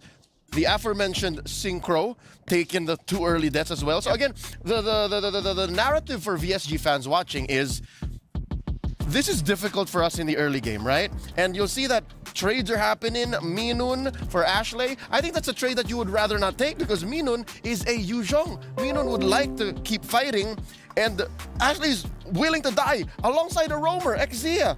But you go from there, the unimaginable happens. Kiyowei dies as well. So now you think of the remaining 3, Gale, Synchro, and Rian. Funnily enough, you go to the end of the game after this whole trade here. Look at that final clip. Remember the final clip? It's those 3 wreaking the most havoc. So they were the ones all holding out, and Kiyowei and Minun understood that eventually, if we got past this moment, if we got past the utility that C9 was playing with, their aggression via the 2-way or 3-way initiation, all will be well. And that's where they got to eventually at 15-11? 15:05, roughly around that time. There you go. So, around 15 minutes. Again, despite VSG being a team for just, what, a wee 2 months, they know each other's timers, they know each other's pace. And they know that, hey, if we can trust the process and we walk into battle with the equipment and the tools that we need, we can get the dub. And the dub they did get for game number 1. It's match point now. The draft, we are going to be heading into that in just a bit. Let's revisit it. The last 2 picks there were the Lunox and the Claude. So it seems like VSG, they changed things up. Usually when you see a Roger first pick, you say, okay, Roger is the priority. He's going to be the one carrying us. But then, yes, Kiyowei had an amazing game, but VSG switched it up. What happened was they ended up picking their main conditions in the end, and it seems like the first 3 picks ended up becoming just what you do or what you pick up to support those key heroes. Which is deceptive in its own way. These are all high-tier picks. Yuzhong, Minotaur, and Roger. You started with what would seem like your cores, and then eventually, again, it's all on Synchro. She was the MVP, the PlayStation MVP. She was up in there, dual sensing everything, and she knew that, hey, I just need to keep my priorities straight, and eventually this lineup of a Lolita, a Tams, and a Grok will melt before my feet. Lolita Grok already hurts, but even the Tams is like, I feel like that's an official voice line. It could be right That's up in me, the top. because I used to play a lot of Tams when I was still an XP laner, and whenever there would be a pocket Lunox, that just came up at the last pick. Back in the day, how many years ago was that? 2 or 3 now. So you're honest about that. Yeah, no, I it's in my past, my distant past. I am a jungler now. What hero? Bane. Let's see if that's going to show up in this draft here, because looking at these 2, I was thinking, I wonder what other picks we might be able to see. I thought, wait, the Bane could have slotted in here somewhere with these 2 teams. And you mentioned sword and shield, right? With VSG more of the sword, C9 being more of the shield. It makes sense because the last pick, that Lolita last pick for C9, literally was a shield. A bulwark, A bulwark. And it shifted the entire dynamic of the draft for C9. But now C9 will be on the blue side. The dynamics will shift yet again. Who all can we expect for the first pick now that Jushin and surprisingly Valentino blue side taken away? All right, given how much success C9 saw despite not getting the dub, I think they are on the same mindset. Midnight specifically is we attack Synchro. Yeah. And then they, I would assume, make the adjustment of maybe we don't fall for the Lunox so hard. Oh, all right. Let's see if the Lunox will still end up becoming a factor here. So Angela, the Haya. Yes, C9 are respecting Kiyowei, but at the same time, VSG, they're respecting power picks of Nicolette. Earlier, we mentioned the Hayabusa, the Benedetta and the Julian being pickups there for Kiyowei. For Nicolette, it's the Hayabusa as one of her signature pickups in the jungle as well. Terizla taken out. Whoa. I did not expect this. Ruby seems to be the flavor of the tournament. Yeah. Like, she just seems to just fit into most lineups, whether you're in blue or in red, and can flex like nobody's business. Yeah, not even in MWI. It was one of the key conditions as to why SRG was able to defeat Falcons AP Bren in MSC was because they had the Ruby with them. That's right, which was played by MSC champions Yums and Kram. Very effectively. So here, you don't even know. You don't even know. Is it Jewel, Ruby, Jewel, or is it Exea? Or even, at this point, even Ashley. Like, mid lane Ruby, or Ashley Roam Ruby. At this point, it's one or the other. One or the other. Again, it's like Prime Haji VY. You know what I mean? Yeah, I get like you. It's just whatever. Yeah. And that's a strength in its own right. Yeah. And I mean, we did talk about that as the draft started. VSG gets the Julian and the Minotaur C9. All right, this time they're really just gonna mash up the assassin duo. They pick up the Ling for Nicolette. If this turns up becoming a really great game for her, it's going to be Nicoling. Surprisingly enough... 3 out of 5. Thank you. At least I passed. Only 4 wins for the Ling. Yeah, it's been tough to be a Ling.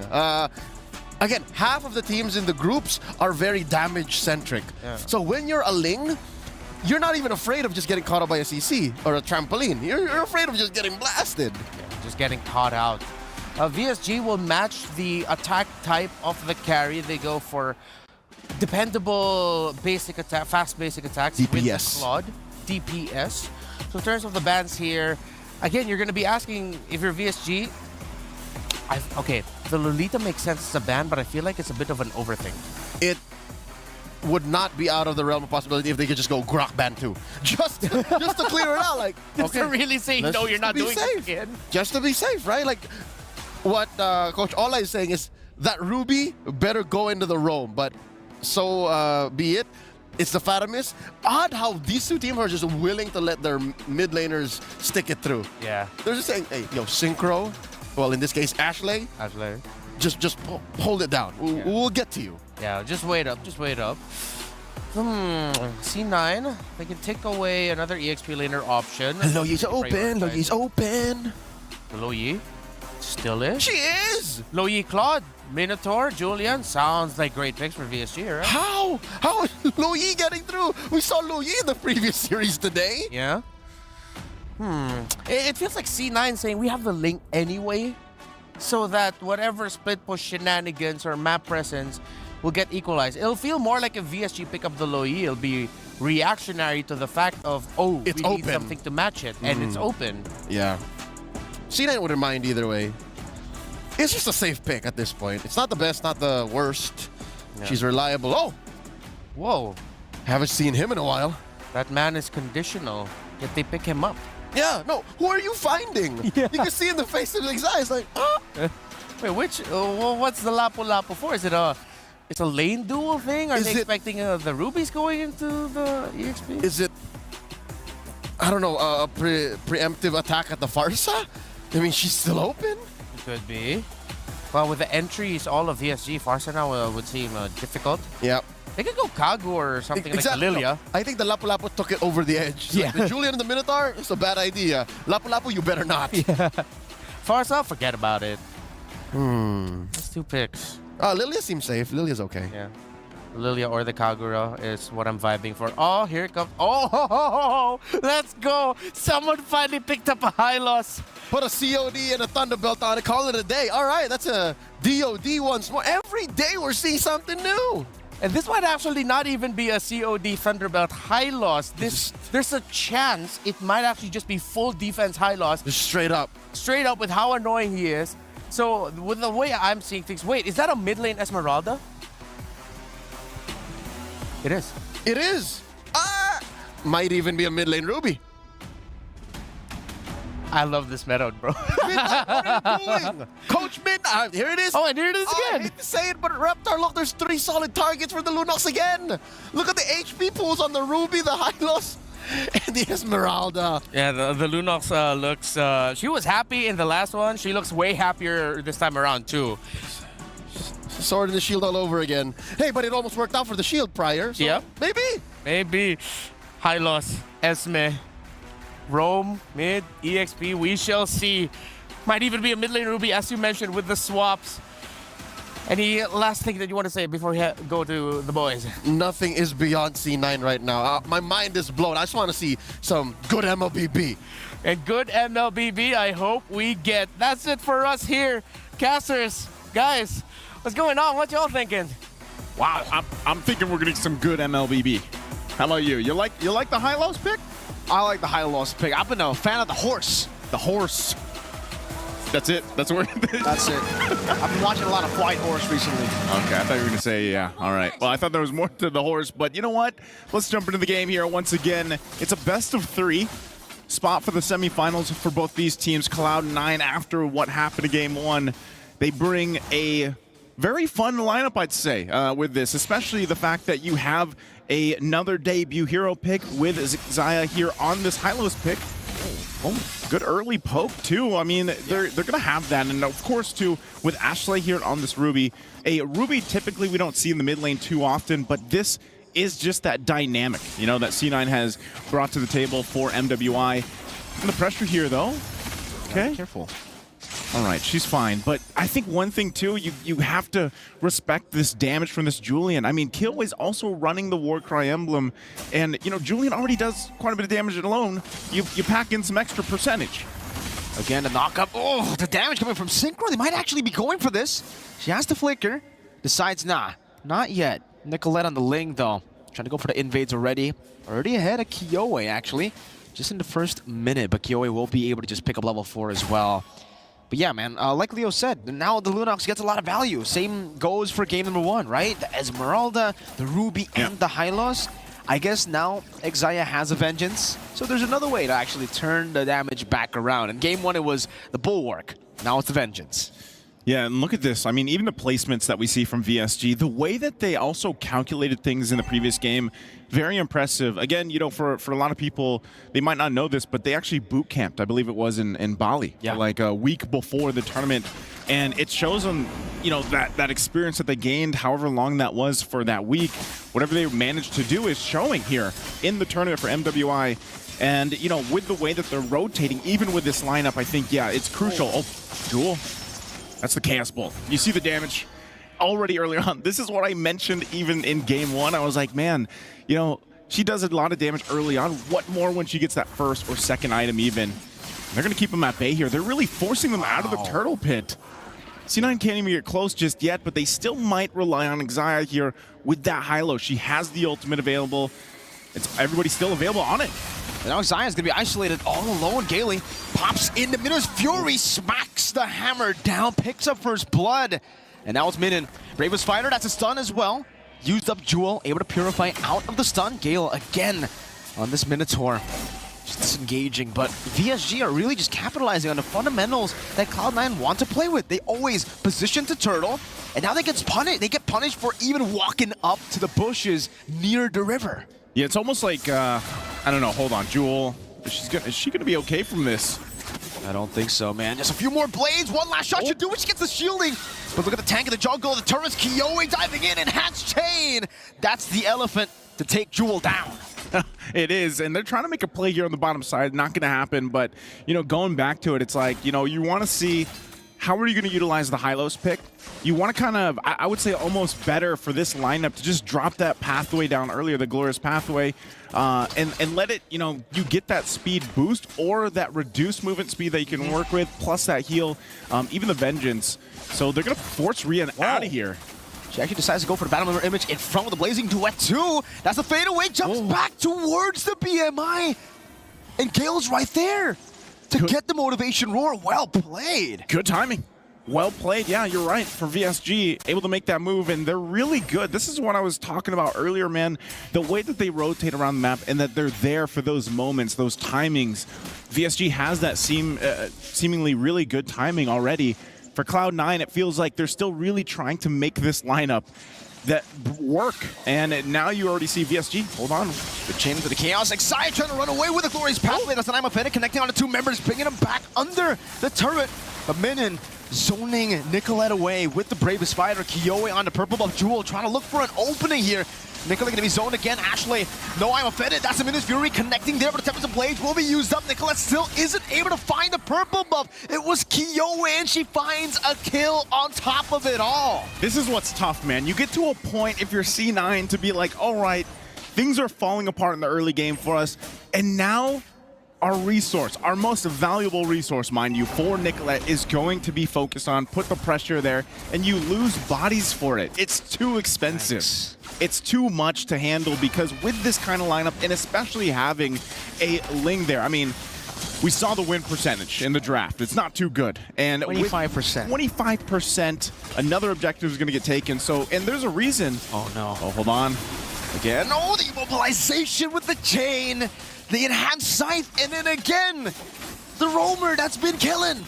Where can they make a play for C9? Where can they find their own moment here? Because right now, that's what I was saying, you know, you just get to a point where you're so far behind, and it's tough to find your winning condition at this point. Even early on already, Brilliant's going to be used under the turret, forcing them back. So VSG is just trying to brute force themselves even for these tier 1 turrets. And at this point, you kind of have to think, all right, for C9, what do? How do we get back in this game? Because obviously we have lost the early game. And at the same time, we have to protect this purple buff. And that's why you see VSG playing around that. You know, they see this wound and they continue pressing on it because that's all you have to do for VSG to delay it even further because eventually Cloud9 can farm up, but Xayah, first pathway with Vengeance used up. They're trying to bait out as many resources as possible. Synchro dealing a lot of damage already, and Ashley already used the I'm offended.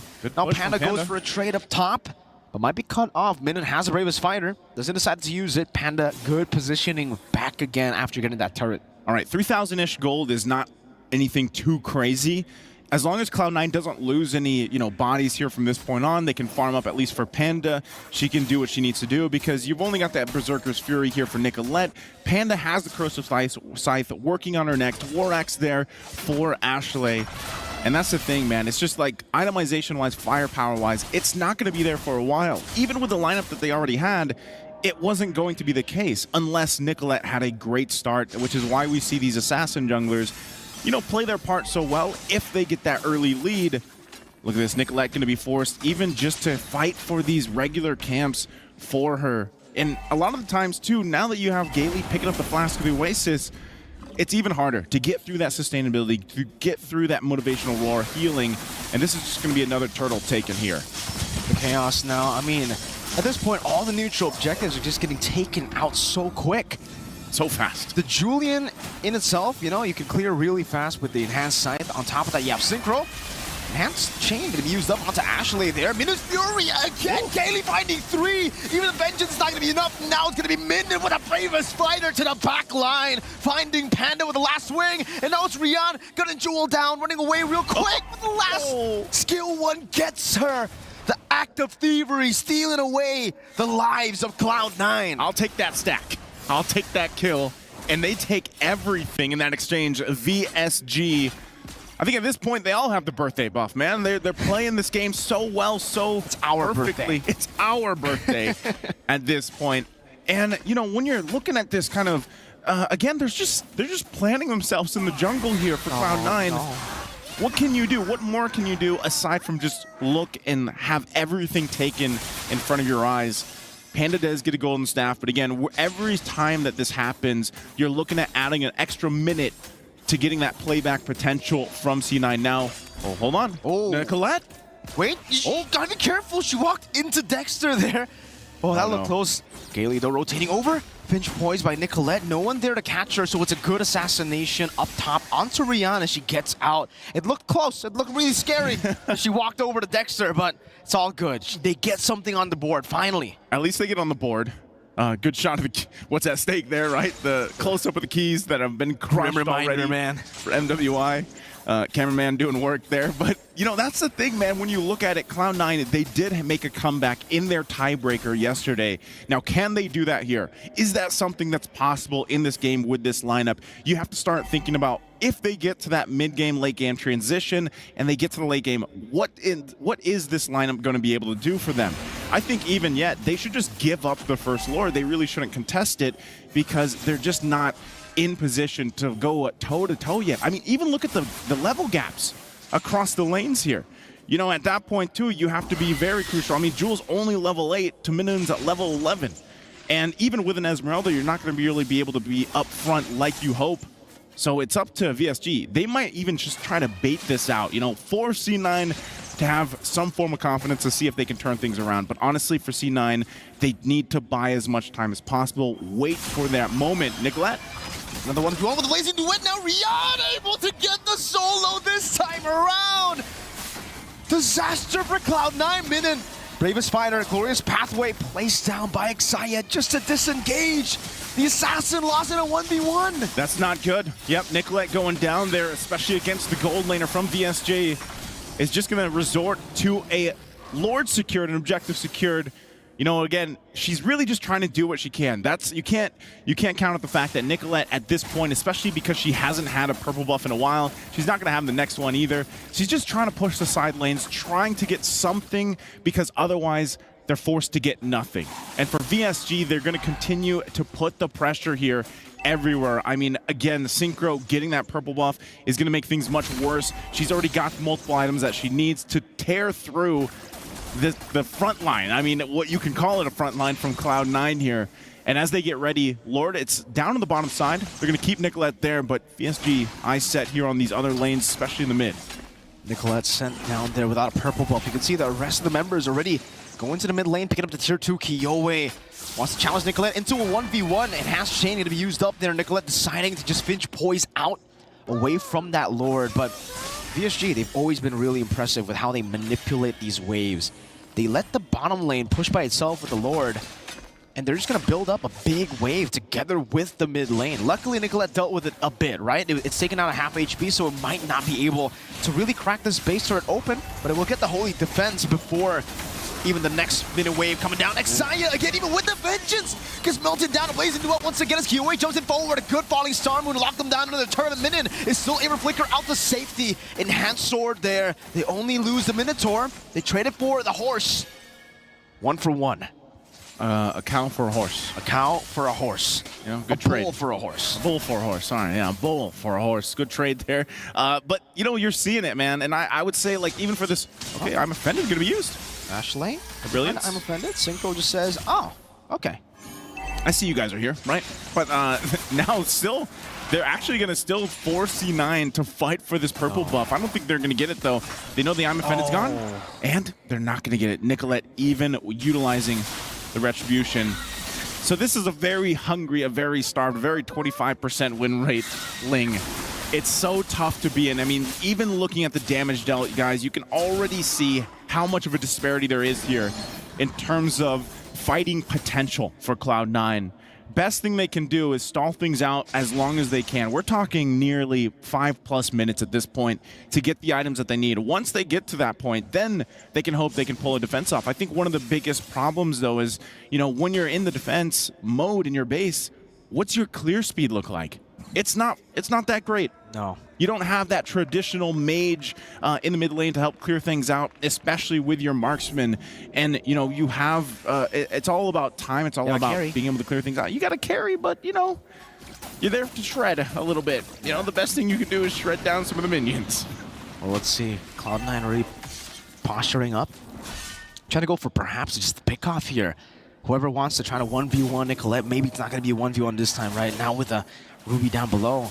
And it does seem like for PSG, they're just going to go straight for the Lord. They don't even care about the side lane anymore. They know it's just a tier 1 there. Yeah, Synchro. They trade it. They already use the Chaos.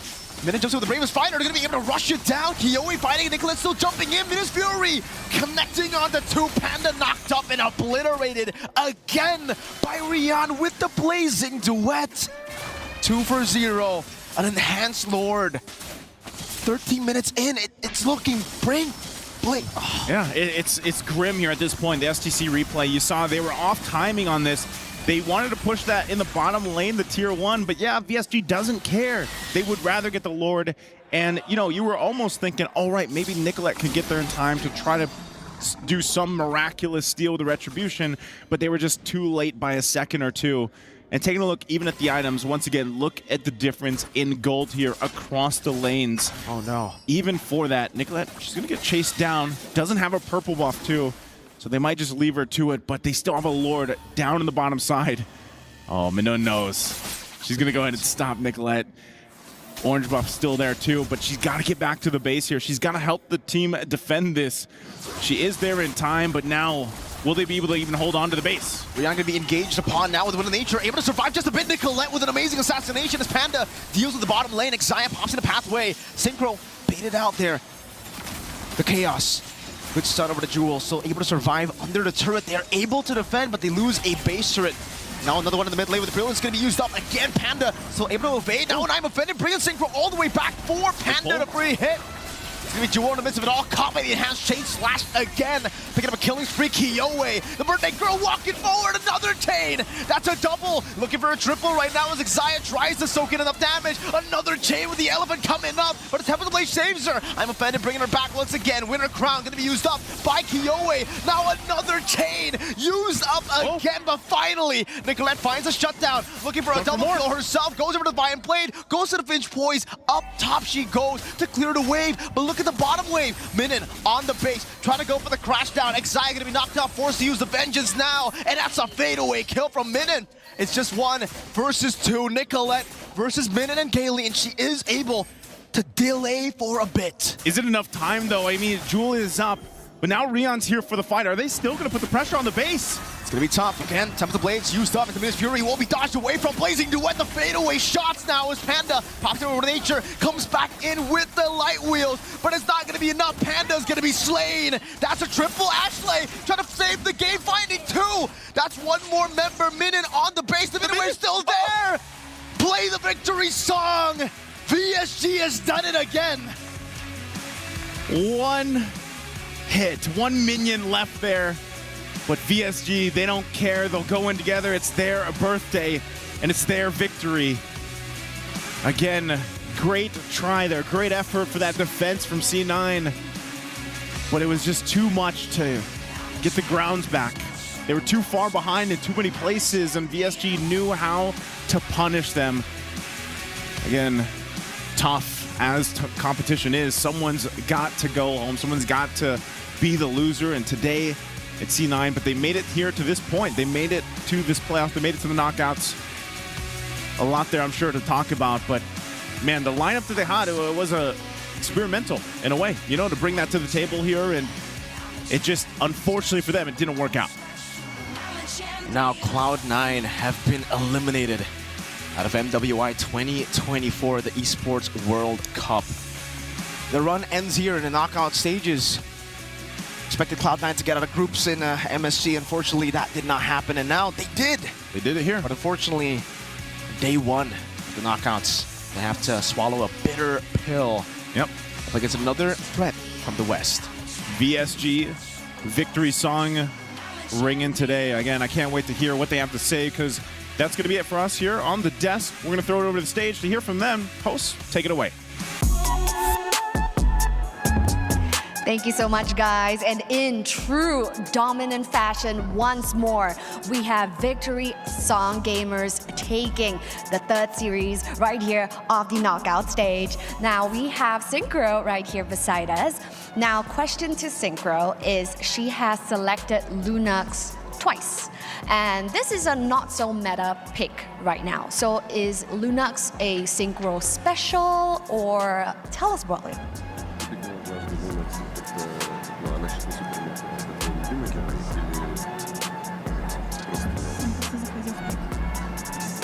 Этот герой просто подходил по пику. That's just was good for our pick. That's why. Right. So you guys played it in the ECA for Lunox. So is this like your pocket pick? Is this your comfort pick, and that's why you chose Lunox? Yes, that's why. All right, a lot to celebrate here today. Of course, winning and Kiowe's birthday. Any plans? Хотелось бы его отметить всем вместе после нашей победы. Вернее, которая уже есть.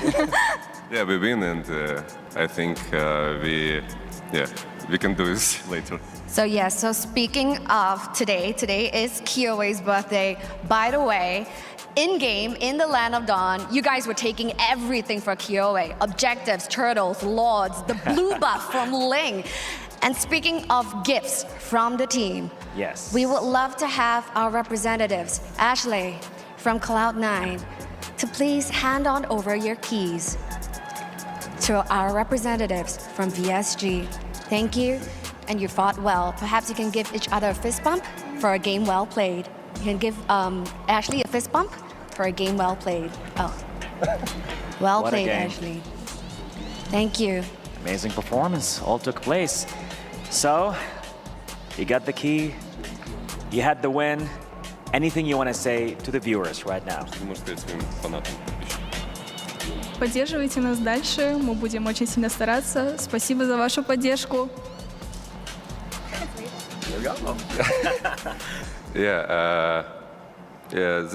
My followers, thank you for everyone. Just trust for us. We can show you later what we can do. We can win. They can win. So yes, guys, this is our representatives from EECA VSG. It is not just a birthday buff. They literally have gotten a birthday present for Kyoe right here. Go forth and celebrate. Congratulations once more. And we're going to throw it back to the studio. Let's go. Woo-wee. C9, thank you for the effort that you showed here in MWI 2024. A unique lineup. Let's start it off there before we talk about, again, the key pick for VSG. C9, it became obvious because they couldn't get a close early game. They lacked the damage. It was more than just the lack of damage. It was the lack of clear execution path. CEP. I just came up with that on We'll make it a thing. We'll make it a thing. Yeah, but it's mainly because of how layered their approach needs to be for this lineup to work. Again, as happy as we are to see the Hylos, as big a fan as Mirko is of horses, maybe not like this. Maybe not here, not against VSG, who is so scalpel precise with the level of aggression and damage that they have. I think, if anything, this game was much less closer than the first. Yeah, and we also got to see there one member of VSG that I want to highlight. It's not the key pick I had in mind, but it worked out really well. Gailey just getting her Minotaur back. She just showed off here, and so far for the entirety of MWI, her experience, her veterancy. She's been a pro for quite some time in the Philippines. Oh yeah, Gailey on the Minotaur is just as good as peanut butter and jelly, and of course a walk in a sunny day. It's just perfect. It just fits. Everything that VSG needs to do comes at the flick of a wrist or a press of a button for her. You want CC? Minoan and Fury. You want to heal? Motivation or everything comes quick. Yeah, and because of that, now here is our updated tournament bracket. In the semifinals, in the bracket above, you're going to be seeing the classic Indonesian matchup of Vitality versus Falcons Vega, while C9, them out VSG, is now waiting for their opponents. A lot of uniqueness in that series. Before we go off, though, I kind of want to hear what any other things that our casters want to say. So maybe with the picks, the heroes, how are you guys doing? You guys look handsome, all of that. What's on your mind? Joseph, Frederick. Well, you know, I don't know. I guess we were surprised, too, with some of the picks, obviously, that came through. The Hylos didn't work out, I feel like, the way that C9 wanted to, but good effort, I would say. You know, they made it to knockouts, and happy to see them at least get this far. Yeah, I mean, it was still a good run by them. I am a fan of the horse, but I agree with Leo. I think there's a time and a place for the horse, and unfortunately, this time, that glorious pathway wasn't too glorious. The Julian was, though. The Julian Me inside?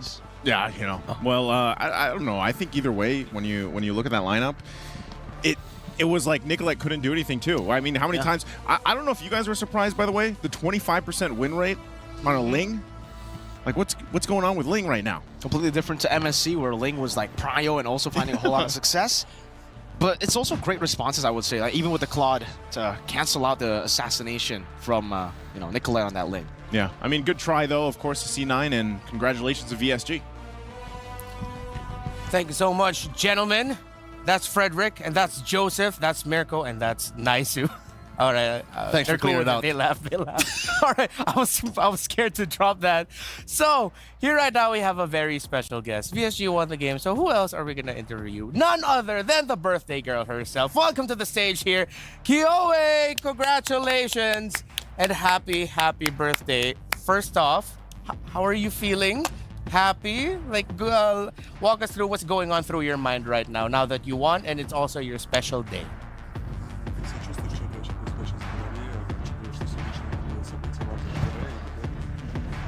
Я не знаю, у меня ощущение, как будто игр не было. Не знаю, я на релаксе. Очень.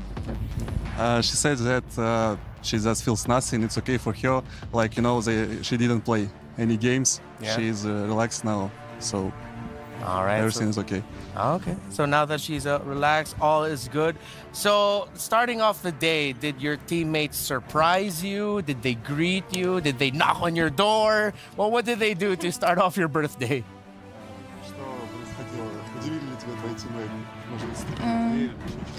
Меня поздравили с утра все мои тиммейты и коуч, и подарили подарочки милые, так что, да, все.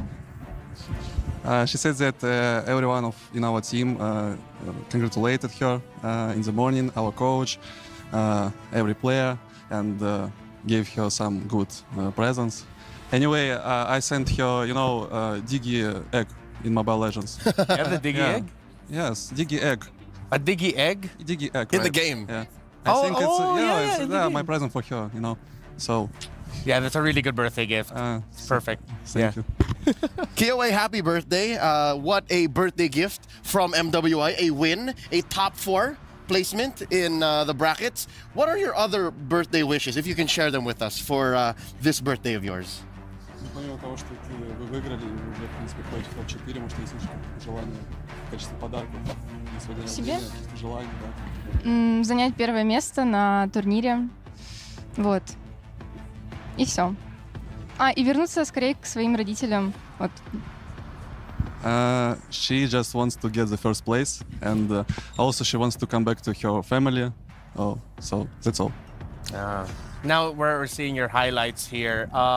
At any point in the game, were you nervous that you might lose? Not just in game 2, but maybe even in game 1. At any point, were you nervous?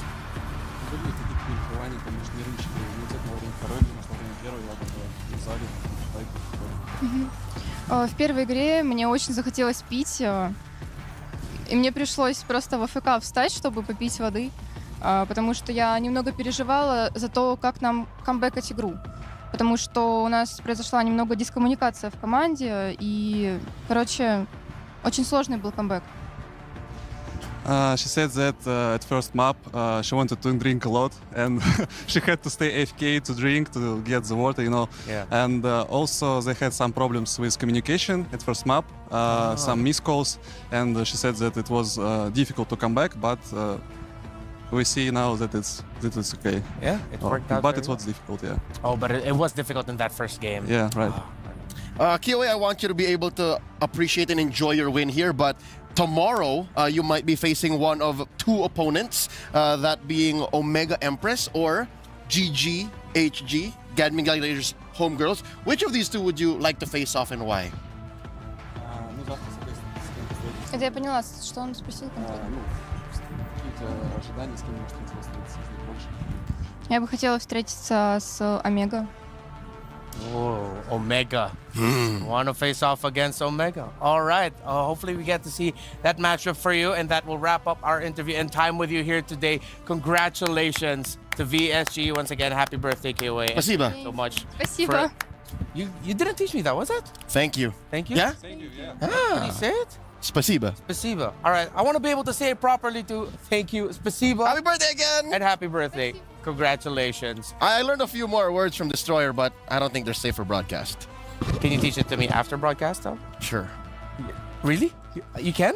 We'll ask him. All right, cool. So, now, let's see what we got up next. I think, do we have our MVP? Is it your time to shine here, Leia, with the thing here? Oh, I have quite the play, honestly. You have quite the play? All right. Quite the play. I think we'll go with that. Let's go with that. All right. So, we started off the analysis with the, what was that? The CPE, the clear path for execution. Check this clip out, right? You see here, this is a post-turtle take, and already you have a fight breaking out in mid. Mind you, the gold gap of 3,000 gold at 7.5 minutes. This is 0 and 5 too. This is significant. And then you see this, the first sign of, I don't want to say weakness, but we'll call it that now, from X dropping the path onto the retreat for her team. So they're going backwards already, right? That said, we'll play it out, and even underneath their tier 1, C9 knows that this is a losing fight. Hence why, all the more, VSG pulls out all the stops, all of the ults, everything. Even in the back line, you see Rian has her exit path ready. And we continue. And it ends up in a free 3 for VSG. That's only because, not the gold lead, not because of the point of entry, but because of how clear and easy it is for VSG to pick the fights. Again, you have the Minoan Fury, as previously mentioned. Instant knock-up slow. You have Kiyowei, just needs to cast a spell, 1, 2, and then she has enhanced everything. And then, of course, Minun, which, by the way, we questioned. We questioned why the Lapu-Lapu came in so quick, but all she needs to do is Bravest Fighter in, flicker through, and already you're dispersing all of C9, which C9 does not like. C9 actually wants all of y'all to be under that path. Yeah. C9 wants you to go into the path, have Panda get free hits, and then have Nicolette clean up. You see how you have to get 2 or 3 things correct before you even engage? That's their lack of clear path to execution, the CPE. A little bit of a difficult lineup to utilize there for C9. I feel like in an alternate universe, that definitely could have worked. I see where they were getting at, but it was just way too difficult to pull off against the lineup that VSG showed up. Our PlayStation MVP of the game showed off some really great performances all throughout this game, and it is that Lapu-Lapu pickup, the one that we questioned. Minun, I will never question you again. 12 on the KDA. I owe you an apology. I didn't know your game. I didn't know your game. No apology. To be fair, like, the basement for a Lapu-Lapu is just solid damage, a straight line into the back line. That's the lowest point of a Lapu-Lapu. At best, she's bullying even a Ling. She's spacing out 2 or 3 in a Lord Dance. And that's what made Minun our PlayStation MVP. I am impressed. Paint me impressed. I wish we see more Lapu-Lapu, honestly. Because of how lineups are built these days, if they're not dispersing odd lineups like this, they're picking fights. So more power to Lapu-Lapu. More power to Minun. There she is. Ooh. Immortalized. Yeah. That's mean. Oh. You missed. All right, here's the STC Play audience predictions. 32% are for Cloud9, 68% for VSG. Seems like a lot of people are are getting their hearts won by VSG. Kumusta Lapu-Lapu? Mabuhay ka? He's from Cebu, bro. You gotta, I don't speak Bisaya, right? You don't? Oh, all right. Namit, no, that's not Bisaya. Yeah, but that's no, else. you know what? It makes sense though. Looking at the STC predictions, that is a whole region, ECA, with a few Filipinos on the back of versus NA. Well, step up. It matters. Step up. Vote for your country. Vote for your representatives. Vote for your favorite players. These ladies are modern-day gladiators. Yeah. Make it count. And we're seeing a lot of tremendous action so far here on the first day of knockouts for MWI. We have one more match today. Smart Omega Empress from the Philippines. Gaming Gladiators Homegirls from Malaysia. We talk about PH versus ID, PH versus PH. How about a good old-fashioned PH versus MY matchup? More MLBB action will come your way after a short break. Don't go anywhere. MWI 2024 at the Esports World Cup. We'll be right back.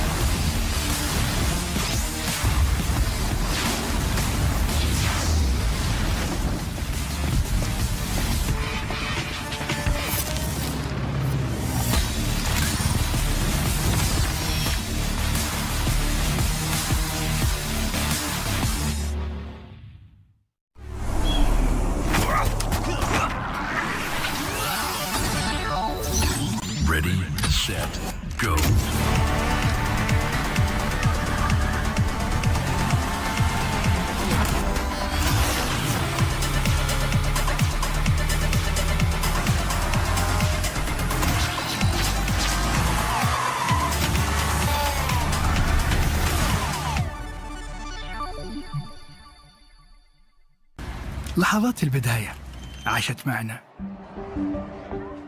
كنا نحسبها وقت للتسلية بس، نحسبها بس ذكريات. عبود أعطي أختك اليد يا ولد. ابتكرنا فيها ابتكارات، وإذا بغينا قلبناها خرافات. كنا نحسبها بس لمة وصحبة وسهرات، انتبه نوب ترى نوب. لكن كنا نشوف عالم ما حد يشوفه. ليت يشغل وقته بشيء يفيده. الله عليك على الصوت. عالم كبر وعاش فينا، عالم الحماس فيه يوصلك كل مرة لحلم أصعب، بس ما يصعب عليك. بارد معك وين ما تروح.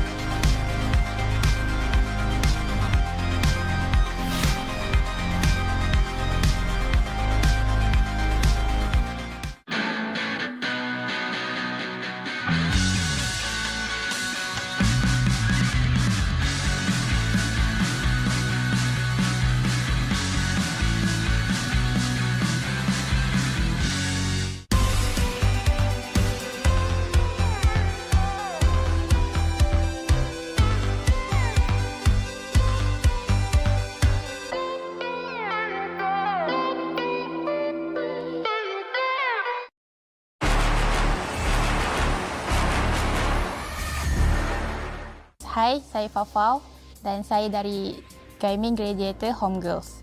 Saya bermain di role Gold Lane. Saya dah bermain kompetitif scene selama 3 tahun. Sewaktu training, tak selalu kami akan sentiasa serius. Kami juga akan selalu bergelak ketawa untuk hilangkan rasa stres dan tekanan daripada game. Untuk SEA Games, saya cuma training selama sebulan. Cumanya training tu sangat padat lah. And training tu membuatkan kami improve lebih banyak dan and resultnya seperti yang kami mampu and bergantung dengan kami punya training lah. Sangat terkejut sebab selama yang saya tahu Malaysia tak pernah lagi menang dalam semua tournament yang besar. So bila pertama kali Malaysia buat sejarah yang baru, Malaysia menang. So saya pun jadi membara untuk tunjukkan yang scene Malaysia perempuan pun boleh menang. Kami rasa sangat teruja dan sangat rasa bersemangat untuk kalahkan tim Vitality. Biggest rival saya, Chell daripada Vitality sebab tim dia tak pernah lagi kalah semua tournament. Untuk semua penyokong GGSG, jangan lupa support dan doakan kami supaya kami boleh pergi lebih jauh dan insyaAllah champion untuk kami. Thank you.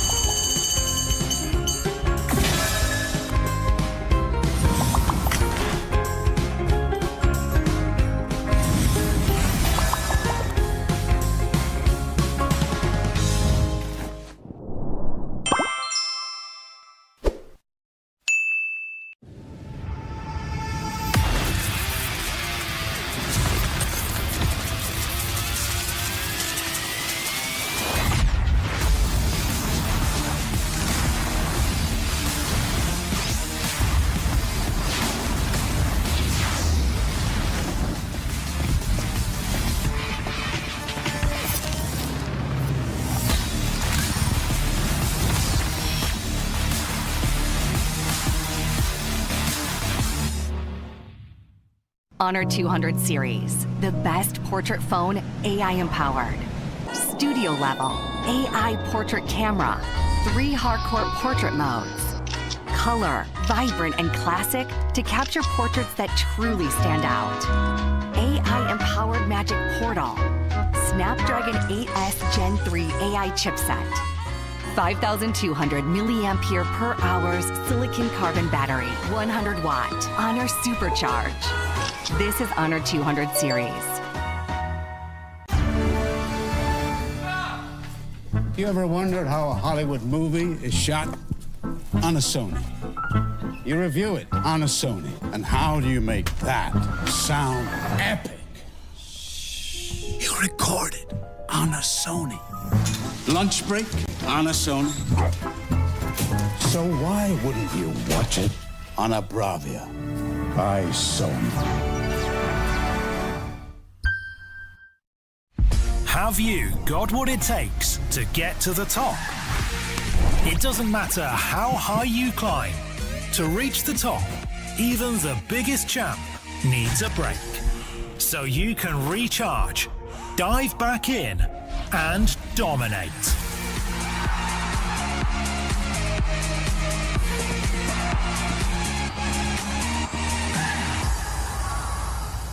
Have a break. Have a Kit Kat.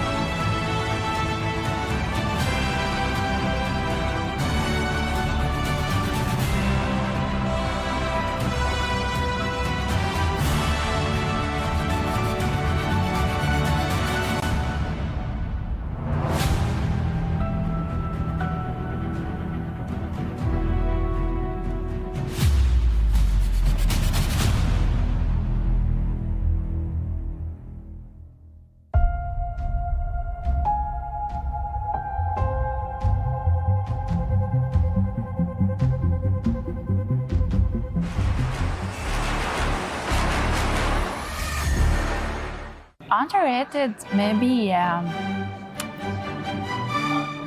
won't say Layla, but Недооценен Митси. Аргус. Очень недооцененный герой. Он 1 на 1 любого чела убивает на фулл-сотах. Правда, на XP, конечно, страдает, но на голду это must-have. В next патче его апают. Все будут играть на Аргусе. The hero that I really don't like to go against is Lucian because whenever I try to go near, she will pull me. Boom. Boom. Because the hero can, the first skill, the second skill, is it? The second skill can lift up and then pull me to another side. Yeah, that one I really don't like. I get really annoyed. I don't know, for me, underrated is Alice. Esme in jungle. I love Esme in jungle very much. And Vendetta, of course. Yeah, Vendetta. Very underrated. Because it's my main hero and I don't see a lot of people play with it. So, don't like that. I think the underrated heroes is Zaz. Because he's good. Yes. Because in Malaysia, we rarely use it. But when I came here and then I tried to play rank and then people all ban Zaz. Yeah, ban Zaz. They respect ban her. Yeah, but in Malaysia, we don't ban any Zaz. Но Дариус считается самый сильный лайнер за счет того, что он берет соло первый фулл и погнал. Вторым скиллом шотает любого персонажа. Ну, типа, это можно задолжить, если быть умным. I think the hero that they're gonna pick the most is Ling. Because right now he's in the meta and he's already OP hero that he can rotate through the map really fast. Yeah. I think the most hero that people will pick is Terizla, because he is too overpowered in right now, Maita. Yeah, probably the band or pick the heroes. I like K1, but yeah, you know his hair damage now, it's not that good, so I can't play hair now.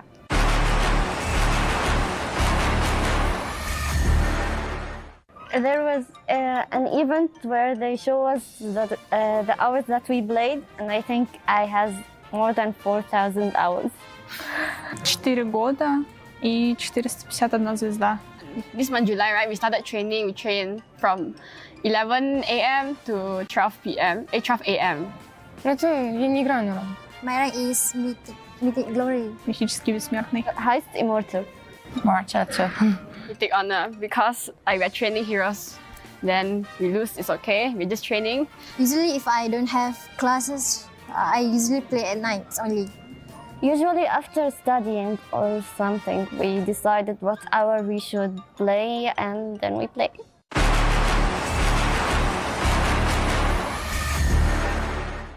Mia. I'm the first player. Mia. That's Zeria's ulti. No, that's Mia. Mia's Mia. Second skill. It's an item. The Blood Wings. Blood Wings. Это крылья королевы. Blood Wings. Крылья королевы. Крылья королевы. Blood Wings. Yes, Blood Wings. Atlas second skill or first skill? First? Lalo second skill. Atlas. It's второй скилл Атласа. Второй скилл Атласа, да. What is this? Atlas Ultimate. Even I don't know. I'm a wrong one. I don't know. I go. Yeah, but we forgot the name. Paquito. First Paquito. I think first Paquito. Maybe. First. Ой, это Пакито. Второй скилл усиленный. Paquito. Paquito third skill. And the item that gives HB, I don't remember its name, but it's half immortality. Ой, это пояс, да. Защитный пояс. Защитный пояс. Arizbell. It's the new emblem. But I can't remember his name. Temporal region. Yeah. Это перк. Какой-то перк. Кубик. Quantum charge. No. This is the new talent. But I don't know what's the name of it. Florian. What about Florian Bessem? Yeah, это Флорин? Пассивка Флорин. Yes. Пассивка Флорин. Oh my goodness. Florin. Burst is Fury. Brisker Fury? Yeah, Brisker. Крит Берсерк. Я Берсерка. Bazooka Fury.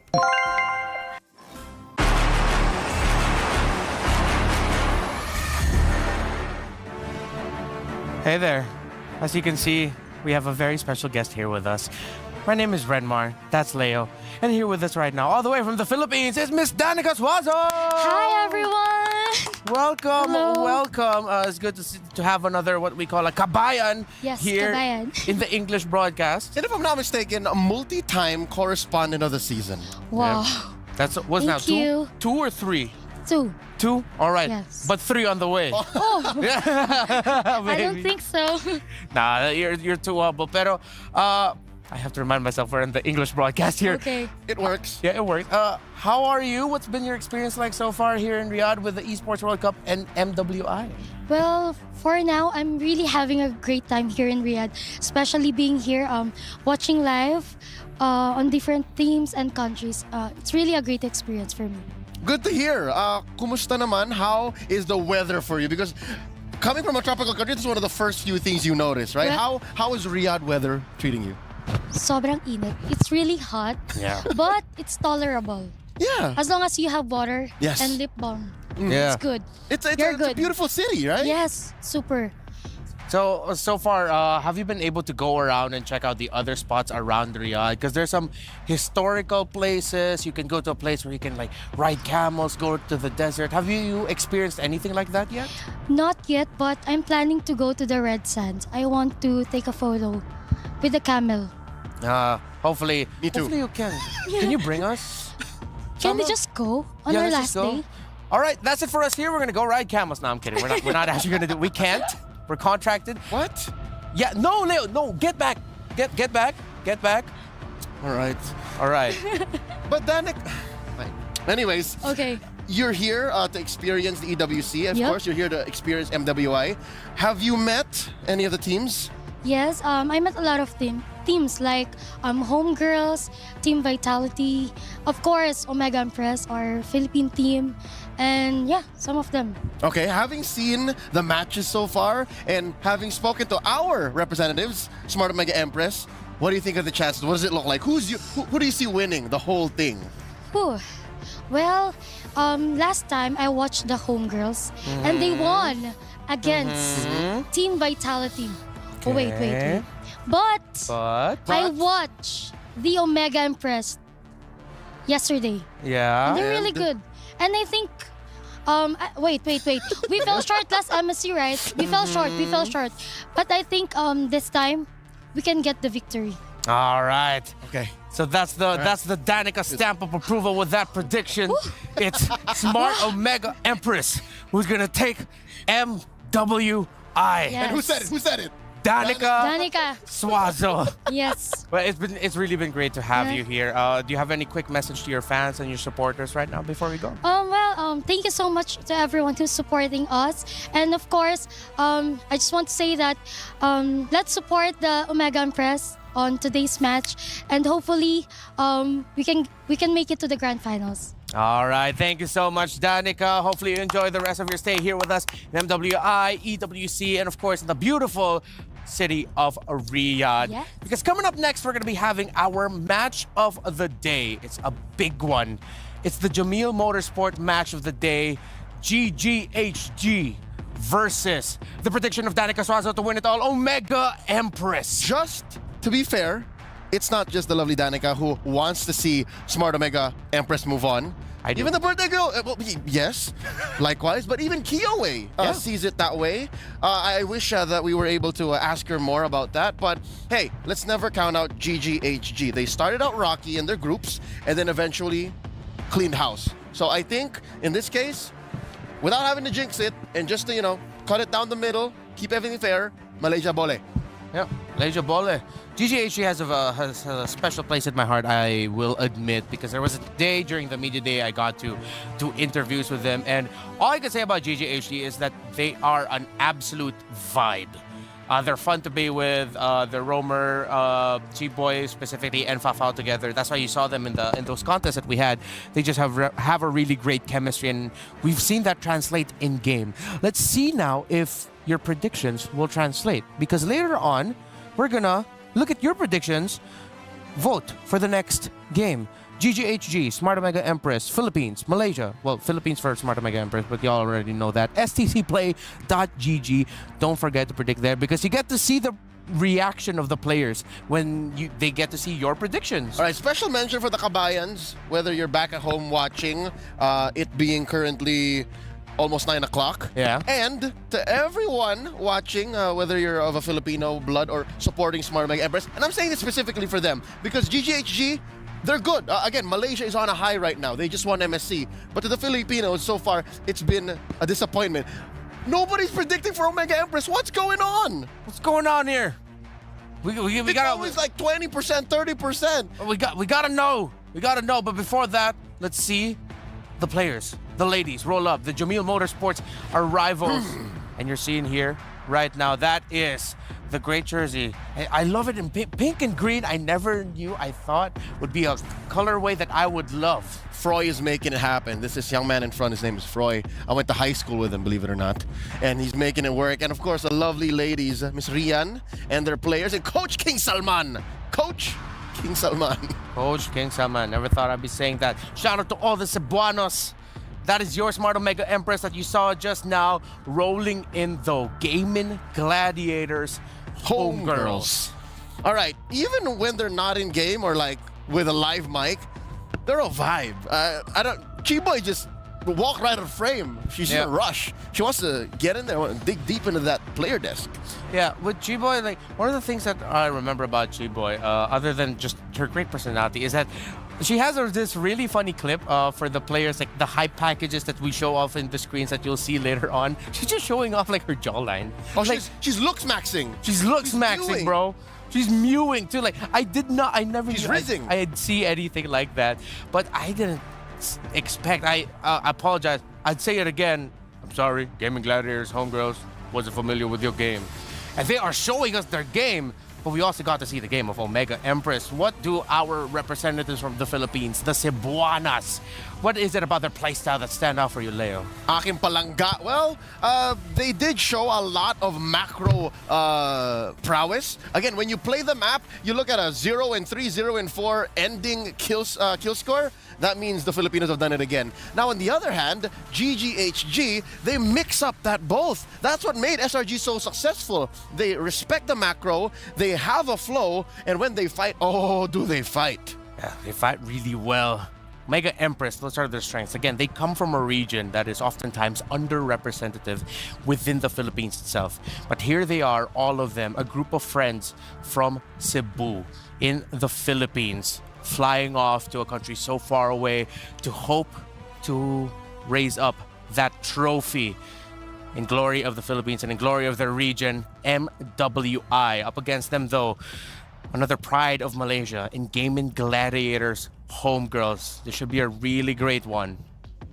Shinoa.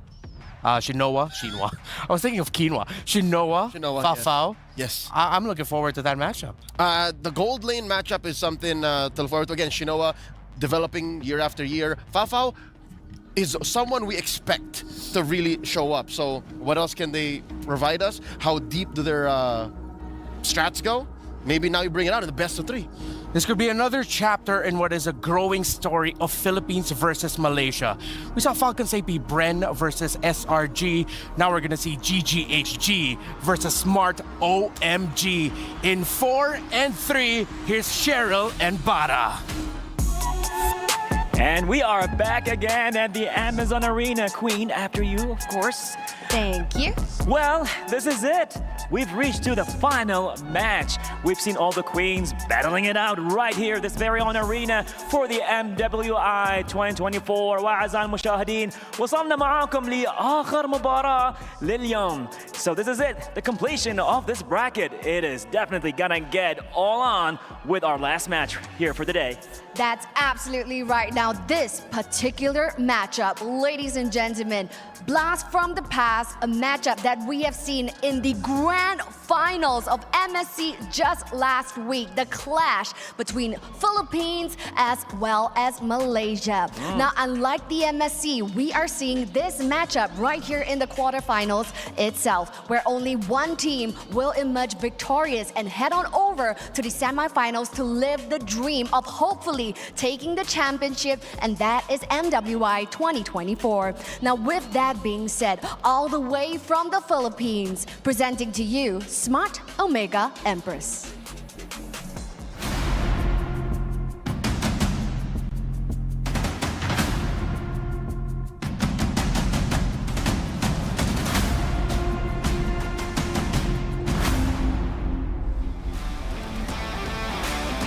So that's right, ladies and gents, the beautiful faces of Smart Omega Empress. Now, even though they have dropped one game in the group stages, the ladies right here for Smart Omega Empress has bounced back hard and doubled down. 3 consecutive wins right here for Smart Omega Empress. Can they continue this win streak? Can they continue to take this match and ascend further into the competition to meet the EECA representatives? And that is PSG. And now for their opponent taking place right here, let's go with Gaming Gladiators Homegirls.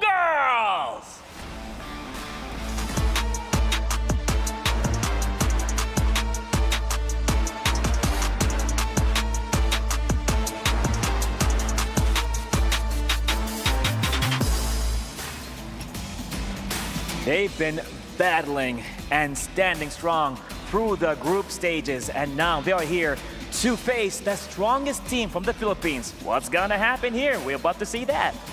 So yes, ladies behind me, queens of your respective regions, this is your time to shine. Please head on over to your respective battle stations.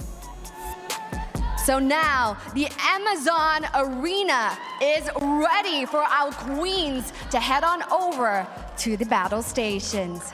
And now, with that being said, the queens are deployed. Smash them! Over to you at the studio. Yalla. Thank you, Cheryl and Bara. And I've been wanting to say this. Thanks, Mom and Dad. Smart Omega, Empress, Gaming Gladiators, Homegirls. Let's take it roll per roll, because there's a lot of talent, and I want to continue where we were on earlier. Shinoa and Fafao. That's right. Fafao has been incredibly dependable for Gaming Gladiators Homegirls. There's a lot of action around the mid lane with how Chiboy is rotating around, but that just means that it puts a lot of pressure into the gold lane to do gold lane things. Get your gold and don't die. Where this leads me to think when you're trying to break down what the matchup might look like is the jungle matchup. This young lady on the screen right now, Keishi, has stepped up. Again, we followed her career if you're a fan of a Filipino women's MLBB, and she's always been one of the more soft-spoken members of Smart Omega Empress, and she will be going head-to-head against Quinn. Quinn is the Queen of Steals. She stole so many lords in the group stage that I think now you gotta watch out for the Lings, the Hayabusas, more than you would any other matchup here today. Especially since even, I think both of them play at Julian too. Yeah. So those 3, watch out. It's been proven that Omega Empress can be a slow to warm up type of team. The more that matches they play, the stronger they become. And that also happens with their games. The more they're losing in the early game, it seems like the stronger they get in the mid to the late game. If you aren't familiar with Filipino Mobile Legends Bang Bang, there's a team called, well, Smart Omega, the men's team that's been known to have that. And be prepared to hear the term Omega Timers a lot here. And that's what I'm going to be looking for in the draft. If Omega Empress will have picks that scale very well to the mid to late game. I think it's one or the other. Omega Timers or just straight up macro control. We've seen them do both. We've seen them come back at a later point in the game.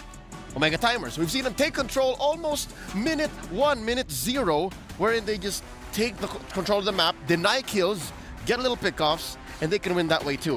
Where does GGHG fall in? Right in the middle. If they can find that little Goldilocks spot of not too warm, not too cold, they can just get in that mid-game, early-game power spike, then Omega Empress will be left really good.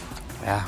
Now, there's the Edith, there's the carry taken out, so they're respecting heroes that are good for the longer engages. That, and these are specific picks. Yeah. That's a not Ayanami hero. I mean, it's an Ayan, you understand. Yeah. And as well, a Shinoa pick. Yeah. What else? What else specific can take out? A Julian? That's a Keishi pick. Let's see if they will take out a pick there for Keishi. I would not be so surprised at a Julian ban, but it could also be a Julian first pick. Yeah. Quite rare. But also, Quinn might do just Roger if they take out the Julian now. Ah, yeah, that's a good point. Right. So now that's one of the options that GGHG are. Oh my goodness, I was actually thinking this, that will they actually consider a Valentina pick, because it looks good in the first 2 picks of Omega Empress. A team that will ban out the Zask on the red side, it's like signaling that we want to float the idea of a Valentina on our side. Yep, and here now we see it's confirmed. The Roger is denied, so that means Julian is at large. Julian is necessity. Oh no, we forgot! We're still not used to it. Jushin, no. But we got to get used to it. Okay, we're not used to it, but I know that it's inevitable. I know that it has to be something you always consider. She's around. Just making people's wishes come true. You know, lore-wise, that's what Jushin does. With a lantern? She's an immortal being that just goes around fulfilling wishes. Oh, yeah. Thanks for letting me know. Here's the answer. The Hayabusa and the Ruby. With those two pickups... First time to see Ruby in a while, by the way. Oh, yeah, that's true. We saw it earlier. No, I mean, it just keeps getting banned or first picked. Ah, yes. GGHG has shown to play the Bane in the past. When I see Ruby and Haya, I'm thinking, hey, maybe the Bane can slot in later. That was a foul. Yeah, gold lane Bane. Oh. So, I'm not completely turning off the idea of GGHG potentially thinking of picking up the Bane, not just in the 4 foul, but in the jungle too, maybe. And it's not still out of the realm of possibility. Look, jungle and gold are open. Yeah, with an Arlot in the EXP lane, you're gonna... That's your pick to somehow access the backline if ever you need it. And plus, it's a strong pickup that actually has shown great performances with that. With the Minotaur and Jushin, I expect aggression early on here for GGH. Oh, yeah.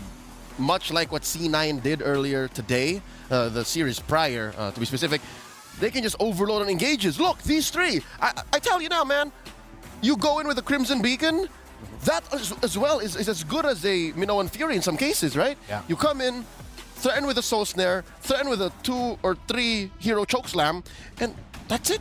These three can engage. Yeah, Omega Empress will have to keep that in check.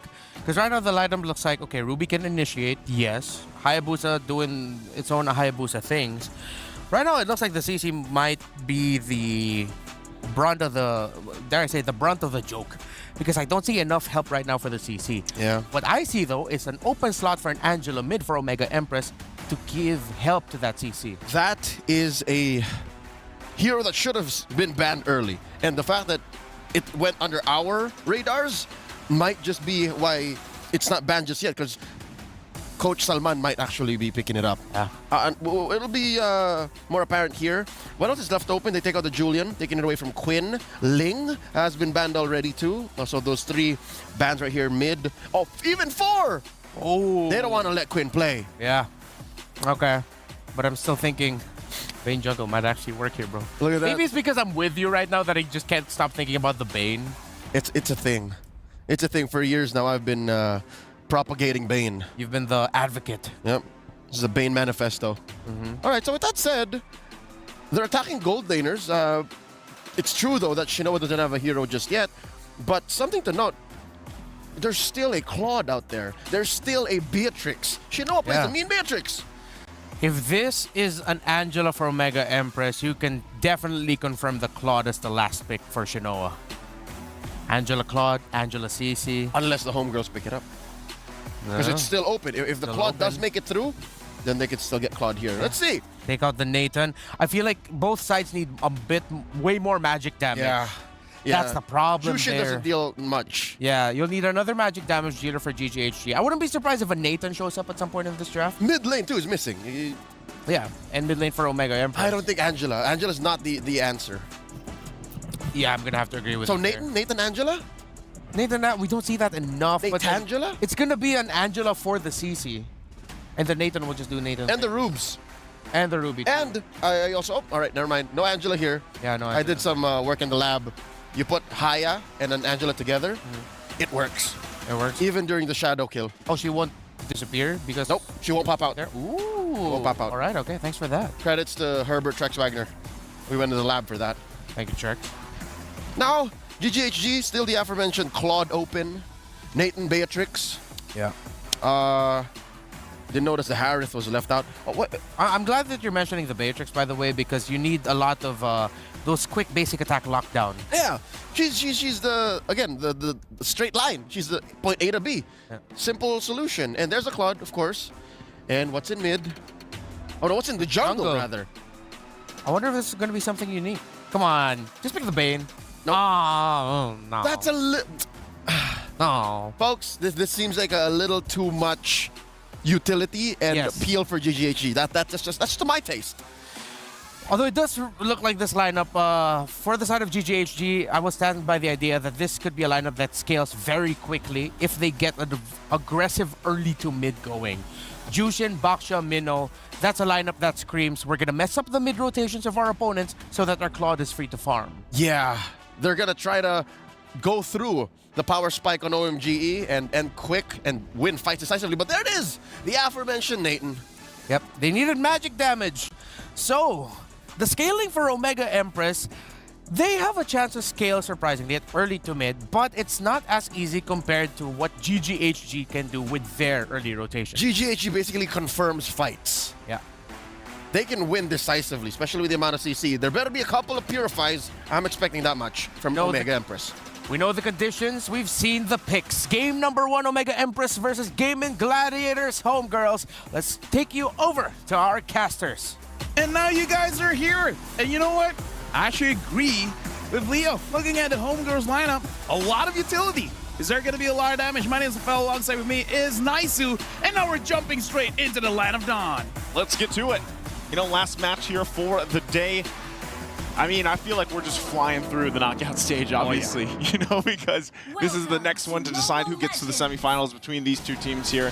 And already, you know, I think a lot of people, I know Renmar mentioned the whole audience predictions. I feel like a lot of people might even be split amongst this because of what's happened with Malaysia lately. Like even for MSC, like Leo mentioned, they are on a rise here. And we'll see if the female team can replicate that success going forward. Because if they do beat Smart Omega Empress in this best of 3, that'd be great for them. That'd be great for the region and the story here. But I think they have a lot to kind of handle here, LaFell. I feel like for this one, it's going to be difficult to call because, again, even though I'm Malaysian and seeing what Red Giants did in MSC, even I can really say that Gaming Gladiators Homegirls can really take this one. Now, I want to talk about the draft here. I kind of feel like the draft is kind of good going up against the Hayabusa because you got the healing coming in from the Minotaur, and mostly all of them are pretty tanky. Like, even the mid laner is going to build up a Clock of Destiny. Yeah. So this Hayabusa, the real target is going to be Fafao on this Claude. And as long as Fafao is able to take care of herself, or Chiboy is able to hover around her to make sure that whenever she does get Ogi Shadow killed, she'll get healed up. Once the Flash of the Oasis is done, it's going to be difficult for this Hayabusa to really do anything. Yeah, I think Minotaur has just been, he's been the pick. Yeah. He's been the guy. I was going to say the guy, but he's been the animal, you know, to bring to the table. He's the, well, as Mirko said, he's the bull. He's the bull. He's the bull to go, and he fits in so many different team compositions. I think that's what makes him so good, but also the healing, like you mentioned. Even pre-Flask of the Oasis, like you still can't count it out. We've seen it so many times actually save, you know, members that were running away, especially when it comes to these first objectives, the first turtle even. But yeah, once that Flask of the Oasis comes online, it's very helpful for the overall sustain of a team. As everybody pretty much tries to get this level 4, we still have Keshi, of course, working on her buff. They might have to give this one up. I don't think she's going to get there in time to contest this turtle here, as it looks like it's going to the hands of a Quinn. Just like that, gets the objective. Let me just say as well, while Chiboy is running away, for our analysts, honestly, for Gaming Gladiators Homegirls, this draft is a very comfortable draft for them. Fafao can carry with the Claude. The Baxia is basically Queen Zero, and Chiboy on this Minotaur, like you said, it's the pick. So honestly, besides the Jushin, this is basically what Homegirls has been using for months, maybe even years now. You know, we haven't even talked about the elephant in the room. It's Jushin. Like, so many times when she's picked up, it's like, how do you handle her? How do you handle playing against the whole flare concept, being dragged back, you know, getting those stacks off really easily? There's the pull, though. And the Eternal Guard going to be dropped down, and now Chiboy could be in trouble, but with the heal, she gets away with 1 HP, and now still going to be going for the fight. Amore could be in trouble with this one as she gets dragged back by the flare, and the first blood now secured here for GGHG. And there we can see a bit of the strength coming in from the Jushin using her Crimson Beacon. She's able to move around quite well. Noble, Keishi built up the Sky Piercer here, but I'm not so sure whether it's usable for this one. I kind of prefer for something like a Hunter Strike or even a Blade of Hephaestus, just so that you have a little bit more damage in the early game here. I feel like, you know, it's just such a cheap item. Yeah. 1,500 gold, you might as well grab it early on and see how that goes, because you can see she's going to work on the next, but I think you kind of rely on the fact that you can pump out some damage already. Look at this. I'm Offended going to be landed too, and now they're going to try to keep this tier 1 turret alive, but the flare brings Murray back again. It looks like she's going to be okay. She's able to survive the exchange, but man, talk about escaping just by a thread. Smart Omega Empress, they got to respect the damage that's coming across from them, you know, but they're still keeping it relatively easy. Going back to the point, even with Keshi picking up the Skypiercer first item, they should have relatively good capabilities of managing the damage, you know, early on, especially with Amore. She died earlier on, she was the first blood, but you can't count out, too, the Eternal Guard utility. And that's why they're going to go ahead and start up this turtle. Second objective for Smart Omega Empress. They'll go ahead and try to cap this one out, even it out, but the fight is going to go. But Keshi will already secure the turtle. I'm not sure if they still want to fight this out. Eternal Guard going to be dropped down. Look at the damage and the knockups. Quinn able to get a kill, but Chiboy also on Amore. It's only 2, make it 3 that fall for Smart Omega Empress. They couldn't get anything out of it. GGHG might have lost the objective, but they win the team fight. This is where they really use their utility. I kind of feel like that's really good because right now we're going to look at the STC replay and look at Honey throughout this entire fight. This is so rare that we see a mage being the pick-off hero. She's the one that can isolate a target. Like, look at this. She was even able to go to Keishi and take him down. Like, the amount of crowd control coming in from the Jushin as well as the Minotaur makes it so that Smart Omega Empress, they don't want to commit to the fight, but they didn't have a choice. This is just like, I don't know, Odette 2.0. Yeah. You know, a different kind of Odette. Odette deals damage. This one deals stacks. Yeah. And utility. Utility, yeah. Like, I mean, the way that you play kind of Chow. It is. And the fact that you can even flicker forward and then, you know, get those stacks faster and then drag them in, because you can drag multiple targets. Multiple targets, yeah. As long as they're in that little radius of the flare. And also Flask of the Oasis was just picked up by Chiboy here, so she's got that now. A little more extra sustain that we talked about leading into this. You can see, I mean, the good kind of gold lead that they built up, all just based in the last couple seconds or last couple minutes. Gotta say as well, despite having a Hayabusa, honestly, Fafao has been having an amazing time in the lead. I wouldn't necessarily say it's a gold lane experience because I kind of feel like she didn't really have the time of her life, but still, not yet. Good. Not yet, no. She's getting there, you know, but turret is going to go down. First one there for Smart Omega Empress to get. There's the drag with the flare. This is what we're talking about. Not Ayanami could be in trouble. She pops the Vengeance, though, returning a lot of that damage back. She's trying to escape. She's going to get dragged again. What do you do against that? Time and time again. And now bring it to the mid lane. Not sure if they're still going to re-engage this, but yes, you're seeing this, the power of the Jushin pick. It makes it so that you don't have a choice. Where do you go? That makes it unfair. It's like, legit, I don't want to. No, Mom, no. No more. No. I want to pause the game. No, you can't come here. And it's like, yeah, it's unfair. It's one of those catching mechanisms where it's like, for example, catching heroes, they can do it once every, say, 20 seconds. This is like, what, 3-5 seconds? Okay, pull back then. Okay, pull back then. Pull back then. There's probably going to be a change on that. There's got to be. It's probably going to be a nerf. Yeah, maybe a little bit longer until you can activate it again. I'm not sure because it's just... more mana usage. That might help. Yeah. That might help. Because, I mean, how many times have we seen whatever team does have to play against the Jushin, them trying to escape from it? I mean, looking at the items, hold on. The fight, though, for this purple buff territory, GGHG going to force them back. Smart Omega Empress on the retreat a little bit, already using that Eternal Guard as well. She's even going to throw the Eternal Guard around, but they're low enough. They have to back off. Chiboy with the heals for the motivational roar, and that's going to be it there. So again, as we were saying, you know, the power of that pick is showing here. The thing is, I feel like the Hayabusa can deal with it. It's just the Minotaur. The minute, like, having this this Jushin alone, you have answers for it. Maybe something like a Yuzong, a Ling, a Hayabusa, but when you have this roamer that is pretty tanky and give sustain towards the mid lane, and then eventually Honey will build up more defense. So yeah, this just feels like a double roam setup, honestly. What is the answer for the Jushin?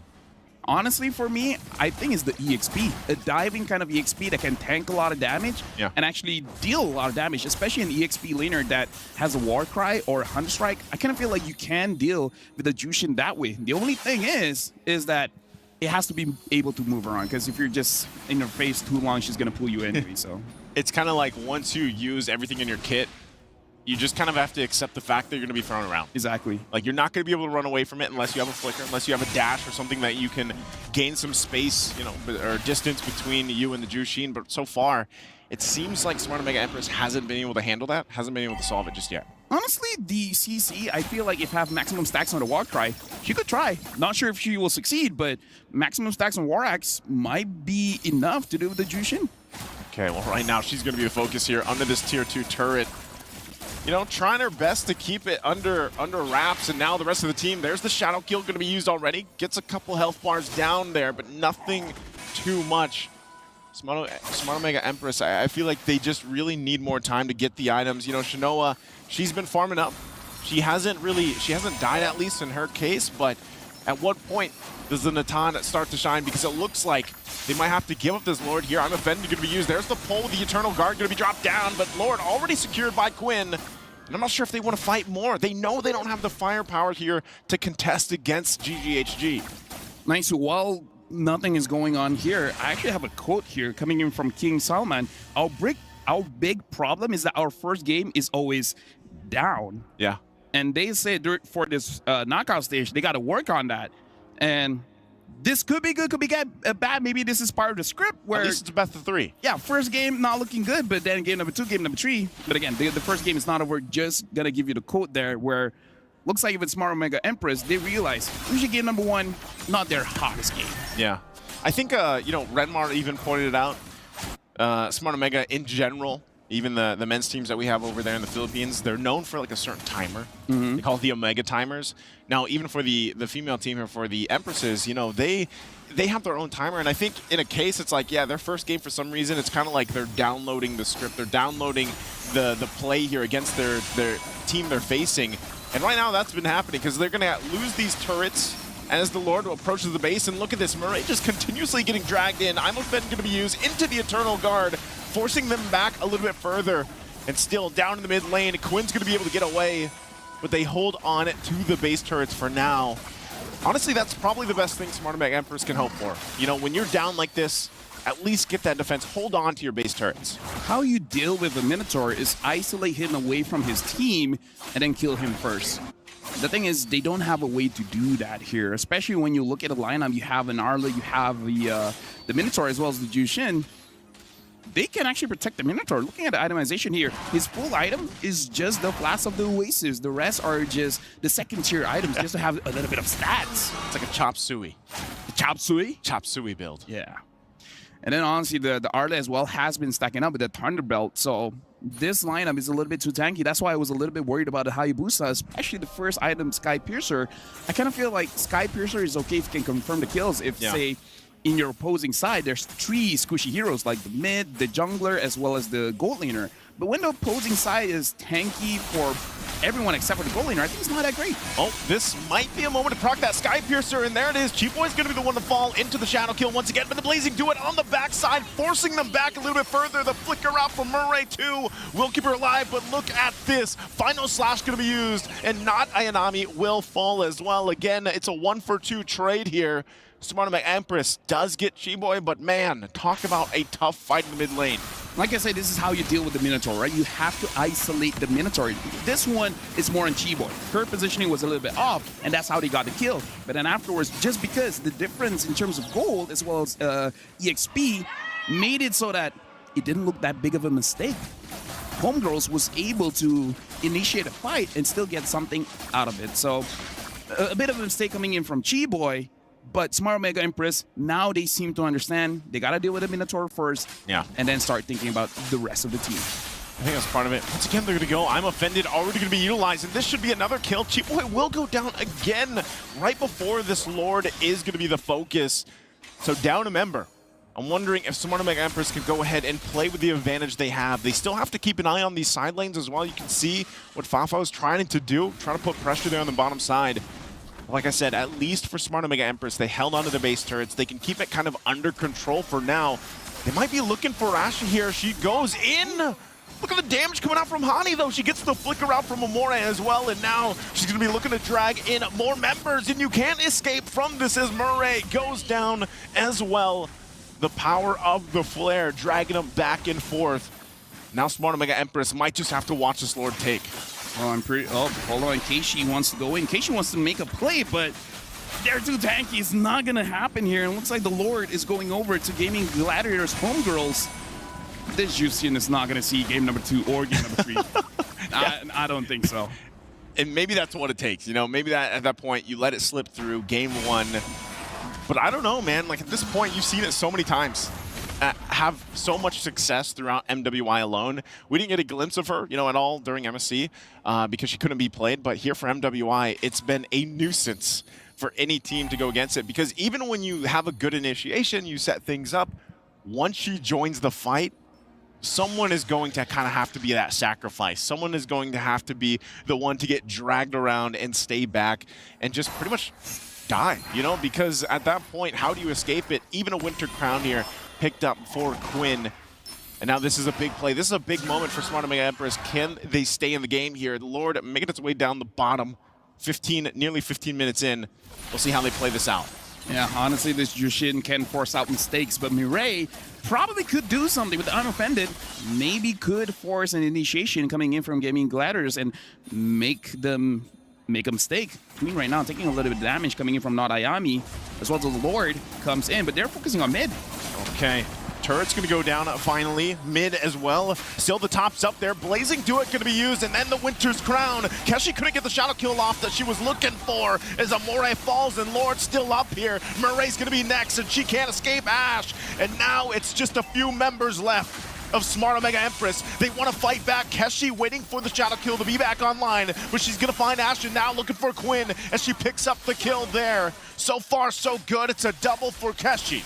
Good news, bad news. Good news for homegirls, they were able to get all of the inhibitors. Bad news is, honestly, there were moments where the minions was already in the base. They could have just ended it there, but Not Ayanami pulled them away and able to delay the game, which is something that Smart Omega Empress really need, because once Natan has his items, which looks like is delaying the Holy Crystal, maybe that's why we're not seeing a lot of damage coming in from Smart Omega Empress. Oh, 12,000 and 9,000. You know, you said she didn't have the gold lane experience earlier. I think we can say, you know, she had it in a way at this point now, even though she hasn't any kills, I think Fafao going in with the Blazing Duet and then just popping the Winter Crown is enough of a distraction to worry and then be like, oh, wait, we have to also worry about Hannah. Yeah. At this point, it's the Blazing Winter. Blazing Winter. Yeah. Crowning that one. Blazing Winter. But either ways, right now 11-4, because Shinoa is delaying that Holy Crystal, instead opting for a Divine Glaive as well as the Wind of Nature. I don't know about the damage output of Shinoa at this point, and Not Ayanami is going to get caught out, and you know she's going to get pulled. Oh, that was some distance on that one. She brought her through the wall. And that's what I'm saying, LaFell. What do you do?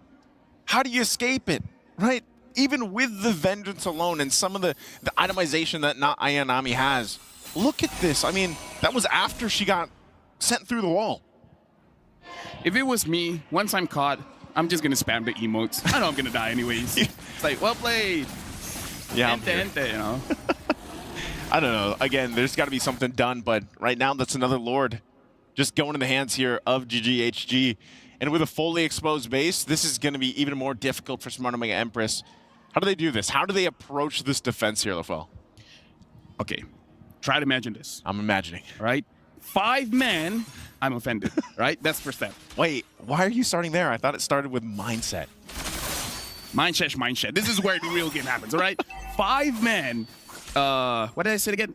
I'm offended. And then 5 men, Eternal Guard. And then at that point, Shinoa uses her ult and then first skill, and then bam, bam, boom, bam, bing, Savage. That's how you do it. We'll see if you have the foresight here for this one, if it's going to be a 5-man or not. But I thought you were just going to say it's all in the mindset. As now the Lord is in the mid lane, looking to close out this game number 1 here. GGHG goes in full force. doing their best to keep it together. It's not going to be a full 5-man setup, but there's a Minoan Fury, but on the backside, Keshi's going to find one Immortality, gets the flicker out, but it's not enough as Keshi's the one to fall. Meanwhile, the rest of the Empress team will go ahead and keep the Lord at bay. They have to clear it out. Quinn is also quite low. Not Ayanami trying to escape. Pops the Vengeance. Murray one hit away, still has the Immortality. So far, so good. Can they keep it together? The base is going to be worked on. It's at half health. They clear the minions out, and on the backside, once again, they find them all. But not Ayanami will not be enough as she falls into the base, and a couple more hits on that crystal, but they can't find it, but they finally get the hit. They get the game, and it's GGHG. Well, Honey looks pretty happy with that one, but I gotta say, if I got a Jushin and I had that kind of protection, I'd be pretty happy too. I mean, like, in that game, she's pretty much untouched, and the moment she is, it's like, I got Clock of Destiny. Get me down below 50%, I'm regenning back up. Yeah, it was a good, valiant effort, I would say, to go ahead and defend at that point, almost the 20-minute mark. You know, almost 19 minutes in for that one. But it just, again, 6-0-9 for Hanny. There was no answer for this Jushin. The answer is going to be next game, just ban her out. Either ban her out or maybe draft to take it. I don't know. Honestly, in this game, I feel like Smart Omega Empress kind of lost the draft. The first pick, Hayabusa, was heavily countered, man. Like the Batsia, the Arlet, as well as the Minotaur. I don't know. We're going to pass it to our experts. What do you guys think? Well, I agree with you there, Lafel, and actually we agree with you that pick up here by Omega Empress, picking up the Hayabusa early on, sort of in a way drafting themselves into a corner. They were lacking, and it was a little bit easier for the side of Gaming Gladiators homegirls to make their lineup work. It feels like I'm seeing the same kind of script or narrative that we had earlier with the matchup of C9, but it is what it is. This is sort of like a mix of old and new. Yeah, you have a jungle, tank jungle, but you have a very aggressive mid-rotation with the Mino, with the Jushin, and they took control from there, which meant that, as we all mentioned, Fafa will be able to carry with that Clot, and she did. Woo! More than just Fafa, I think, I hate to be the one that says, I told you so, but I told you so. The Jushin is such an impactful and significant pick. Like, besides Fafa carrying, right? All the roses and flowers for the Claude. I think the Jushin almost single-handedly, starting as soon as she got the chokeslam, as soon as she got the soul flare, she was demanding attention and just the same claiming space like nobody's business. A mage has no business doing that. I don't think there's any hero in MLBB right now that has that capability under that role. Yeah, let's see if that was enough to get the PlayStation MVP honors for this game number 1. Was it the Jushin or was it someone else on their team? Yeah, of course it's going to be the Jushin. 100% kill participation, 15 KDA. There's a reason why this hero, once she came out, it took some time, but just like her kit, it takes time until you feel it, but then people realize you don't need time. Just be aggressive early on and make sure you maximize Lantern Flare. You know what the time is? What? About 3.5 seconds. That is from 0 to a choke slam. That's what it takes. Like if you have no stacks and then you get that Lantern Flare on, not even using Crimson Beacon, without the ult, it's 3.5 seconds. And looking at the draft of Omega Empress, picking into the CC eventually felt like their attempt at a response at the Jushin. But based off that highlight that we saw, I will go down with the hill of CC needs Angela. It's not always the case, but CC needs an enabler for herself. In this lineup, with Hani getting the MVP, CC trying to get the Jushin alone, even with a Vengeance up, not going to be enough. It's a non-starter already. Jushin wants you around. CC wants to be around to have Yo-Yo deal the damage and get stats. You're asking to get chokeslammed, and you are going to get chokeslammed. Yeah. And that hero right there, oh, those butterflies are huge. Oof. In just a bit, we're going to be seeing a glimpse as to what happened earlier. We just saw Smart Omega Empress and GGHG Game 1, but of course, behind the scenes, we saw VSG get to crush the keys of Cloud9 earlier today. Is that Minun? That's Minun. Oh, Minun, such a sweetheart. She can't... it's a mixture of excitement and sadness that she has to be at the hands of the... What do you call it? Yasi? What Yasi? The name of the press. The press, Yasi. She had to be the one to press that button. Yeah. Oh, yeah, she was. Right? She's the one in front. Yeah, so a fun fact. The players that you see in front of Yasi, the Preston. hydraulic press, they're the ones who actually press the button to engage the process. And now you're seeing here the reactions of the players, of course. Homegirls very happy.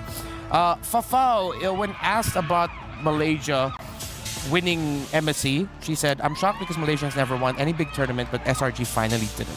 Because of that, I feel hyped and I want to prove that Malaysia can excel or can win in the female scene too." And so far, they've been impressing all throughout MWI. Not the perfect performances that...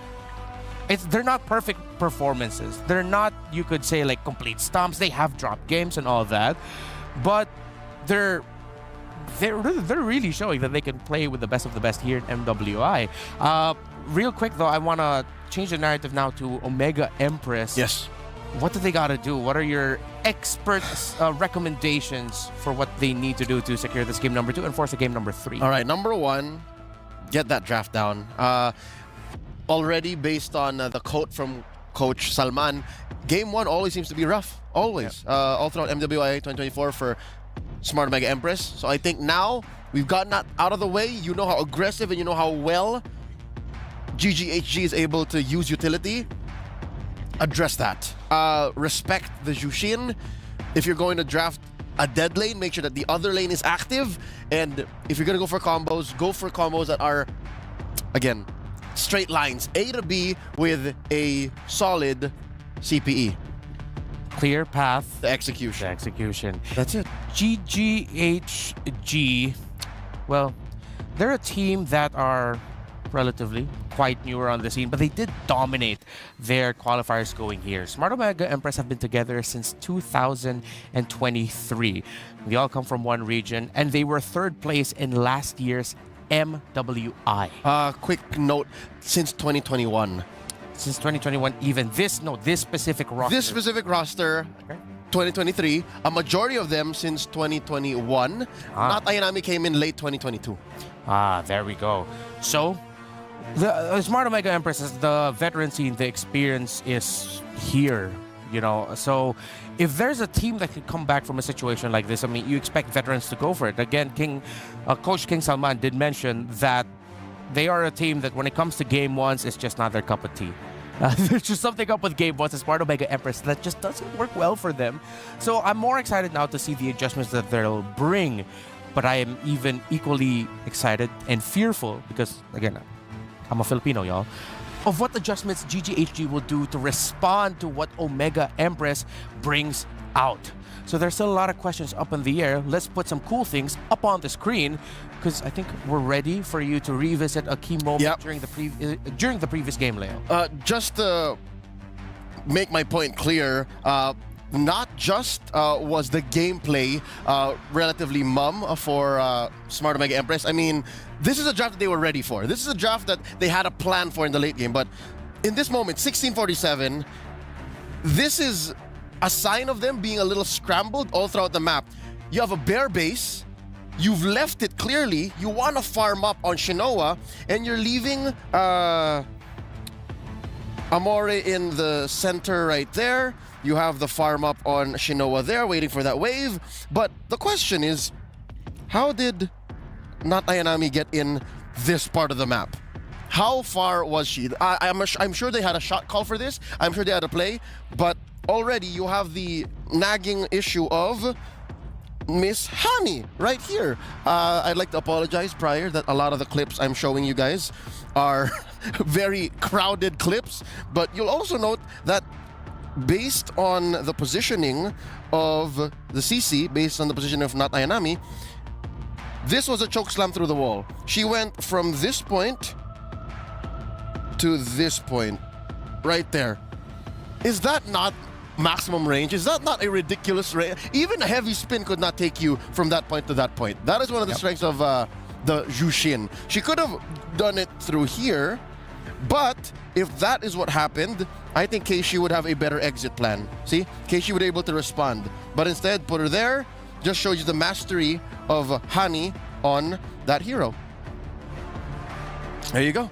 That's just but one of the moments that was, I'd say, the nail in the coffin. It wasn't the decisive blow. It wasn't what ended the game. Yeah. But I think it was one of the signs that showed us, yeah, no, maybe Omega Empress are just really trying to scrap throughout what's left on the map.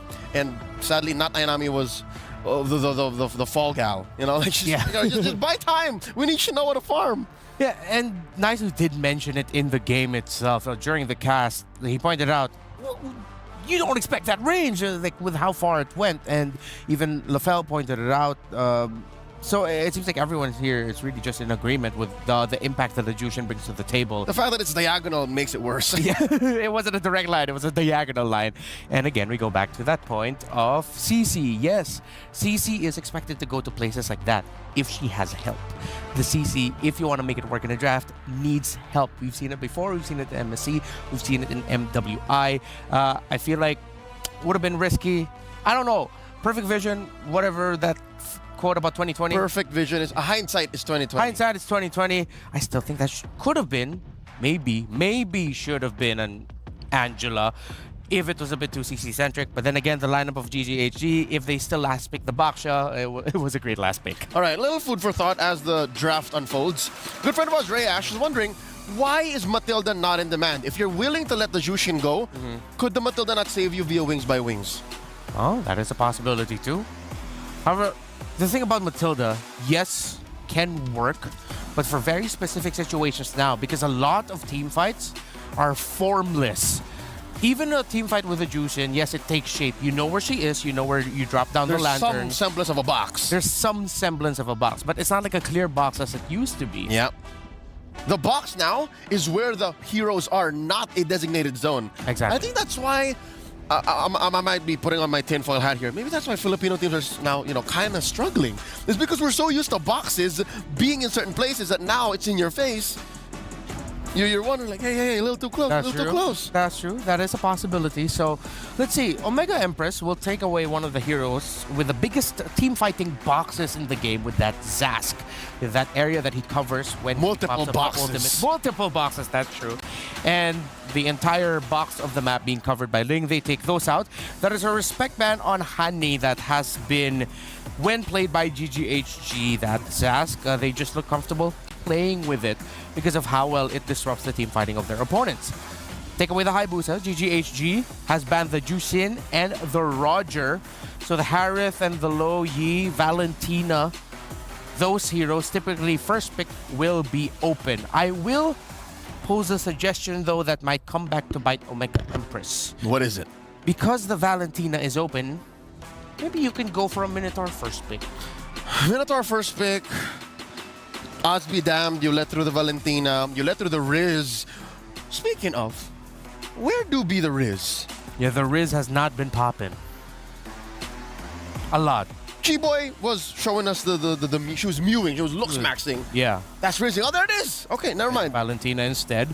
So they'll think, so they'll sort of soft deny the Minotaur possibility from G-Boy with the Valentina first pick. Is the Minotaur that bad, really? I mean, it's like the other day, Kerias Tigreal, right? Yeah. It's very similar in the effect, but you can find a solution to that. You just don't lose the map. Easier said than done. You're right. Easier said than done. But if they do decide to pick up a Minotaur eventually with this lineup, I wouldn't be against it. But maybe they'll consider a Grok third or fourth pick later on if it's possible for them. But oh no, yeah, it's the Minotaur still. Nope. Keyboy gets the Minotaur. That is law. Yeah. G-Boy just loves that pickup. Ooh, oh! Layering crowd control. Not going to be easy for Valen. If it's not broken, don't fix it. Exactly. This is literally just, well, a majority already of the draft from game one just on red side. There's a Nolan. I haven't seen him in a while. Oh, wow. Okay, with the Hayabusa, Ling, Roger gone, yeah, Nolan is the next best bet, but Julian's still going to be up here. Julian, Minnow, Arlott, sounds good for a team fight. A lot of CC, a lot of CC. Very bouncy house. Very bouncy house, and that might give a bit of difficulty for the Valentina. So Omega Empress, I like how they went ahead and picked up the Edith. Usually that's the pairing we see together in the mid and roam, Edith and Valentina, because the Valentina damage isn't enough. You need Edith to cover it. I mean, this could possibly be the mid trio already, right? It's activated very early. I'd say level 4, like bare minimum. This can kill. No, Edith doesn't even need to hit level 4. She just needs to get the Earth Shatter and the Onward. So with that, GGHG, instead of going for the Julian, they invest in Fao already. This is very dive. It's very in your face. Very in your face indeed. So their mid laner might either need to be someone static backline, but then that's why you have to be careful of the Nolan. So what if GGHG just goes all dive with this lineup? They can, because that's one of the things that a Nolan struggles with. You're looking for the angle. Sometimes the angle doesn't show itself because the fight is already there. A lot of things happening. The EXP laner, I feel like for Omega Empress, if it's not going to be the Edith, needs to be something that gives, or that forces out the Minoan Fury before the other members of Omega Empress can go in, before the Nolan, before the Valentina can go in. GGHG choking out gold laners while Omega Empress once more attacking Quinn. Didn't really bother her much in game 1. Yeah. Still pulled out the Baksha. Very comfortable pick for her. That said, what else is left out there for gold? Claude? Man out the Claude? Yeah, Claude's still available, the scaling, but Omega, with that 3 of Omega Empress, the Claude, I want to know what to feel. I don't know if the Claude will be able to get enough room to spike. Because right now we don't, my biggest concern is we don't see the mid laner of GGHG yet. Oh, so they do ban out the Claude. It's a straight line. Yeah, you're just covering your bases. It's one of the better tools in the meta right now. You're right, yeah. Omega Empress, what else is left to ban out? I mean, those are the big 3 already. No assassins left. Unless something's... Unless assassins are we're used to, yes. I mean, Julian, no. They'd rather the Martis, wow. They'd rather give the Julian. They're saying, Julian, come through. Unless they're really going to be... GGHG might even swerve and just go for a tank. Yeah, again, the box was open. Yeah, box was open. Fred's open. I mean, we saw a couple of Fred bans earlier in the groups. Barris doesn't really cut it anymore. Maybe that's about why they banned the carry. What if they're thinking about going chunky in the jungle, you know? Which they already did. And they succeeded. Okay. Chunky in the jungle sounds good, but will it be all dive or will they have some semblance of backline artillery for their mage? They need a little bit more range with their lineup. Or just Faramis, just call it a day. Just go all in. Yo, that's your dive. That's a mid-fove. That's a mid-fove. Is one of the few answers that was first presented to the Nolan. Yeah. Oh, Q3, Q4, 2023. Oh. And there's already a lot of dashes on the side of Omega Empress. There's 3 on minimum. 3. Ooh, okay. Could be a little bit risky though. I mean, the Phoveus mid hasn't won yet today. We saw it earlier in the day. Hasn't gotten W. What's this gonna be? Look promising though. Yeah. Could definitely disperse, and one of the few weaknesses of Omega Empress so far we've seen today is when they're split across the map and when they're not allowed to play their game. So what's it gonna be? Beatrix? You need a gold laner and you need a decisive roamer. Yeah. Oh, it's the Ixia. All right, just yesterday, Shinoa debuted the Melissa, and here they pick up an old favorite, the Tigreal. That's 4 dashes. At the same time, the lineup of Omega Empress, by putting the Tigreal in the roam, I appreciate the lineup. With all the dive, one well-timed implosion can ruin the team fighting. Yep. Of GGHG. But just the same, it's very all-in on Shinoa. Yeah, this is a lineup for an Ixia, you're right. It's very Shinoa-centric, and you have Keishi just to either clean up or act as a scrambler.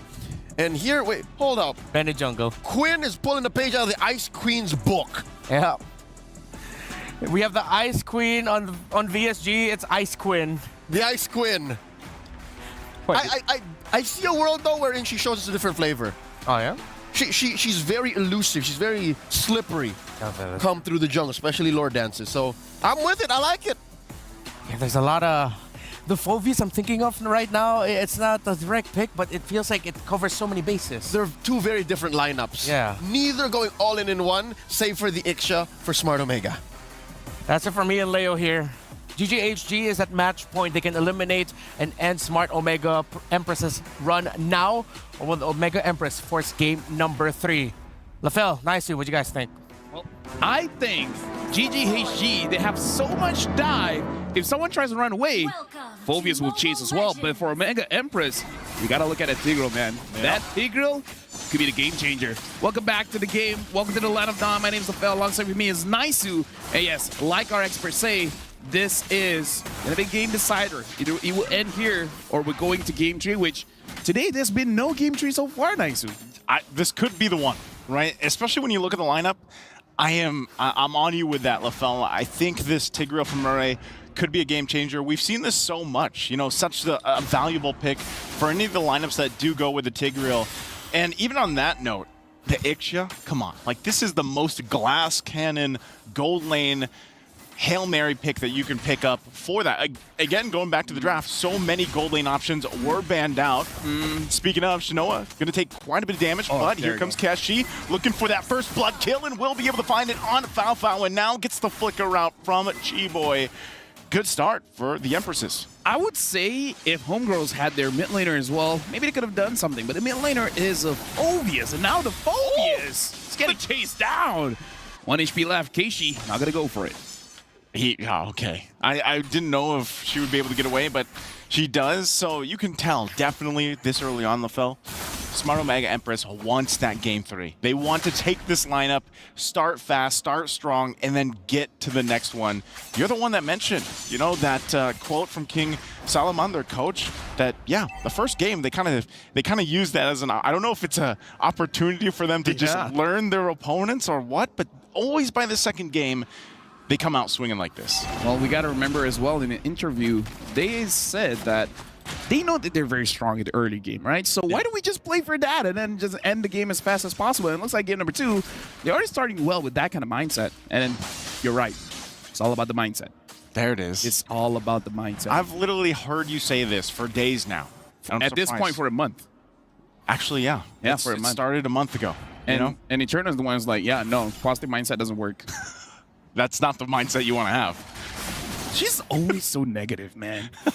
She's like, oh my God, I'm so worried about these people. What happened? That's how she sounds like. Oh, that's why she's not playing here like these women are, because, man, they have to have the mindset to win this matchup. And Amore, you know, she's got the Minoan Fury. She's holding on to it herself. She could actually find the setup. Final Slash going to be used right on target, trying to keep it from happening. Amore jumps out of the fight, but they're still going to go. Fracture already used from Keshi, too. They get forced back. Looks like they wanted more with that Ashe going in, but I think with that, GGHG just gets control over the turtle pit. Yeah, it looks like they were able to sustain way more than Smart Omega Empress expected.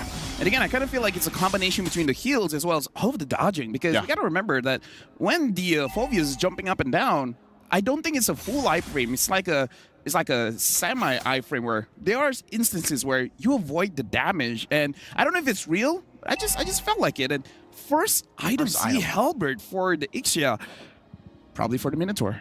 Probably, you know, for the Minotaur, it even helps a little bit with dealing with the Harith. Yeah. And even some of the sustainability that you're going to get just from, I mean, even the Brave Smite, right, for the Arlott there, the emblem. But I think it's funny because the last time I saw Ixia was in a different tournament, similar setup. You have a Tigreal and an Ixia. You're hoping that at some point, too, Shinoa gets the Sky Piercer, and you just hope to see that crazy slow motion setup of an implosion with a full barrage with Sky Piercer procs. If they can make that work, that would be closer to what you were talking about earlier in the previous game. 5-man implosion, 5-man full barrage, 5-man Sky Piercer proc. Oh, hold on. Quinn gonna get tossed over right into the jungle, you know, just taken care of real quickly. And now for the orange buff, she's going to lose that. Keshi working on it. Ashe might be able to help stall that out a little bit longer. Looks like the rotation's going to come up. They get the information. They at least save the buff. Yeah. Again, looking at the goal difference here, we got to talk about this, how even though Gaming Gladiators Homegirls, they were able to secure the first turtle, 2 kills over to Smart Omega Empress, where in terms of the gold difference, about 900, 1,000 gold, which is okay. But now Ayanami taking a lot of damage, but Ash having to use the flicker is to make sure that she doesn't get taken down there. Whole lot of ankles getting broken there. A lot of flickers being used, obviously, for that exchange. But yeah, I think that's part of it too. If you want to look at also the power spikes or the timings here for both of the teams, who has it faster here? In terms of the power spike, I actually do feel like Smart Omega Empress, Shinoa takes time, but everyone else, like Amor, Keishi, and Mirik just needs level 4, same as not Ayanami. So I kind of feel like they have the power spike advantage. To be fair, Honey only needs the Clock of Destiny, but it's about your opponent something. There it is. Once again, the damage is going to come through. Demonic Force already popped. Getting the airtime that she needs, but still staying strong. And now they're going to force Smart Omega Empress back. Demonic Force being too much. Not Ayanami trying to get out, scoots out, but not enough as she goes down to Quinn. And even with the setup, with the implosion, it was not enough. And so that'll be another objective secured, but they trade it across the map. Tier 1 at the bottom side, that's Turtle in the hands of GGHG. If I could suggest, Mirai, don't look for anyone else. Just look for T-Boy, because we saw that counter-engage hitting on to 4. Yeah. 4 women knockup. It's about as good as you can get it if you can't get that 5, you know, at that point. So for Murray, even when you find those setups, that setup potential, even utilizing the flicker early on, sometimes you still got to be very cautious in that counter play, that counter punch with the lineup that we've seen so many times, especially with the Minotaur locked in here for Chi-Boy. So they'll kind of get, I guess this is more like a check, you know, you were building on that momentum early game for Smart Omega Empress. You go in for what looks like to be a good team fight, a setup, but then you kind of get just checked, you know, and that's exactly what GGHG did. And also you saw, Chi-Boy just picked up the Flask of the Oasis. We talked about how that is such a good item, even in the previous game. This is going to be a rare moment for me, Naisu, but I'm going to say it here. All right. Don't go for 5-man implosions. Don't go? Just go for 1. Just go 1. This time they're going to go for 2. There's the knock-up again. A Demonic Force going to be used. Ash and Fafu joining the fight. Shinoa also on the backside. Goes in with a full barrage. Looking for targets here to lock onto, but gets thrown into the wind. Ash there already using that final slash. And now, once again, they drag it a little bit further under the turret.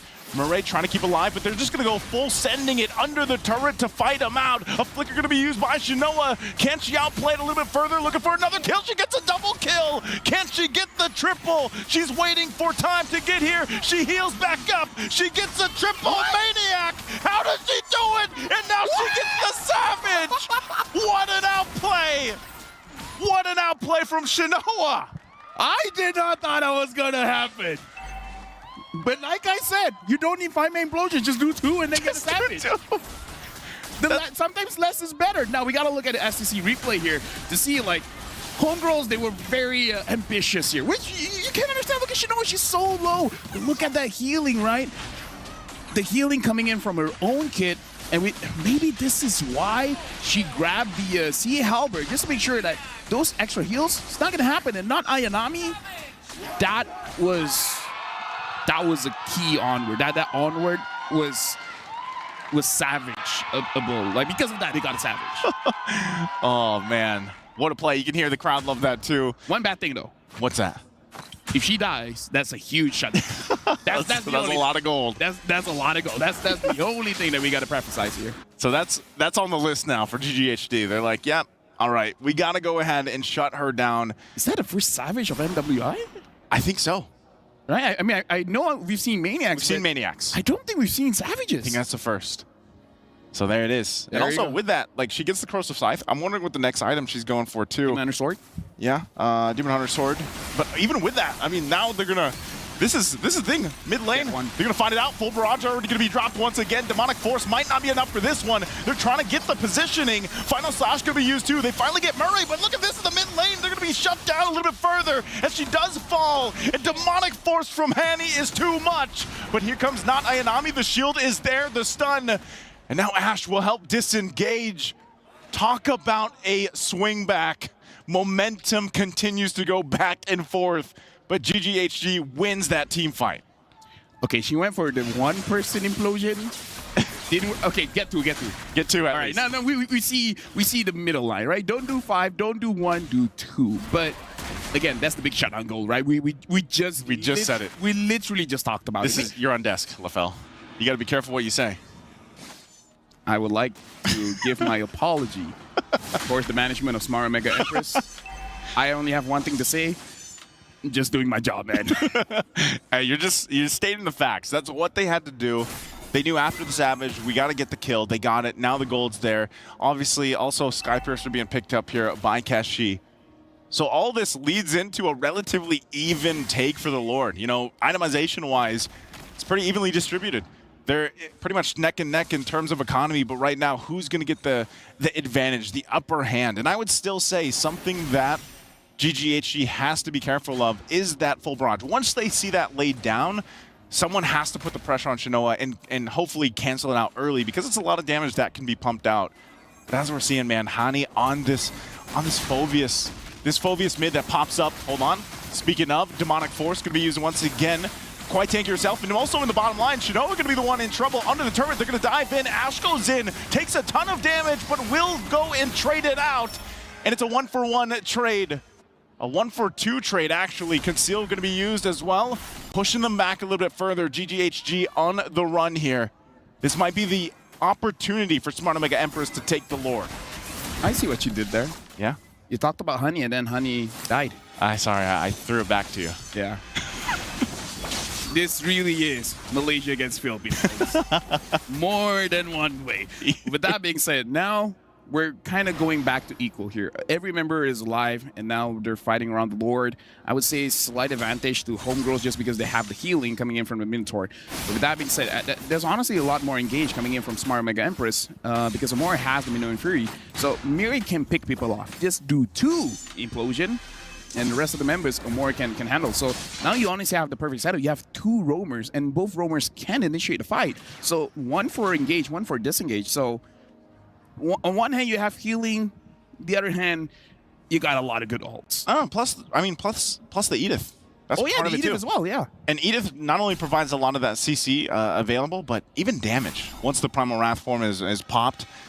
Holy Crystal, though, picked up. Speaking of damage for Foul. Quinn here now, getting eyes set on Kashi. Has the information. Also, a little more defense for Hanny. Flicker going to be used.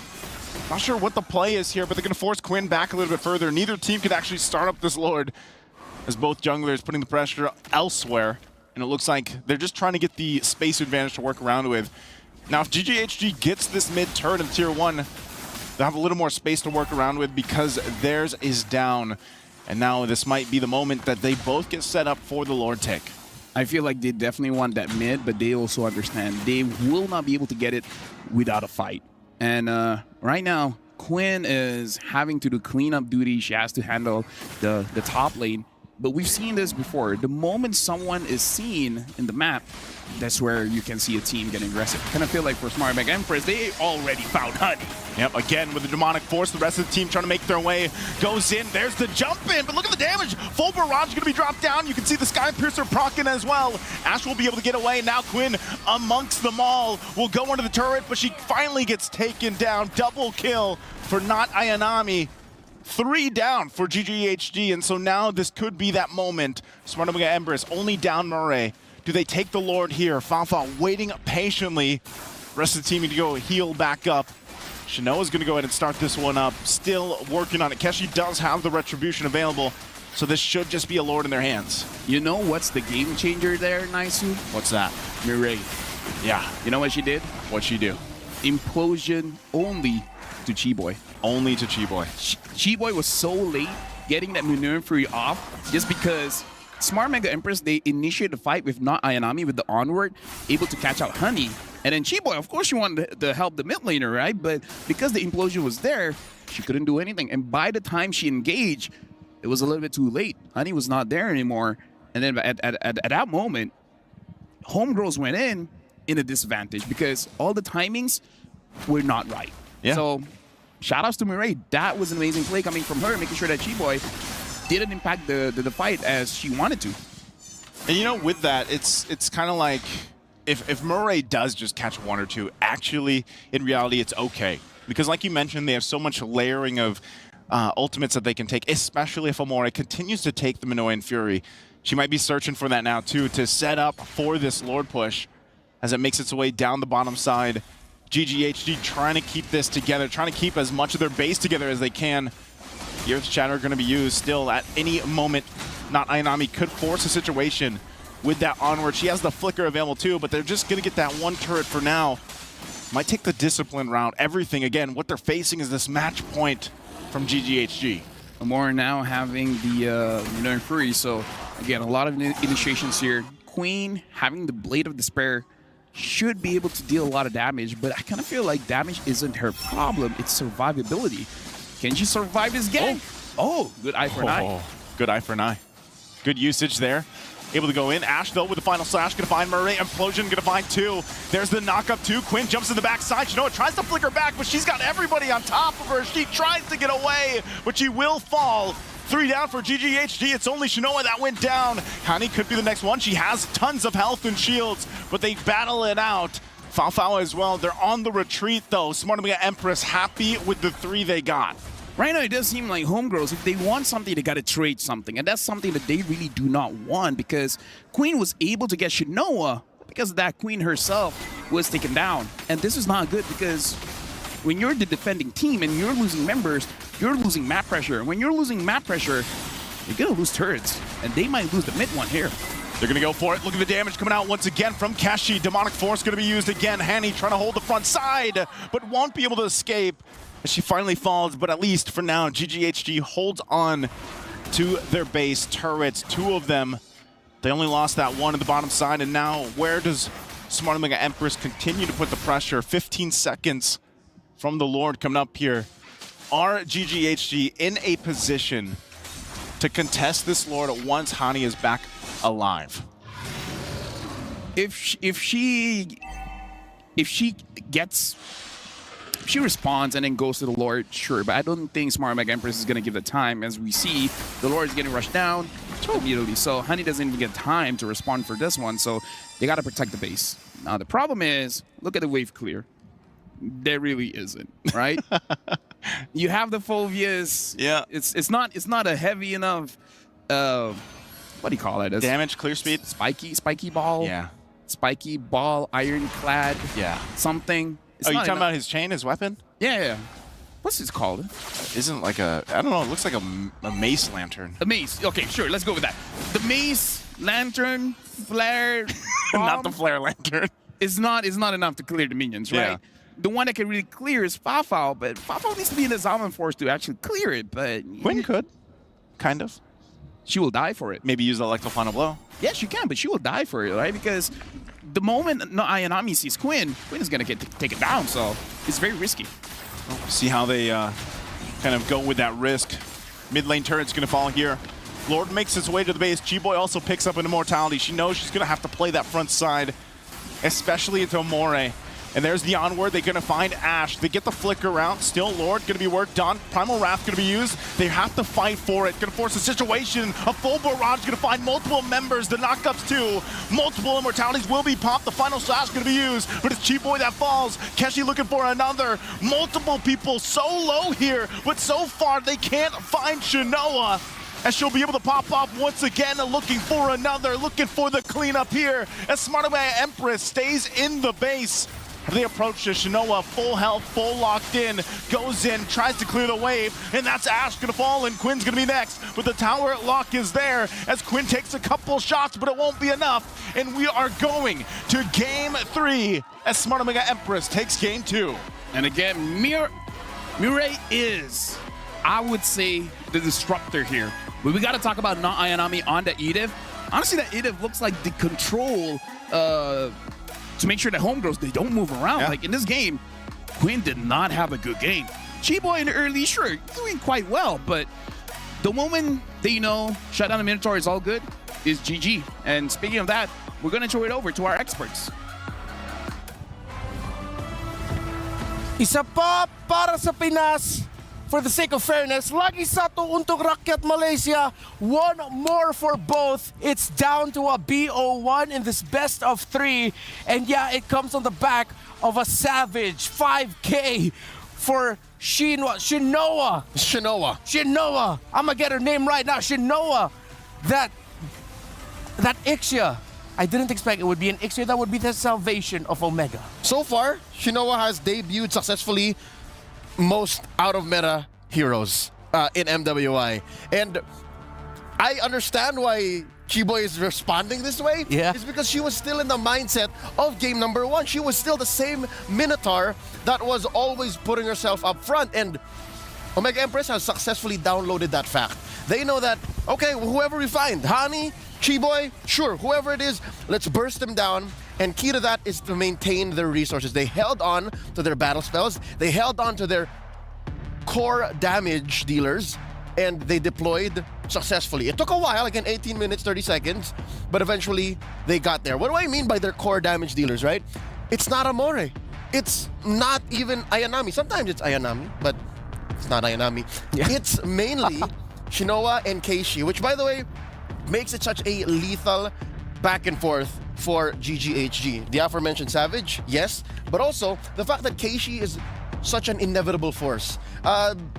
Nolan gets to places much faster than you expect. Yeah. She can go through walls much faster than a Hayabusa can with the Quad Shadow. So if you're smart in your placement, which I think Keishi is, because she's so disciplined in controlling the map, then you end up with this kind of formula. Again, it's not just a one-woman show, not just Shinoa. Keishi did amazing as well.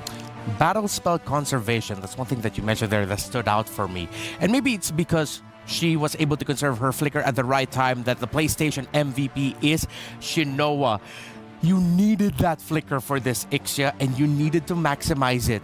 The draft that GGHG had with the Phoveus, the Minotaur, the Arlott, and the Benedetta, I really thought that would be it for this Ixia, but it wasn't. Yep, this is once more a replay for, honestly, a nomination for Play of the Day. I'll say it now, a savage for Sheen Perez. Shinoa here. We'll break it down later, all right? We'll break it down on a more cerebral level, but she used her kit so well, and I think key to that was, I don't know if you agree with me, but her first item, Sea Halberd, it allowed for that fight to be much shorter, and that's what they needed to do. They needed to shorten the time that the members of GGHG would fall so that Ayanami could follow through, and there would be windows of doubt for GGHG for the Savage to eventually unfold. Yeah. And one thing that... Oh, hey there, Ixia. How you doing? Hello. Hey.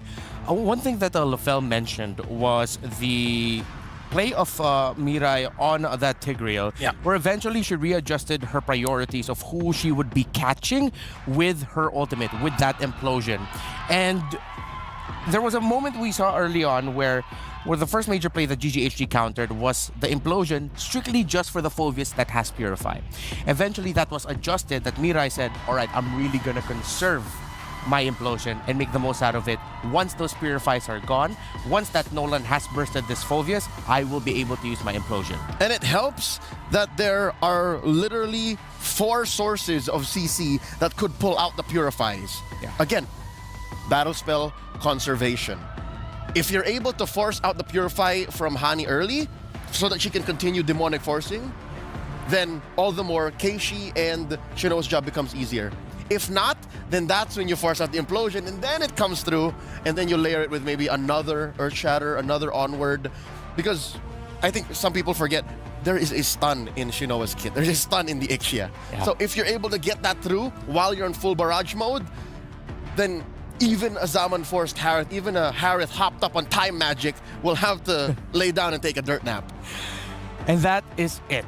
One more game to decide the fate of these two teams. Omega Empress and GGHG have taken each other to the limit. But before we continue the story of these two squads from the Philippines and Malaysia, let's go on over to Eterna, who's with Maria. Hey everyone, it's Eterna here with Maria once again. We're backstage. It's nice to see you. Nice to see you again. Rachel Malati. Rachel I Malati. love her name. Yeah. Beautiful. Yeah. Yeah, that's my real name, guys, for those of you who don't know. Surprise. Anyway, yeah. I think earlier on you mentioned that you met GGHG before Yes, and yeah. you had a small talk with them. Do you know what the overall vibe is right now with them? Anything that we should know on the broadcast? You know, after they won against, draw against Team Vitality, at least they scored 1 game. It feels like they win this tournament. It feels like they are really confident they can go through anything. But when I asked them, like during the post game press conference, okay, how to avoid this overconfident thingy, because you just scored 1-1 against the best of the world, the best team in the world. They said that, okay, we know that this is a game that we just won and we made it to the playoff, but then we don't want to overconfident. We respect all. Oh, okay. Yeah. Okay. That's the vibe.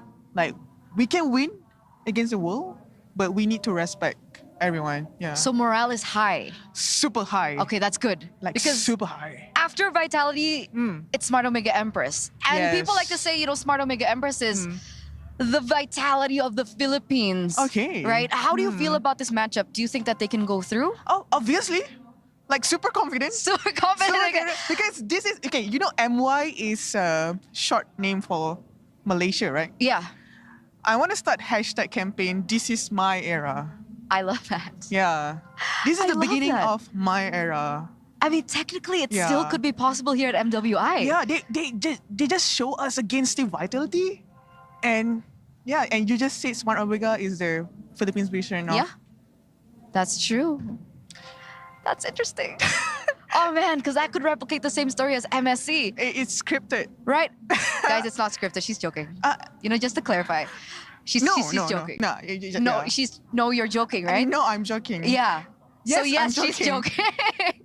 Anyway, do you have a message for GGHG for their Yeah. next upcoming battle? Just do your best, believe in yourself. Like all the Malaysians supporting you, even right now because of your recent winning. The government also stated that they're gonna give all supports to the MLB team. So just be yourself with boundaries, not like Rafael. And yeah, just have fun. Just be like you, homegirls. And this is our era. This is my era. And thank you so much for the hard work. Yeah. Okay, and thank you so much, Maria, for this interview as we're heading over back to the studio. Hashtag, this is MY My Era. Wow, thank you. You know, I really love that Maria there put the Lafell on glass. I didn't expect that. Thank you so much. Out of pocket. Thank you so much, Rachel Jasmine. Excuse me, Eterna, for the lovely interview with the lovely Maria.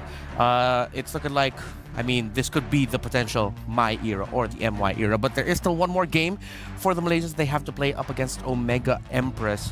Looking back at what we saw here,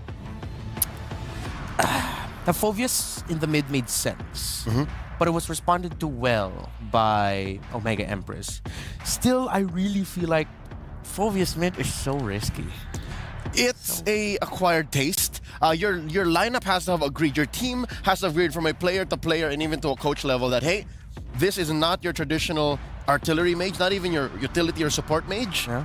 So there was some semblance of promise here, right? Like you almost saw its full potential, and I may or may not be putting Reptar on blast here, but at some point he had his hands in his head, his hands in his head in his hands. His it was miserable because there was a 3-for-1 trade, if I'm not mistaken, mid-game. Even after that Savage by Shinoa, which hopefully we can break down very soon. And that's when it could go well. That's when you can time out the stolen ult. You can time out the stolen the stolen angles, and if that works out, then yeah, the Phovius mid is beautiful. I think we can go back at that moment specifically. Will we be able to go back to revisit the Savage that Shinoa was able to show off? Again, these are the members of Smart Omega Empress behind me. The He's woman on the of line. the hour. He's on the line. That's her right there. Shinoa. Get the name right, Renmar. It's not Shinwa. Yeah. We also did sing the praises of Keishi. And again, you always have to consider the fact that Chiboy is a force to be reckoned with. She will always be in the front line, whether that be for better or for worse. And Quinn is not afraid, and she's not above getting her hands dirty. When you need her to steal a lord, she'll be there. When you need her to assassinate a soft gold lane marksman, she's there as well. And of course, Hani. Hani can pick up a Phovius and still show up. Again, a gold lane Phovius isn't for everyone. Or rather, a mid lane Phovius isn't for everyone. I think I can count in my hands, I don't want to say in one hand, but in my hands, how many times a mid lane Phovius was picked across many different leagues and regions that here now, even Hani, I gotta tip my hat off to her. Huh?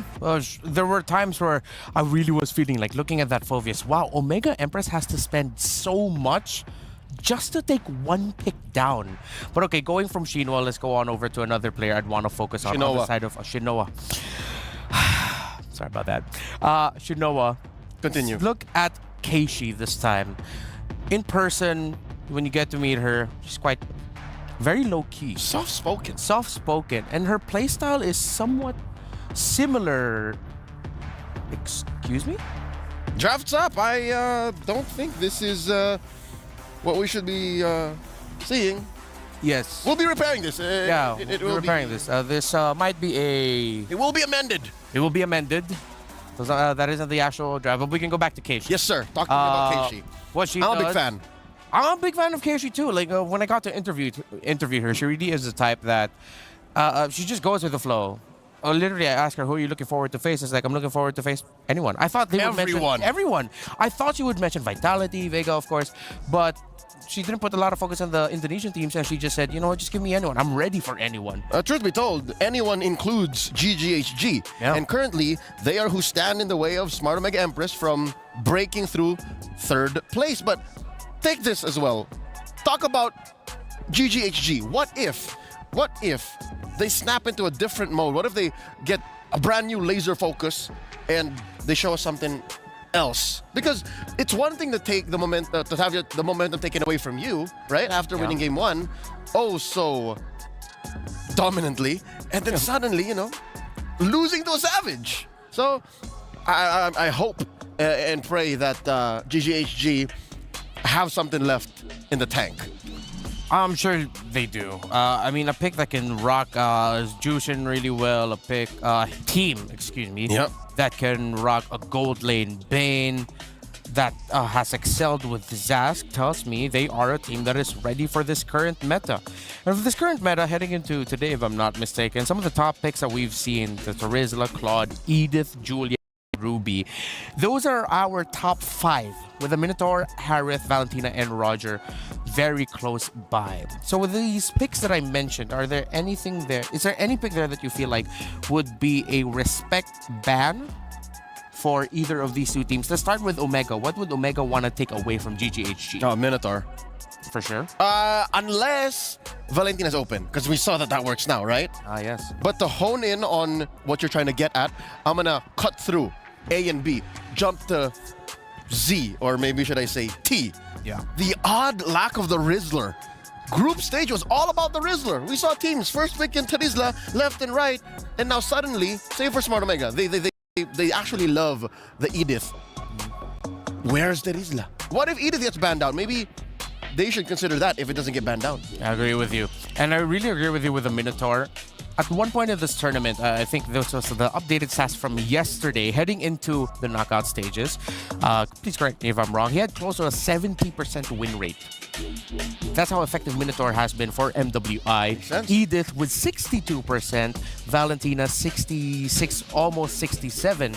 Terizla, because with how much he's been used, is teetering around 47-48%. But then again, it's just because he's been used so much. Yeah, the sample size will do the stats dirty, especially if you pick it high enough. As well, Roger, if I'm not mistaken, like Roger should also have like a close to 50-50. Roger, surprisingly enough, is usually banned. There you go. So he's just that much of a priority in the pool that he's protected. Yes. If I'm not mistaken, out of the most banned heroes at some point, okay, he's not the most banned, but he's in top 5. The top 5 most banned alongside Ling, Chip, Jushin, Angela. Roger is there at the number 5 spot. At this point, I think you're really just thinking of banning one hero per side, because there's always 2 that's automatically taken out, and then you just get 1 that you can adjust and modify. Here we are, the draft. One of the heroes that you mentioned earlier was Edith. Instead of that, maybe pick up the Terizla. Maybe that will be an option for GGHG as they first ban that. Omega Empress, if there's a pick I would like them to respect, it would be the Claude of Fafao. But they will also respect the Zask that we mentioned earlier for GGHG that they rock in the mid. Second ban now for HG, I would like to see them consider taking out the Angela, maybe the Valentina. I think they're just going to start attacking Shinoa here. But here's the thing. Attacking Shinoa is most likely an exercise in futility. You know she has a Melissa, you know she has an Ixia. Very rarely do they have to kind of set up around her. There's the Lingban, still at large, the Roger, still at large, the Zhu Xin, the Chip, the Lo Yi. There's so many heroes out there. Oh, and of course the Valentina. So we're gonna see a Lu Yi or a Chip, or Lu Yi these days just kind of gets snubbed. If I'm Omega Empress and Chip's open. Good thing they Would ban you out the rather juice deal with the Chip? I mean, if they go Chip here, you obviously go Arlo. You gotta go Arlo. And I feel like Omega Empress could potentially... Ooh, they don't go for the Chip. So Chip, LY, Arlot, all open. Yep. Harith still open. Would Mirai do Chip? Would you get 2 power picks with 1 pick right away? You rush Chip Harith? Lo Yi Harith? Okay, Lo Yi Chip. Lo Yi Last Chip time I saw that, it was a little disgusting. Yeah, but I still lean towards the idea that it can be a little bit overkill. So they go for... Whoa! Do they just snub it entirely? Whoa! Yeah, they're snubbing Chip, Lo Yi, Harith. They just go ahead and pick up Nolan and Minotaur. I mean, we did talk about the win rate of Minotaur now at 69% and counting. Nice. Picked 16 times. Yes. I mean, around 10 or 11 wins. It's easy. Again, if not for the Valentina, the Minotaur would have single-handedly and dominated the game. Chi Boy is notorious for that. So, with that said, no Valentina on the board. How does GGHG respond? Do they pick up the Arlo this early? Do they pick up a Tigreal this early too? Because again, I think the Tigreal is great against Keishi. Yeah. It's great. Ruby's also out there still. I'd rather the Ruby than the Tig. If you're going to pick up the Tigreal, it could be later. I would like the Ruby now. Oh, but this is also really great. You pick up the Lo Yi, self-sustaining, great crowd control. So this seems to be a lineup by Omega Empress that isn't so honest. It can come from different angles. They have the Nolan, but their EXP laner or... No, yeah, their EXP laner needs to be coming off, needs to be able to come off from an off angle so that you get the Lo Yi out of position to maximize her rotation dispersion. All right, there's the Arlo going into the hands of not Ayanami, which is a solid answer to Lu Yi as he is an answer to the Chip, right? Yeah. Like as long as you know where the angle is coming from and you're able to relocate, you can just final slash whoever comes through. And what's scarier about this is there's no way out. Like the shortcut, you can kind of go through the portal. With the diversion, it's all in. So for Omega Empress, are you gonna commit the last ban now that you've taken out the Tigreal into the... Commit the last ban on Ruby or commit the last ban on Tigreal? On Terizla. Or the Chip. Or the Chip. Still possible. Part of me is still okay with giving the Chip though. Don't know why. Both teams too. This is... Yeah. What is this? Bizarro world? Are we Twilight Zone? What's going on? Claude is gonna be open for Fafao. If this Roger... Oh, wait, no, excuse me. Roger will be going into Confirmed. the lane. Confirmed. Yeah. So, this is a clear green light for Mega Empress to go, hey, let's give Shinoa a winning lane. Actually, no. It's not. It's because they have a great babysitting roamer. Yeah. So they can go for like at least a 50-50, a 40-60 at worst. So Mega Empress are taking away backline divers. Oh, they can steal... Oh, wait. No, they cannot steal the Terizla. Yep. No more. Oh, wait. GGHG can still play it. Yeah. That's why I was thinking that Omega Empress might consider taking it away because you have the Hayabusa already in the jungle. The Terizla would be great unless they want to go full aggro and just pick up an EXP laner that can clear waves pretty fast. Which I think they won't need because they have Lo Yi. Lo Yi clears waves pretty fast. And here's a nice deep cut from about 30 minutes ago. Yeah. The Ixia, the Savage earning Ixia. Oh, Omega Empress might be stuck with a Nathan here. Beatrix or Harith. But up against a Lo Yi. Yeah. Might be tough for a Harith, yeah? Up against you can just Purify. Just pick up the Purify. Okay. As long as you... I think mid lane is going to matter too. You want to have a vision enabling mid lane. Like, you want to make sure bushes are clear. So what, Nova? Huh? Nova? Or Faramis. Oh, okay, yeah. Or Nova. There is a Nova. They go for the long range instead. Gold laner here. Excuse me. EXP laner for GGHG. Terizla making sense? Rizzler's still open, yeah. Yuzhong, oh no! Oh, Yuzhong, Lo Yi, Haya. Hunt down the Nova. Come through with a diversion from an odd angle. Oh. Yeah. So if it's going to be a Yuzong, what's the rumor for GGH3 then? It's a Crouching Roger Hidden Dragon. I like that. I'm here till Saturday. We're here till Sunday, technically. Well, I mean, on the broadcast. Okay. Okay. You're welcome. I got scared. I thought my flight was scheduled a different time. All right. Romer, what would it pair with? What's on Chi-Boy? Chi-Boy is such an impact player for GGHG, and it looks like they're taking their time. 5 seconds left on the clock. He's thinking. Don't tell me she's gonna Kufa or something. Atlas? Nah. Kaj! And the Rizzler. Oh, right.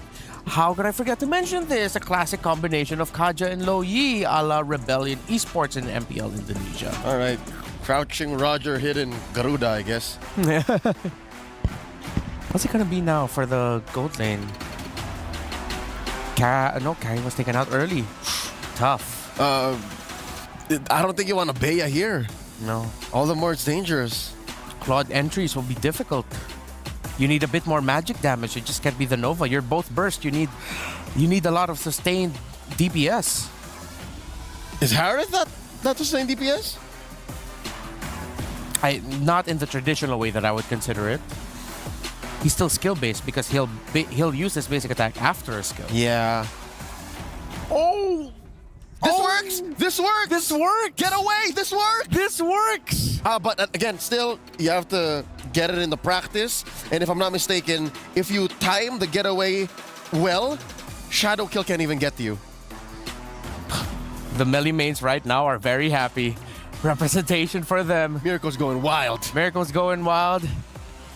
There's a caster named Vey as well who'd be very happy about this game. But let's see if those melee mains will be happy being represented. Will this be the pick that sends Omega Empress to the next round? Or is GGHG's lineup enough to give this melee hell? This has been me, Reptar, here with Leo. We'll be back later, but now we'll send you off to Lasu. Lafel Naisu, how you? Lesu?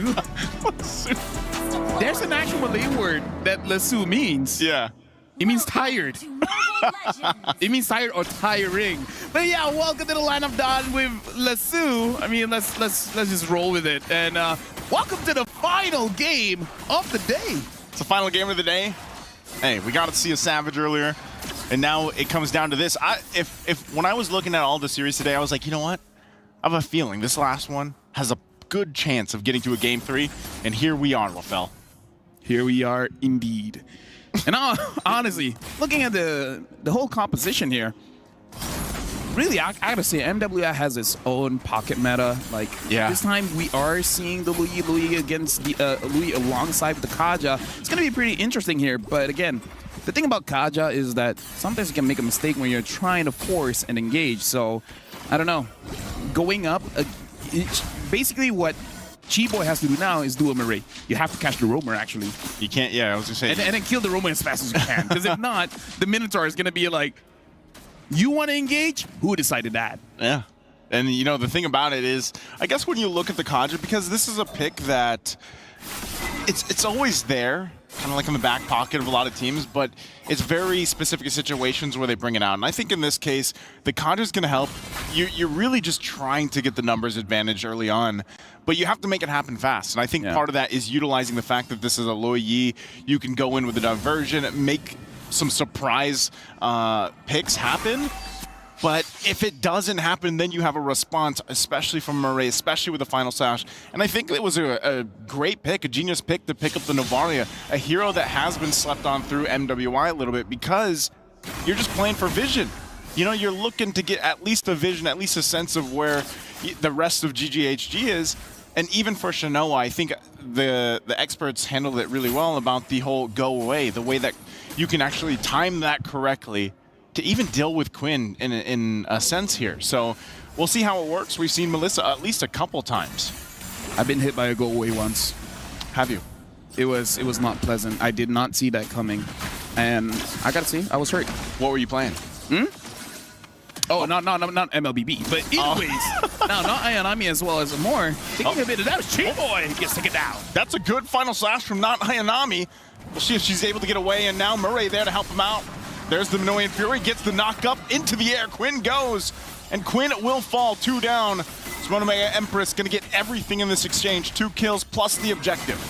Well, we saw quite a bit of mistakes coming in from homegirls there, where essentially the abilities are not hitting anyone. And you don't want to see those kind of mistakes in the final game of the day because, again, Smart Omega Empress, they're good at the early game. And after game number 1, they're going to make sure that they hold on to their lead. Looking at a goalie here, Fawa is not having a good time. Ooh, yeah, not having a good time. Also, not Ayanami going to go ahead and pick up. Oh, hold on. Gets the Thunderbelt already, but look at this. Oh, they know. They know. They have an idea, and that's why the Navaria is so good. And now they might actually press the situation. Murray going to jump in. They forced Chiboy back. They couldn't get the kill they were looking for, so at least stopped in their tracks for now. Now Quinn going to join the fight. The shadow kill going to be used. It's all on Murray. Go away is going to be dropped down, but it's not going to be enough as Murray falls. Good response from GGHG. Yeah, at least they get something here. Excuse me, the crab's still there. Quinn. Oh, yeah, there you go. It looked like both junglers were like, I mean, there's no way I'm going to get that, right? Even the crab is like, hey, what's going on? Excuse-moi. Hola, mi amigo. I'm here. Well, you know, either way, like, even Hani. I don't know what the crab's... That's the language that yeah, Gold Crab speaks. I heard crab say, hola, mi amigo. All right. Yeah. You know, you might want to download a different language pack. Maybe that's probably it. Yeah. Either way, right now looking at the items here, the Arlet, very fast on the belt here. I'm going to make sure that he's going to be able to stay in quite a while. And the Hunter Strike on the Nolan is going to provide quite a lot of trouble. Quinn opts for a Sky Piercer, and you know how I feel about Sky Piercer on a Hayabusa against the Minotaur. If they can pick up the Minotaur, it's going to be good. But if they don't do it, then they're kind of wasting an item slot. I think it's part of playing the part. The whole fact that you have the Kanja, you know, you want to get that pull in, you want to be able to get that Sky Piercer proc off. I almost also would have liked to see maybe if Chiboy picked up the focusing mark instead to go with this. You know, to get that burst potential down and get that numbers advantage, but this is what they're going to go with, Quantum Charge, and now the fight for this turtle. Final Slash going to be used. They get a couple flickers out too, but it's going to be Quinn that gets the turtle, and now Murray in trouble. That's the Sky Piercer procking right there, and she's still going to be going, forcing them back a little bit further. Turret is going to be grabbed down in the bottom side. That's the trade. But they might still go for more. Not Ayanami, going to be all by herself. Multiple members here from GGHD on top, and now in the mid lane. They'll keep control of it, but I'm not sure. Do they still push this in? Not Ayanami, gonna have to watch the turret just go down here. So good trades. I mean, a trade across the map, and you go and look at the gold, it's pretty much even for both. Even down to the kills here. And turtle, so it's pretty much an even game here, Lofel. For that one, the reason why Homegirls were able to get a win was because of Chiboy. She was able to lock down Mireille mid-animation of the Minuan Fury. So she was able to stop that big ult. If she can continue doing that, then we got a game here.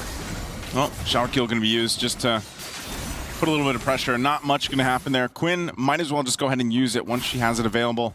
And if they can get a, you know, pick off at this point in the game, it's going to be great. But you can see, you know, obviously Quinn still needs a lot more damage. Hunter Strike's already available here, of course, for Keshi.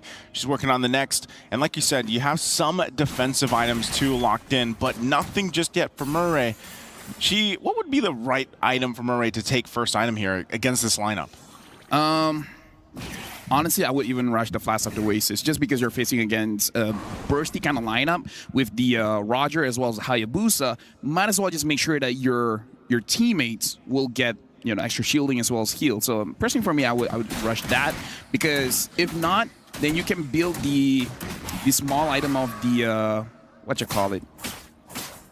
Which one? It's an armor item that reduces the damage. Steel plates? Yeah. Oh, no. Hold on. Still going to be more. Wow. Talk about clearing that up. Oh, and she's going to flicker out, avoiding getting set up there, but they are going to have to trade the objective. So the turret's going to go down here. And so they'll go ahead, go for the trade. A more. Where's going to be used? Yeah, she's going to be fine. But this is the turtle. That's what they're going for. Ash going to go in. Flickers on in, forward, but fighting for it once again. Murray not going to find the connection. She's looking for it. Quinn will somehow get the turtle. Ash going to be the one to drop. Murray going to be next. She goes down there. The rest of the team on the back end, and they'll get zoned out, but there it is again. GGHG somehow getting that turtle, getting in the exchange. Do they get more? Not Ayanami jumps in to keep the turret alive. I'm gonna say that was overextending. Personally, for me, that was a bit more aggressive than I wanted it to, but they made it work. You know, like they trusted Ash. Ash went in. Oh, now Honey still survives. Honey still survives. Good try there with the final slash, but not Ayanami. Not gonna be able to get that one. They trust Ash. They trust her. Even I was like, okay, Ash, you already missed your ult. You're still moving forward. You're taking a lot of damage. And still, she says to Quinn, is like, trust me, you need the right mindset. If you think you can get the turtle, you can. You can. And she did. And that gives them this, I mean, it's a very minor advantage to work around. Nothing too crazy. And I think Smart Omega Empress, you know, knowing this, it's kind of like they're just waiting for Shinoa, obviously, to get the item she needs. She did lock in the DHS now, so she's got 2. But even on the flip side, so does Foul. So when it comes to it, it's utilizing the setup potential or even the disengage potential of the lineups that they have here. Minoan's Fury is great for that, even a final slash. But they go in once again, looking for the engage. Go away, are we going to be dropped? And now Ash can't get in range. And now still fighting for it. Not Ayanami going to pick up a kill. Gets the stun with the Vengeance, but the shadow kill on the backside. Looking for the right target, and Quinn won't be able to find it. Not Ayanami giving the call, going in once again. The Vengeances are going to be there. Murray jumps in, and she gets away, but not Ayanami going to be the one to fall. And they go back again, not wanting to overextend. But I don't know, man. Would you say Smart Omega Empress comes out with that win? They initiated and they got good targets. It would be better if Homegirls did not trade, but the fact that Homegirls did trade, I would say it's pretty even. We're going to look at the STC replay here where we see Marie able to catch 2, and because Ash understands that she's not going to get away anyways, might as well try to engage. And Quinn tried to go to the back line, try to get Keishi or more, but again, because everyone's so clumped up, they're all looking good. Not Ayanami, tried her best. Fafao, I feel like she wanted at least 2 kills there, but again, there was not enough damage just yet. Endless Battle is great, but it's not enough just yet. Right now, what could be great and enough, more than enough, is whatever team gets this Lord here. This is where you always start to see the Novaria especially start to shine. Once you get those shots in, the damage is going to be there. There's Ash jumping in with a flicker, forcing Shinoa back a little bit further. Could be a trouble. Is Ash going to be the fall, but also not Ayanami will be going down in the exchange. Murray could be the next target. Goes in with a quad kill. The quad shadow won't be able to go in any further. Once again, fighting for this space, fighting for the Lord here. Chiboy in the front of the fight, but it's going to be a reset. Yeah, definitely, because Homegirls, they got to be careful because the Minotaur is still there. The Minotaur is still healing. Shinoa as well as Keishi can deal a lot of damage. So I feel like for Homegirls here, you don't want to overextend. You got your advantage. You get away. If you get a catch, that's amazing. Looking at Chiboy, still having the ult, you can pull someone in. Preferably pulling in the Mireille. The thing is, do they have enough damage? Fafao just completed her... Okay, looking at items here, having Wind Talker and this battle as well as the Malefic Roar, you have enough damage to take down Mireille, especially when Mireille does not have any armor at all. So it's a good time if you want to catch her out. So it's really on both roamers at this point. Whoever engaged first has a higher probability of winning. Yeah. Quinn also doing top of the damage here. You know, she's doing work on this Hayabusa, and I think anytime you see the Hayabusa drafted for these lineups, for these compositions, it's such a... You really have to be able to use the mechanics really well. You know, the shadow kill timing, a lot of times we've seen her just use it early on for the pressure, but even her placements with the quad shadows has been really good, playing against the amount of crowd control that this lineup has for Smart Omega Empress. So, you know, this is just a showcase of how close this game is. Again, it's come down to this one game for both these teams to move forward to the semifinals, and it's going to be Smart Omega Empress that just gives it a go, but here comes the diversion. They're going to be too late as the Lord is secured. Unless something can happen, Conceal going to be used. Chiboy might pull, not Ayanami. Is that the right target? They're going to force them to fight a final slash. Going to find 2 targets. And now still working at she's going to fall next. Keshi trying to join the fight, but Murray falls as well. They still have the Lord. Do they want to fight this? Fafao can't get the kill on Shinoa. She's trying to run away, but it'll be too late as Fafao falls. So it's a 1-for-2 trade, but the Lord goes to Smart Omega Empress. Yeah. I feel like, yeah, just a little bit too late. I feel like Smart Omega Empress, they saw Quinn down at bottom, and then they just called it. It's like, we got to do this now. while all of this is going on, STC replay here, I feel like the targeting coming in for Homegirls is a little bit off because it looks like they're going for different targets here. Fafao is going for the damage dealers. Everyone else was cutting back. Not really their fault because all of their HP was so low. Yeah. It's more on Fafao being a little bit too aggressive here. But something I do have to say is 30 minutes in, and I don't know why, Ash only has one item. Kind of doesn't make sense. I don't know why Ash only has one. Like, I feel like we've seen the item pop up quite a few times. I don't know if it's a bug or something, but why does she only have one? I feel like at this point, the minimum you should have is two because you're the EXP, you're not a robot. Yeah. Interesting to point it out. Yeah, just one item. Yeah, she's only got the Dominant Ice. I mean, she picked up the Fury Hammer probably early on just for the lane. The thing is, their goal is not different. 5.4, 5.9, 500 difference, but looking at the Arlet is going to finish the third item first. Right? Yeah, interesting. I mean, it looks like they have, what, 2 conceals, too? Oh, Quinn, wow, she just deleted. Diversion going to be used, but they won't follow up on that. And so with this, once again, it's just going to be put the pressure on the bottom lane. That's the game plan for Smart Empress. Want to get as much territory as they can. And now eyes set on the base turret here. 4 members for GGHG. Is it going to be enough to hold on a little bit longer? Base turret still standing for now. Not Ayanami on the front side. They're going to jump in. Murray there too, looking for this kill on Ash. Ash Immortality going to be popped. There's the final slash. The Chi-Boy will fall, and now Ash could be next. They get the stun. It's a double for not Ayanami. And now they're going to take the discipline approach and back off. They still have a tier 2 in the mid lane to work on. Right now, Homegirls is definitely in a bad spot. Looking at STC replay here, it does seem like Chi-Boy is not going to have a good time trying to force a fight because now with the map pressure that they have, Smart Mega Empress, they can initiate. Mireille can do whatever she wants at this point. And looking at the management here, they're not really pleased with how the game is looking so far. Well, at least for Homegirls. Yeah, for Homegirls. Smart Mega Empress team looking really confident at this point. Look at that, Hanny just deleted with a combination from Keshi. 5-0-4. This pick really paying dividends here, and now I'm going to work on the Lord. Not sure if GGHG can really turn this around. Conceal going to be used from Chi-Boy. There's the jump with the penalty zone, and Quinn going on the backside too, going to force them back a little bit further, even with the go away. But Quinn will find Keshi. Final slash going to be used. Chi-Boy going to be next. Chi-Boy will go down. She's out of here, but Quinn still there. Not Ayanami going to try to keep her here at bay. Quinn goes in with a quad shadow. And once again, Lord's still going to be taking. Smart Omega Empress will be able to secure the objective. Fafao jumps in. Quinn, what left can they do? The final slash won't be able to connect. Oh, but the shot from Amore will find the mark. But Honey's still around. Homegirls, they really don't want to let this Lord go. They're like changing shifts at this point. It's like, okay, now it's my turn, now it's your turn, now it's my turn, now it's your turn. Make sure they don't get the Lord, but looks like they don't have much say for this one. The Lord is going over to Smart Mega Empress. It's going to be the trade right there. Again, a very messy fight for them to go in and secure this, and Hani really trying to do her best. She has quite a bit of damage too. A little bit longer if she could have, but Quinn will get a kill on not Ayanami.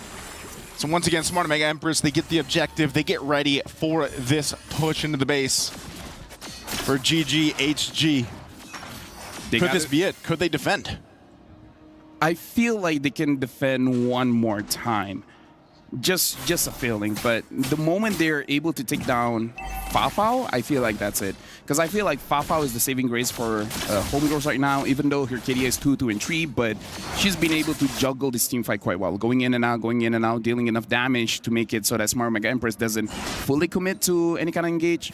But again, that Minotaur is a problem. Mireille, 0, 4, and 12. Again, Chi-Boy hasn't been finding the right targets, having to force to pick up not Ayanami instead of Mireille or even Keishi. Comes down to this. At this point, this could possibly be a game-ending Lord for Smart Omega Empress. They went through it in Game 1. They had a game for themselves with a Savage in Game 2, and now for Game 3, looking to clutch this one out. Ash on the front side, trying to keep it at bay. The mid turret's going to be the focus.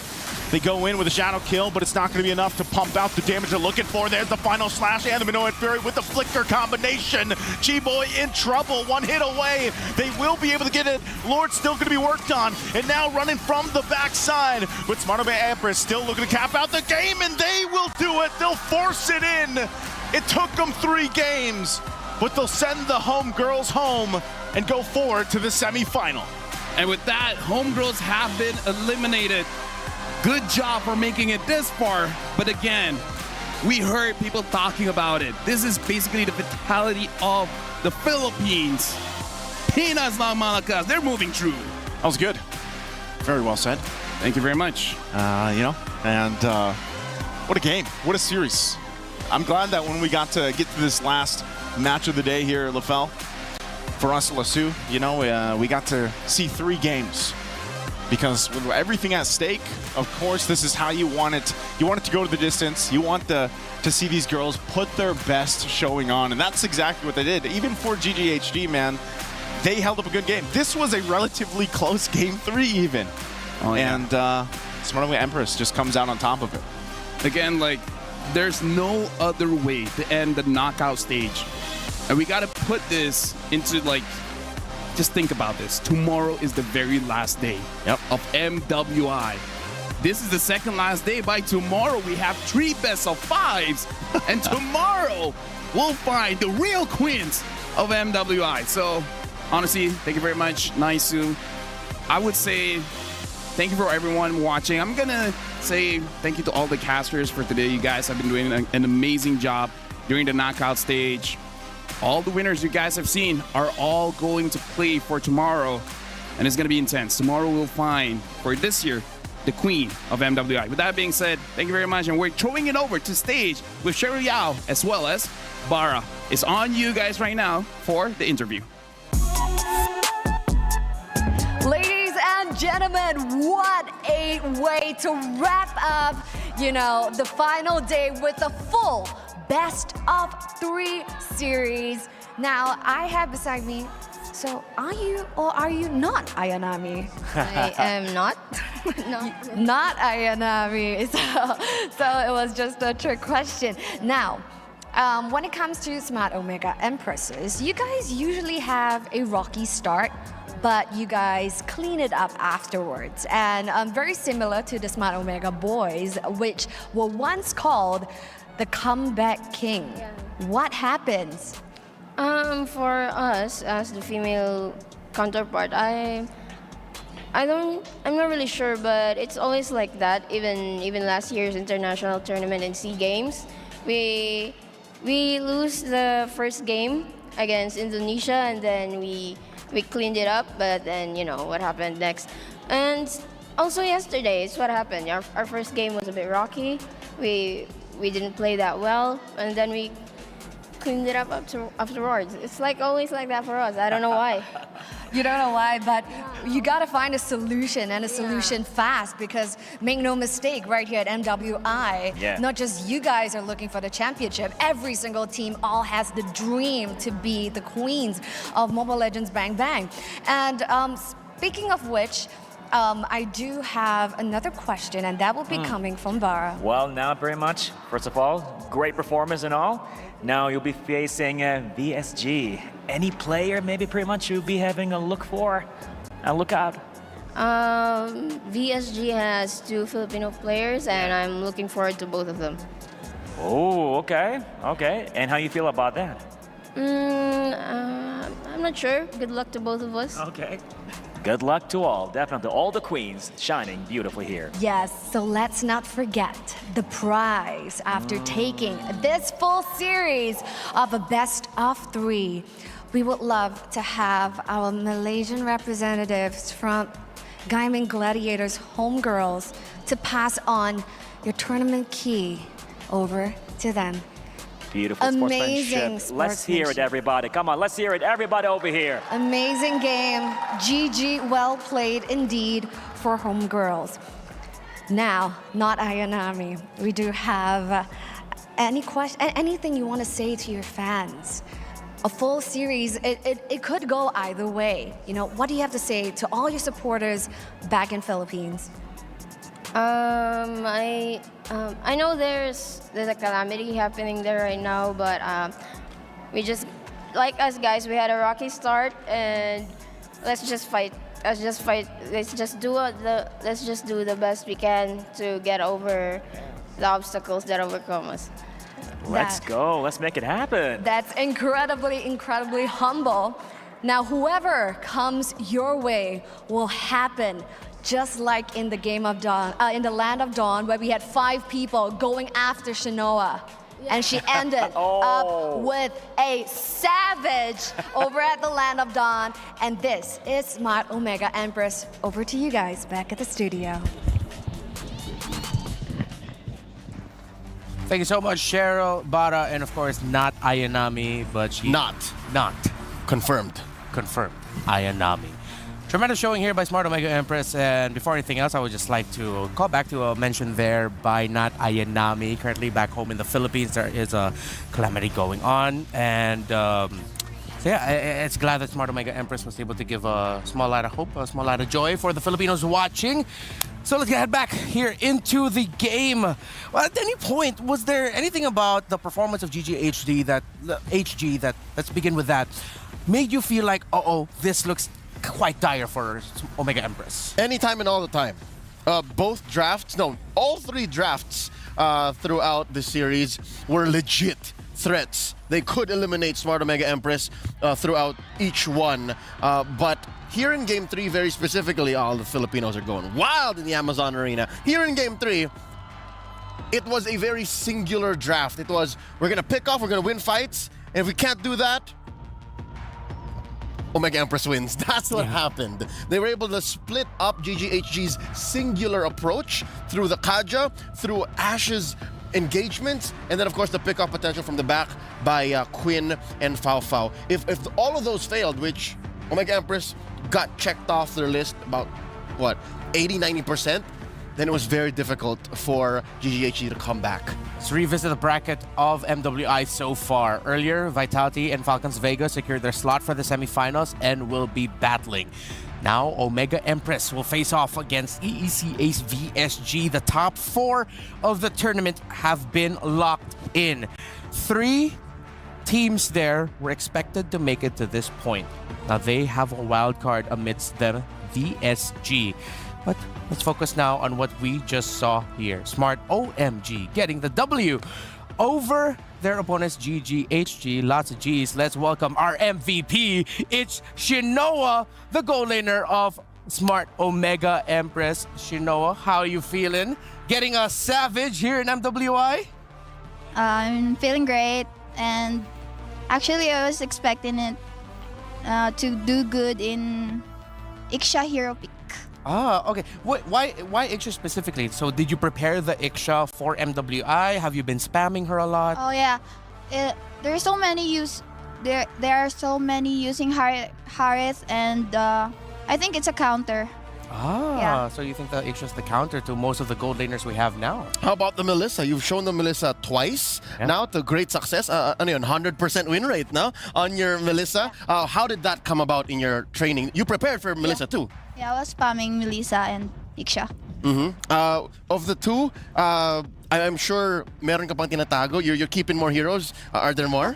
Are there more for top 4 in finals? Yeah, just there are many. Okay. There are many. The secret. Shh, y'all, it's a secret. Okay, I have a question for Sheen. Sheen, during that savage moment, I'm sure it's fresh in your mind. What were you thinking? What was the play? Because there was 3 or 4 members? Almost 5. Literally 5 members of GGHG on you. What was going on in your mind? They're coming at me. They're all coming at me, and I was calling my teammates that hey, come here, I can do this. And actually, I was feeling great. It was savage. Yeah, and who came to your rescue? That was Ayanami. Yeah, it's Ayanami using Edith. Yeah, you tricked Quinn. I saw Quinn sent her the Benedetta attack the other way. Yeah. So Ayanami confused GGHG well enough that you scored the savage. Do you say thank you to Ayanami after? Yeah. I say Salamat. Salamat. How do you say salamat in Bisaya again? Salamat lang. Salamat, salamat also. lang pala eh. Trick Okay. question. It's a little trick question. All right. So we know now you're going to be going up against VSG of EECA. What do you think is the biggest strength of VSG right now and why they made it this far? They're all good in mechanics. My team just said it.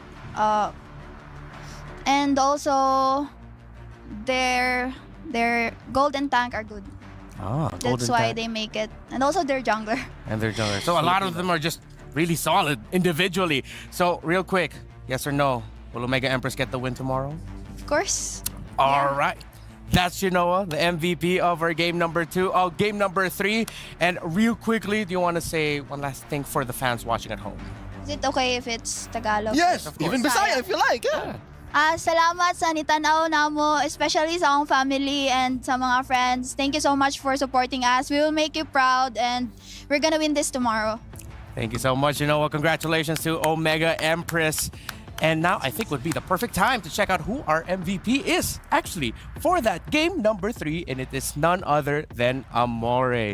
The Novaria. You mentioned, Leo, in the draft they needed vision and they got it in spades. It was an all-in vision. The alternative was the Faramis because again there was a lot of team fights wherein Smart Omega Empress came this close to death, but apparently they played well enough with space that they didn't need that. What they did was lean hard into vision and the inevitable scaling of Novaria, wherein she got maybe, a couple of from downtown shots. Definite 3-pointers from Amore. Yeah, there's that one death that you see on Fafao.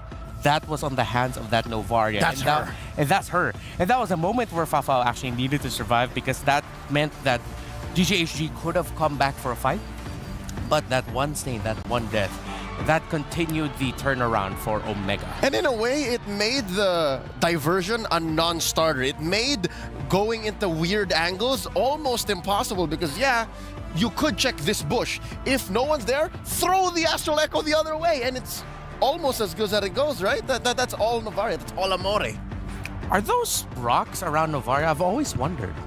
Those are galactic meteors. Where? Galactic meteors. The ones like floating around her like a halo. Yeah, she is a cosmic being, so... That's true. Yeah. That's part of her, I would say, her costume. Yeah. it's not organic. That's not her body. Yeah, I get you. And that hero was the PlayStation MVP hero pick. It's time to check out the El Gudia MVP or plays of the day, because it's now time for the play of the day where we review some of the top clips from today's action. We're going all the way back. Here we have Vitality versus Xeno Zenith, Xeno Lilies rather, and there were promising moments here for the Lilies actually. Yeah. And this was the Alice Angela pickup of the great counterplay actually coming in from Team Vitality. You know, that about this series, especially Chell. Chell is an incredibly solid gold laner. If she's not popping off, she's just like not dying. She's so stable. Yeah. She is Stable is the right word. There yes. you go. She is giving just rock solid, just building vibes. Yeah. And it was just a great effort by the entire team to make it work. Countered it. Thought it would be over for them, but now let's revisit Falcon's Vega. One of 2 mid-lane Fovias. But of course, you can't count out Falcon Vega's understanding of the metagame and fundamentals. So despite all that, here we go. If I'm not mistaken, you say Chinchaw. Damn you, Chinchaw. Like, this was a good fight for Net Angels, but look at the base. The split push there coming in from upper left corner. Chincha. There it you is. Go. What a Beautiful. split push end there for Beautiful. Falcons Vega, and you could actually see the heartbreak when that happened for Net Angels because that looked so competitive for them. They could have won that. Look at that beautiful smile. She was devious. Yes. She knew what she was doing. The energy I got was, oh my god, I can't believe that actually happened. Or all according to plan. You'll never know. We'll have to ask Chinchaw. Yeah. You're seeing C9 go up against VSG, and as much as you'd like to see C9's shield go up against VSG's sword, all it takes is one little crack, one little just turn around, and that's what happens. Yeah, it'll be great to see VSG. There's a bit of history also between like Rian, Gailey, and the members of Smart Omega Empress. So it's gonna be a reunion battle of sorts for them. And this was just from the series that we watched, game number 3 of Omega Empress versus GGHG.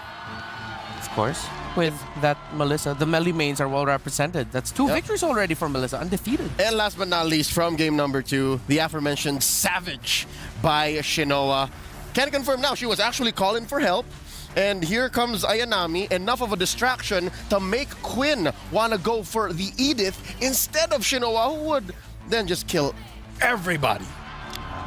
And from that game number 3 play that we saw before, this beautiful Savage by Shinoa, it was the 4-man Minoan Fury knockup by Mirai, which led to a double kill there for not Ayanami, which allowed Omega Empress to continue their momentum and control in that game.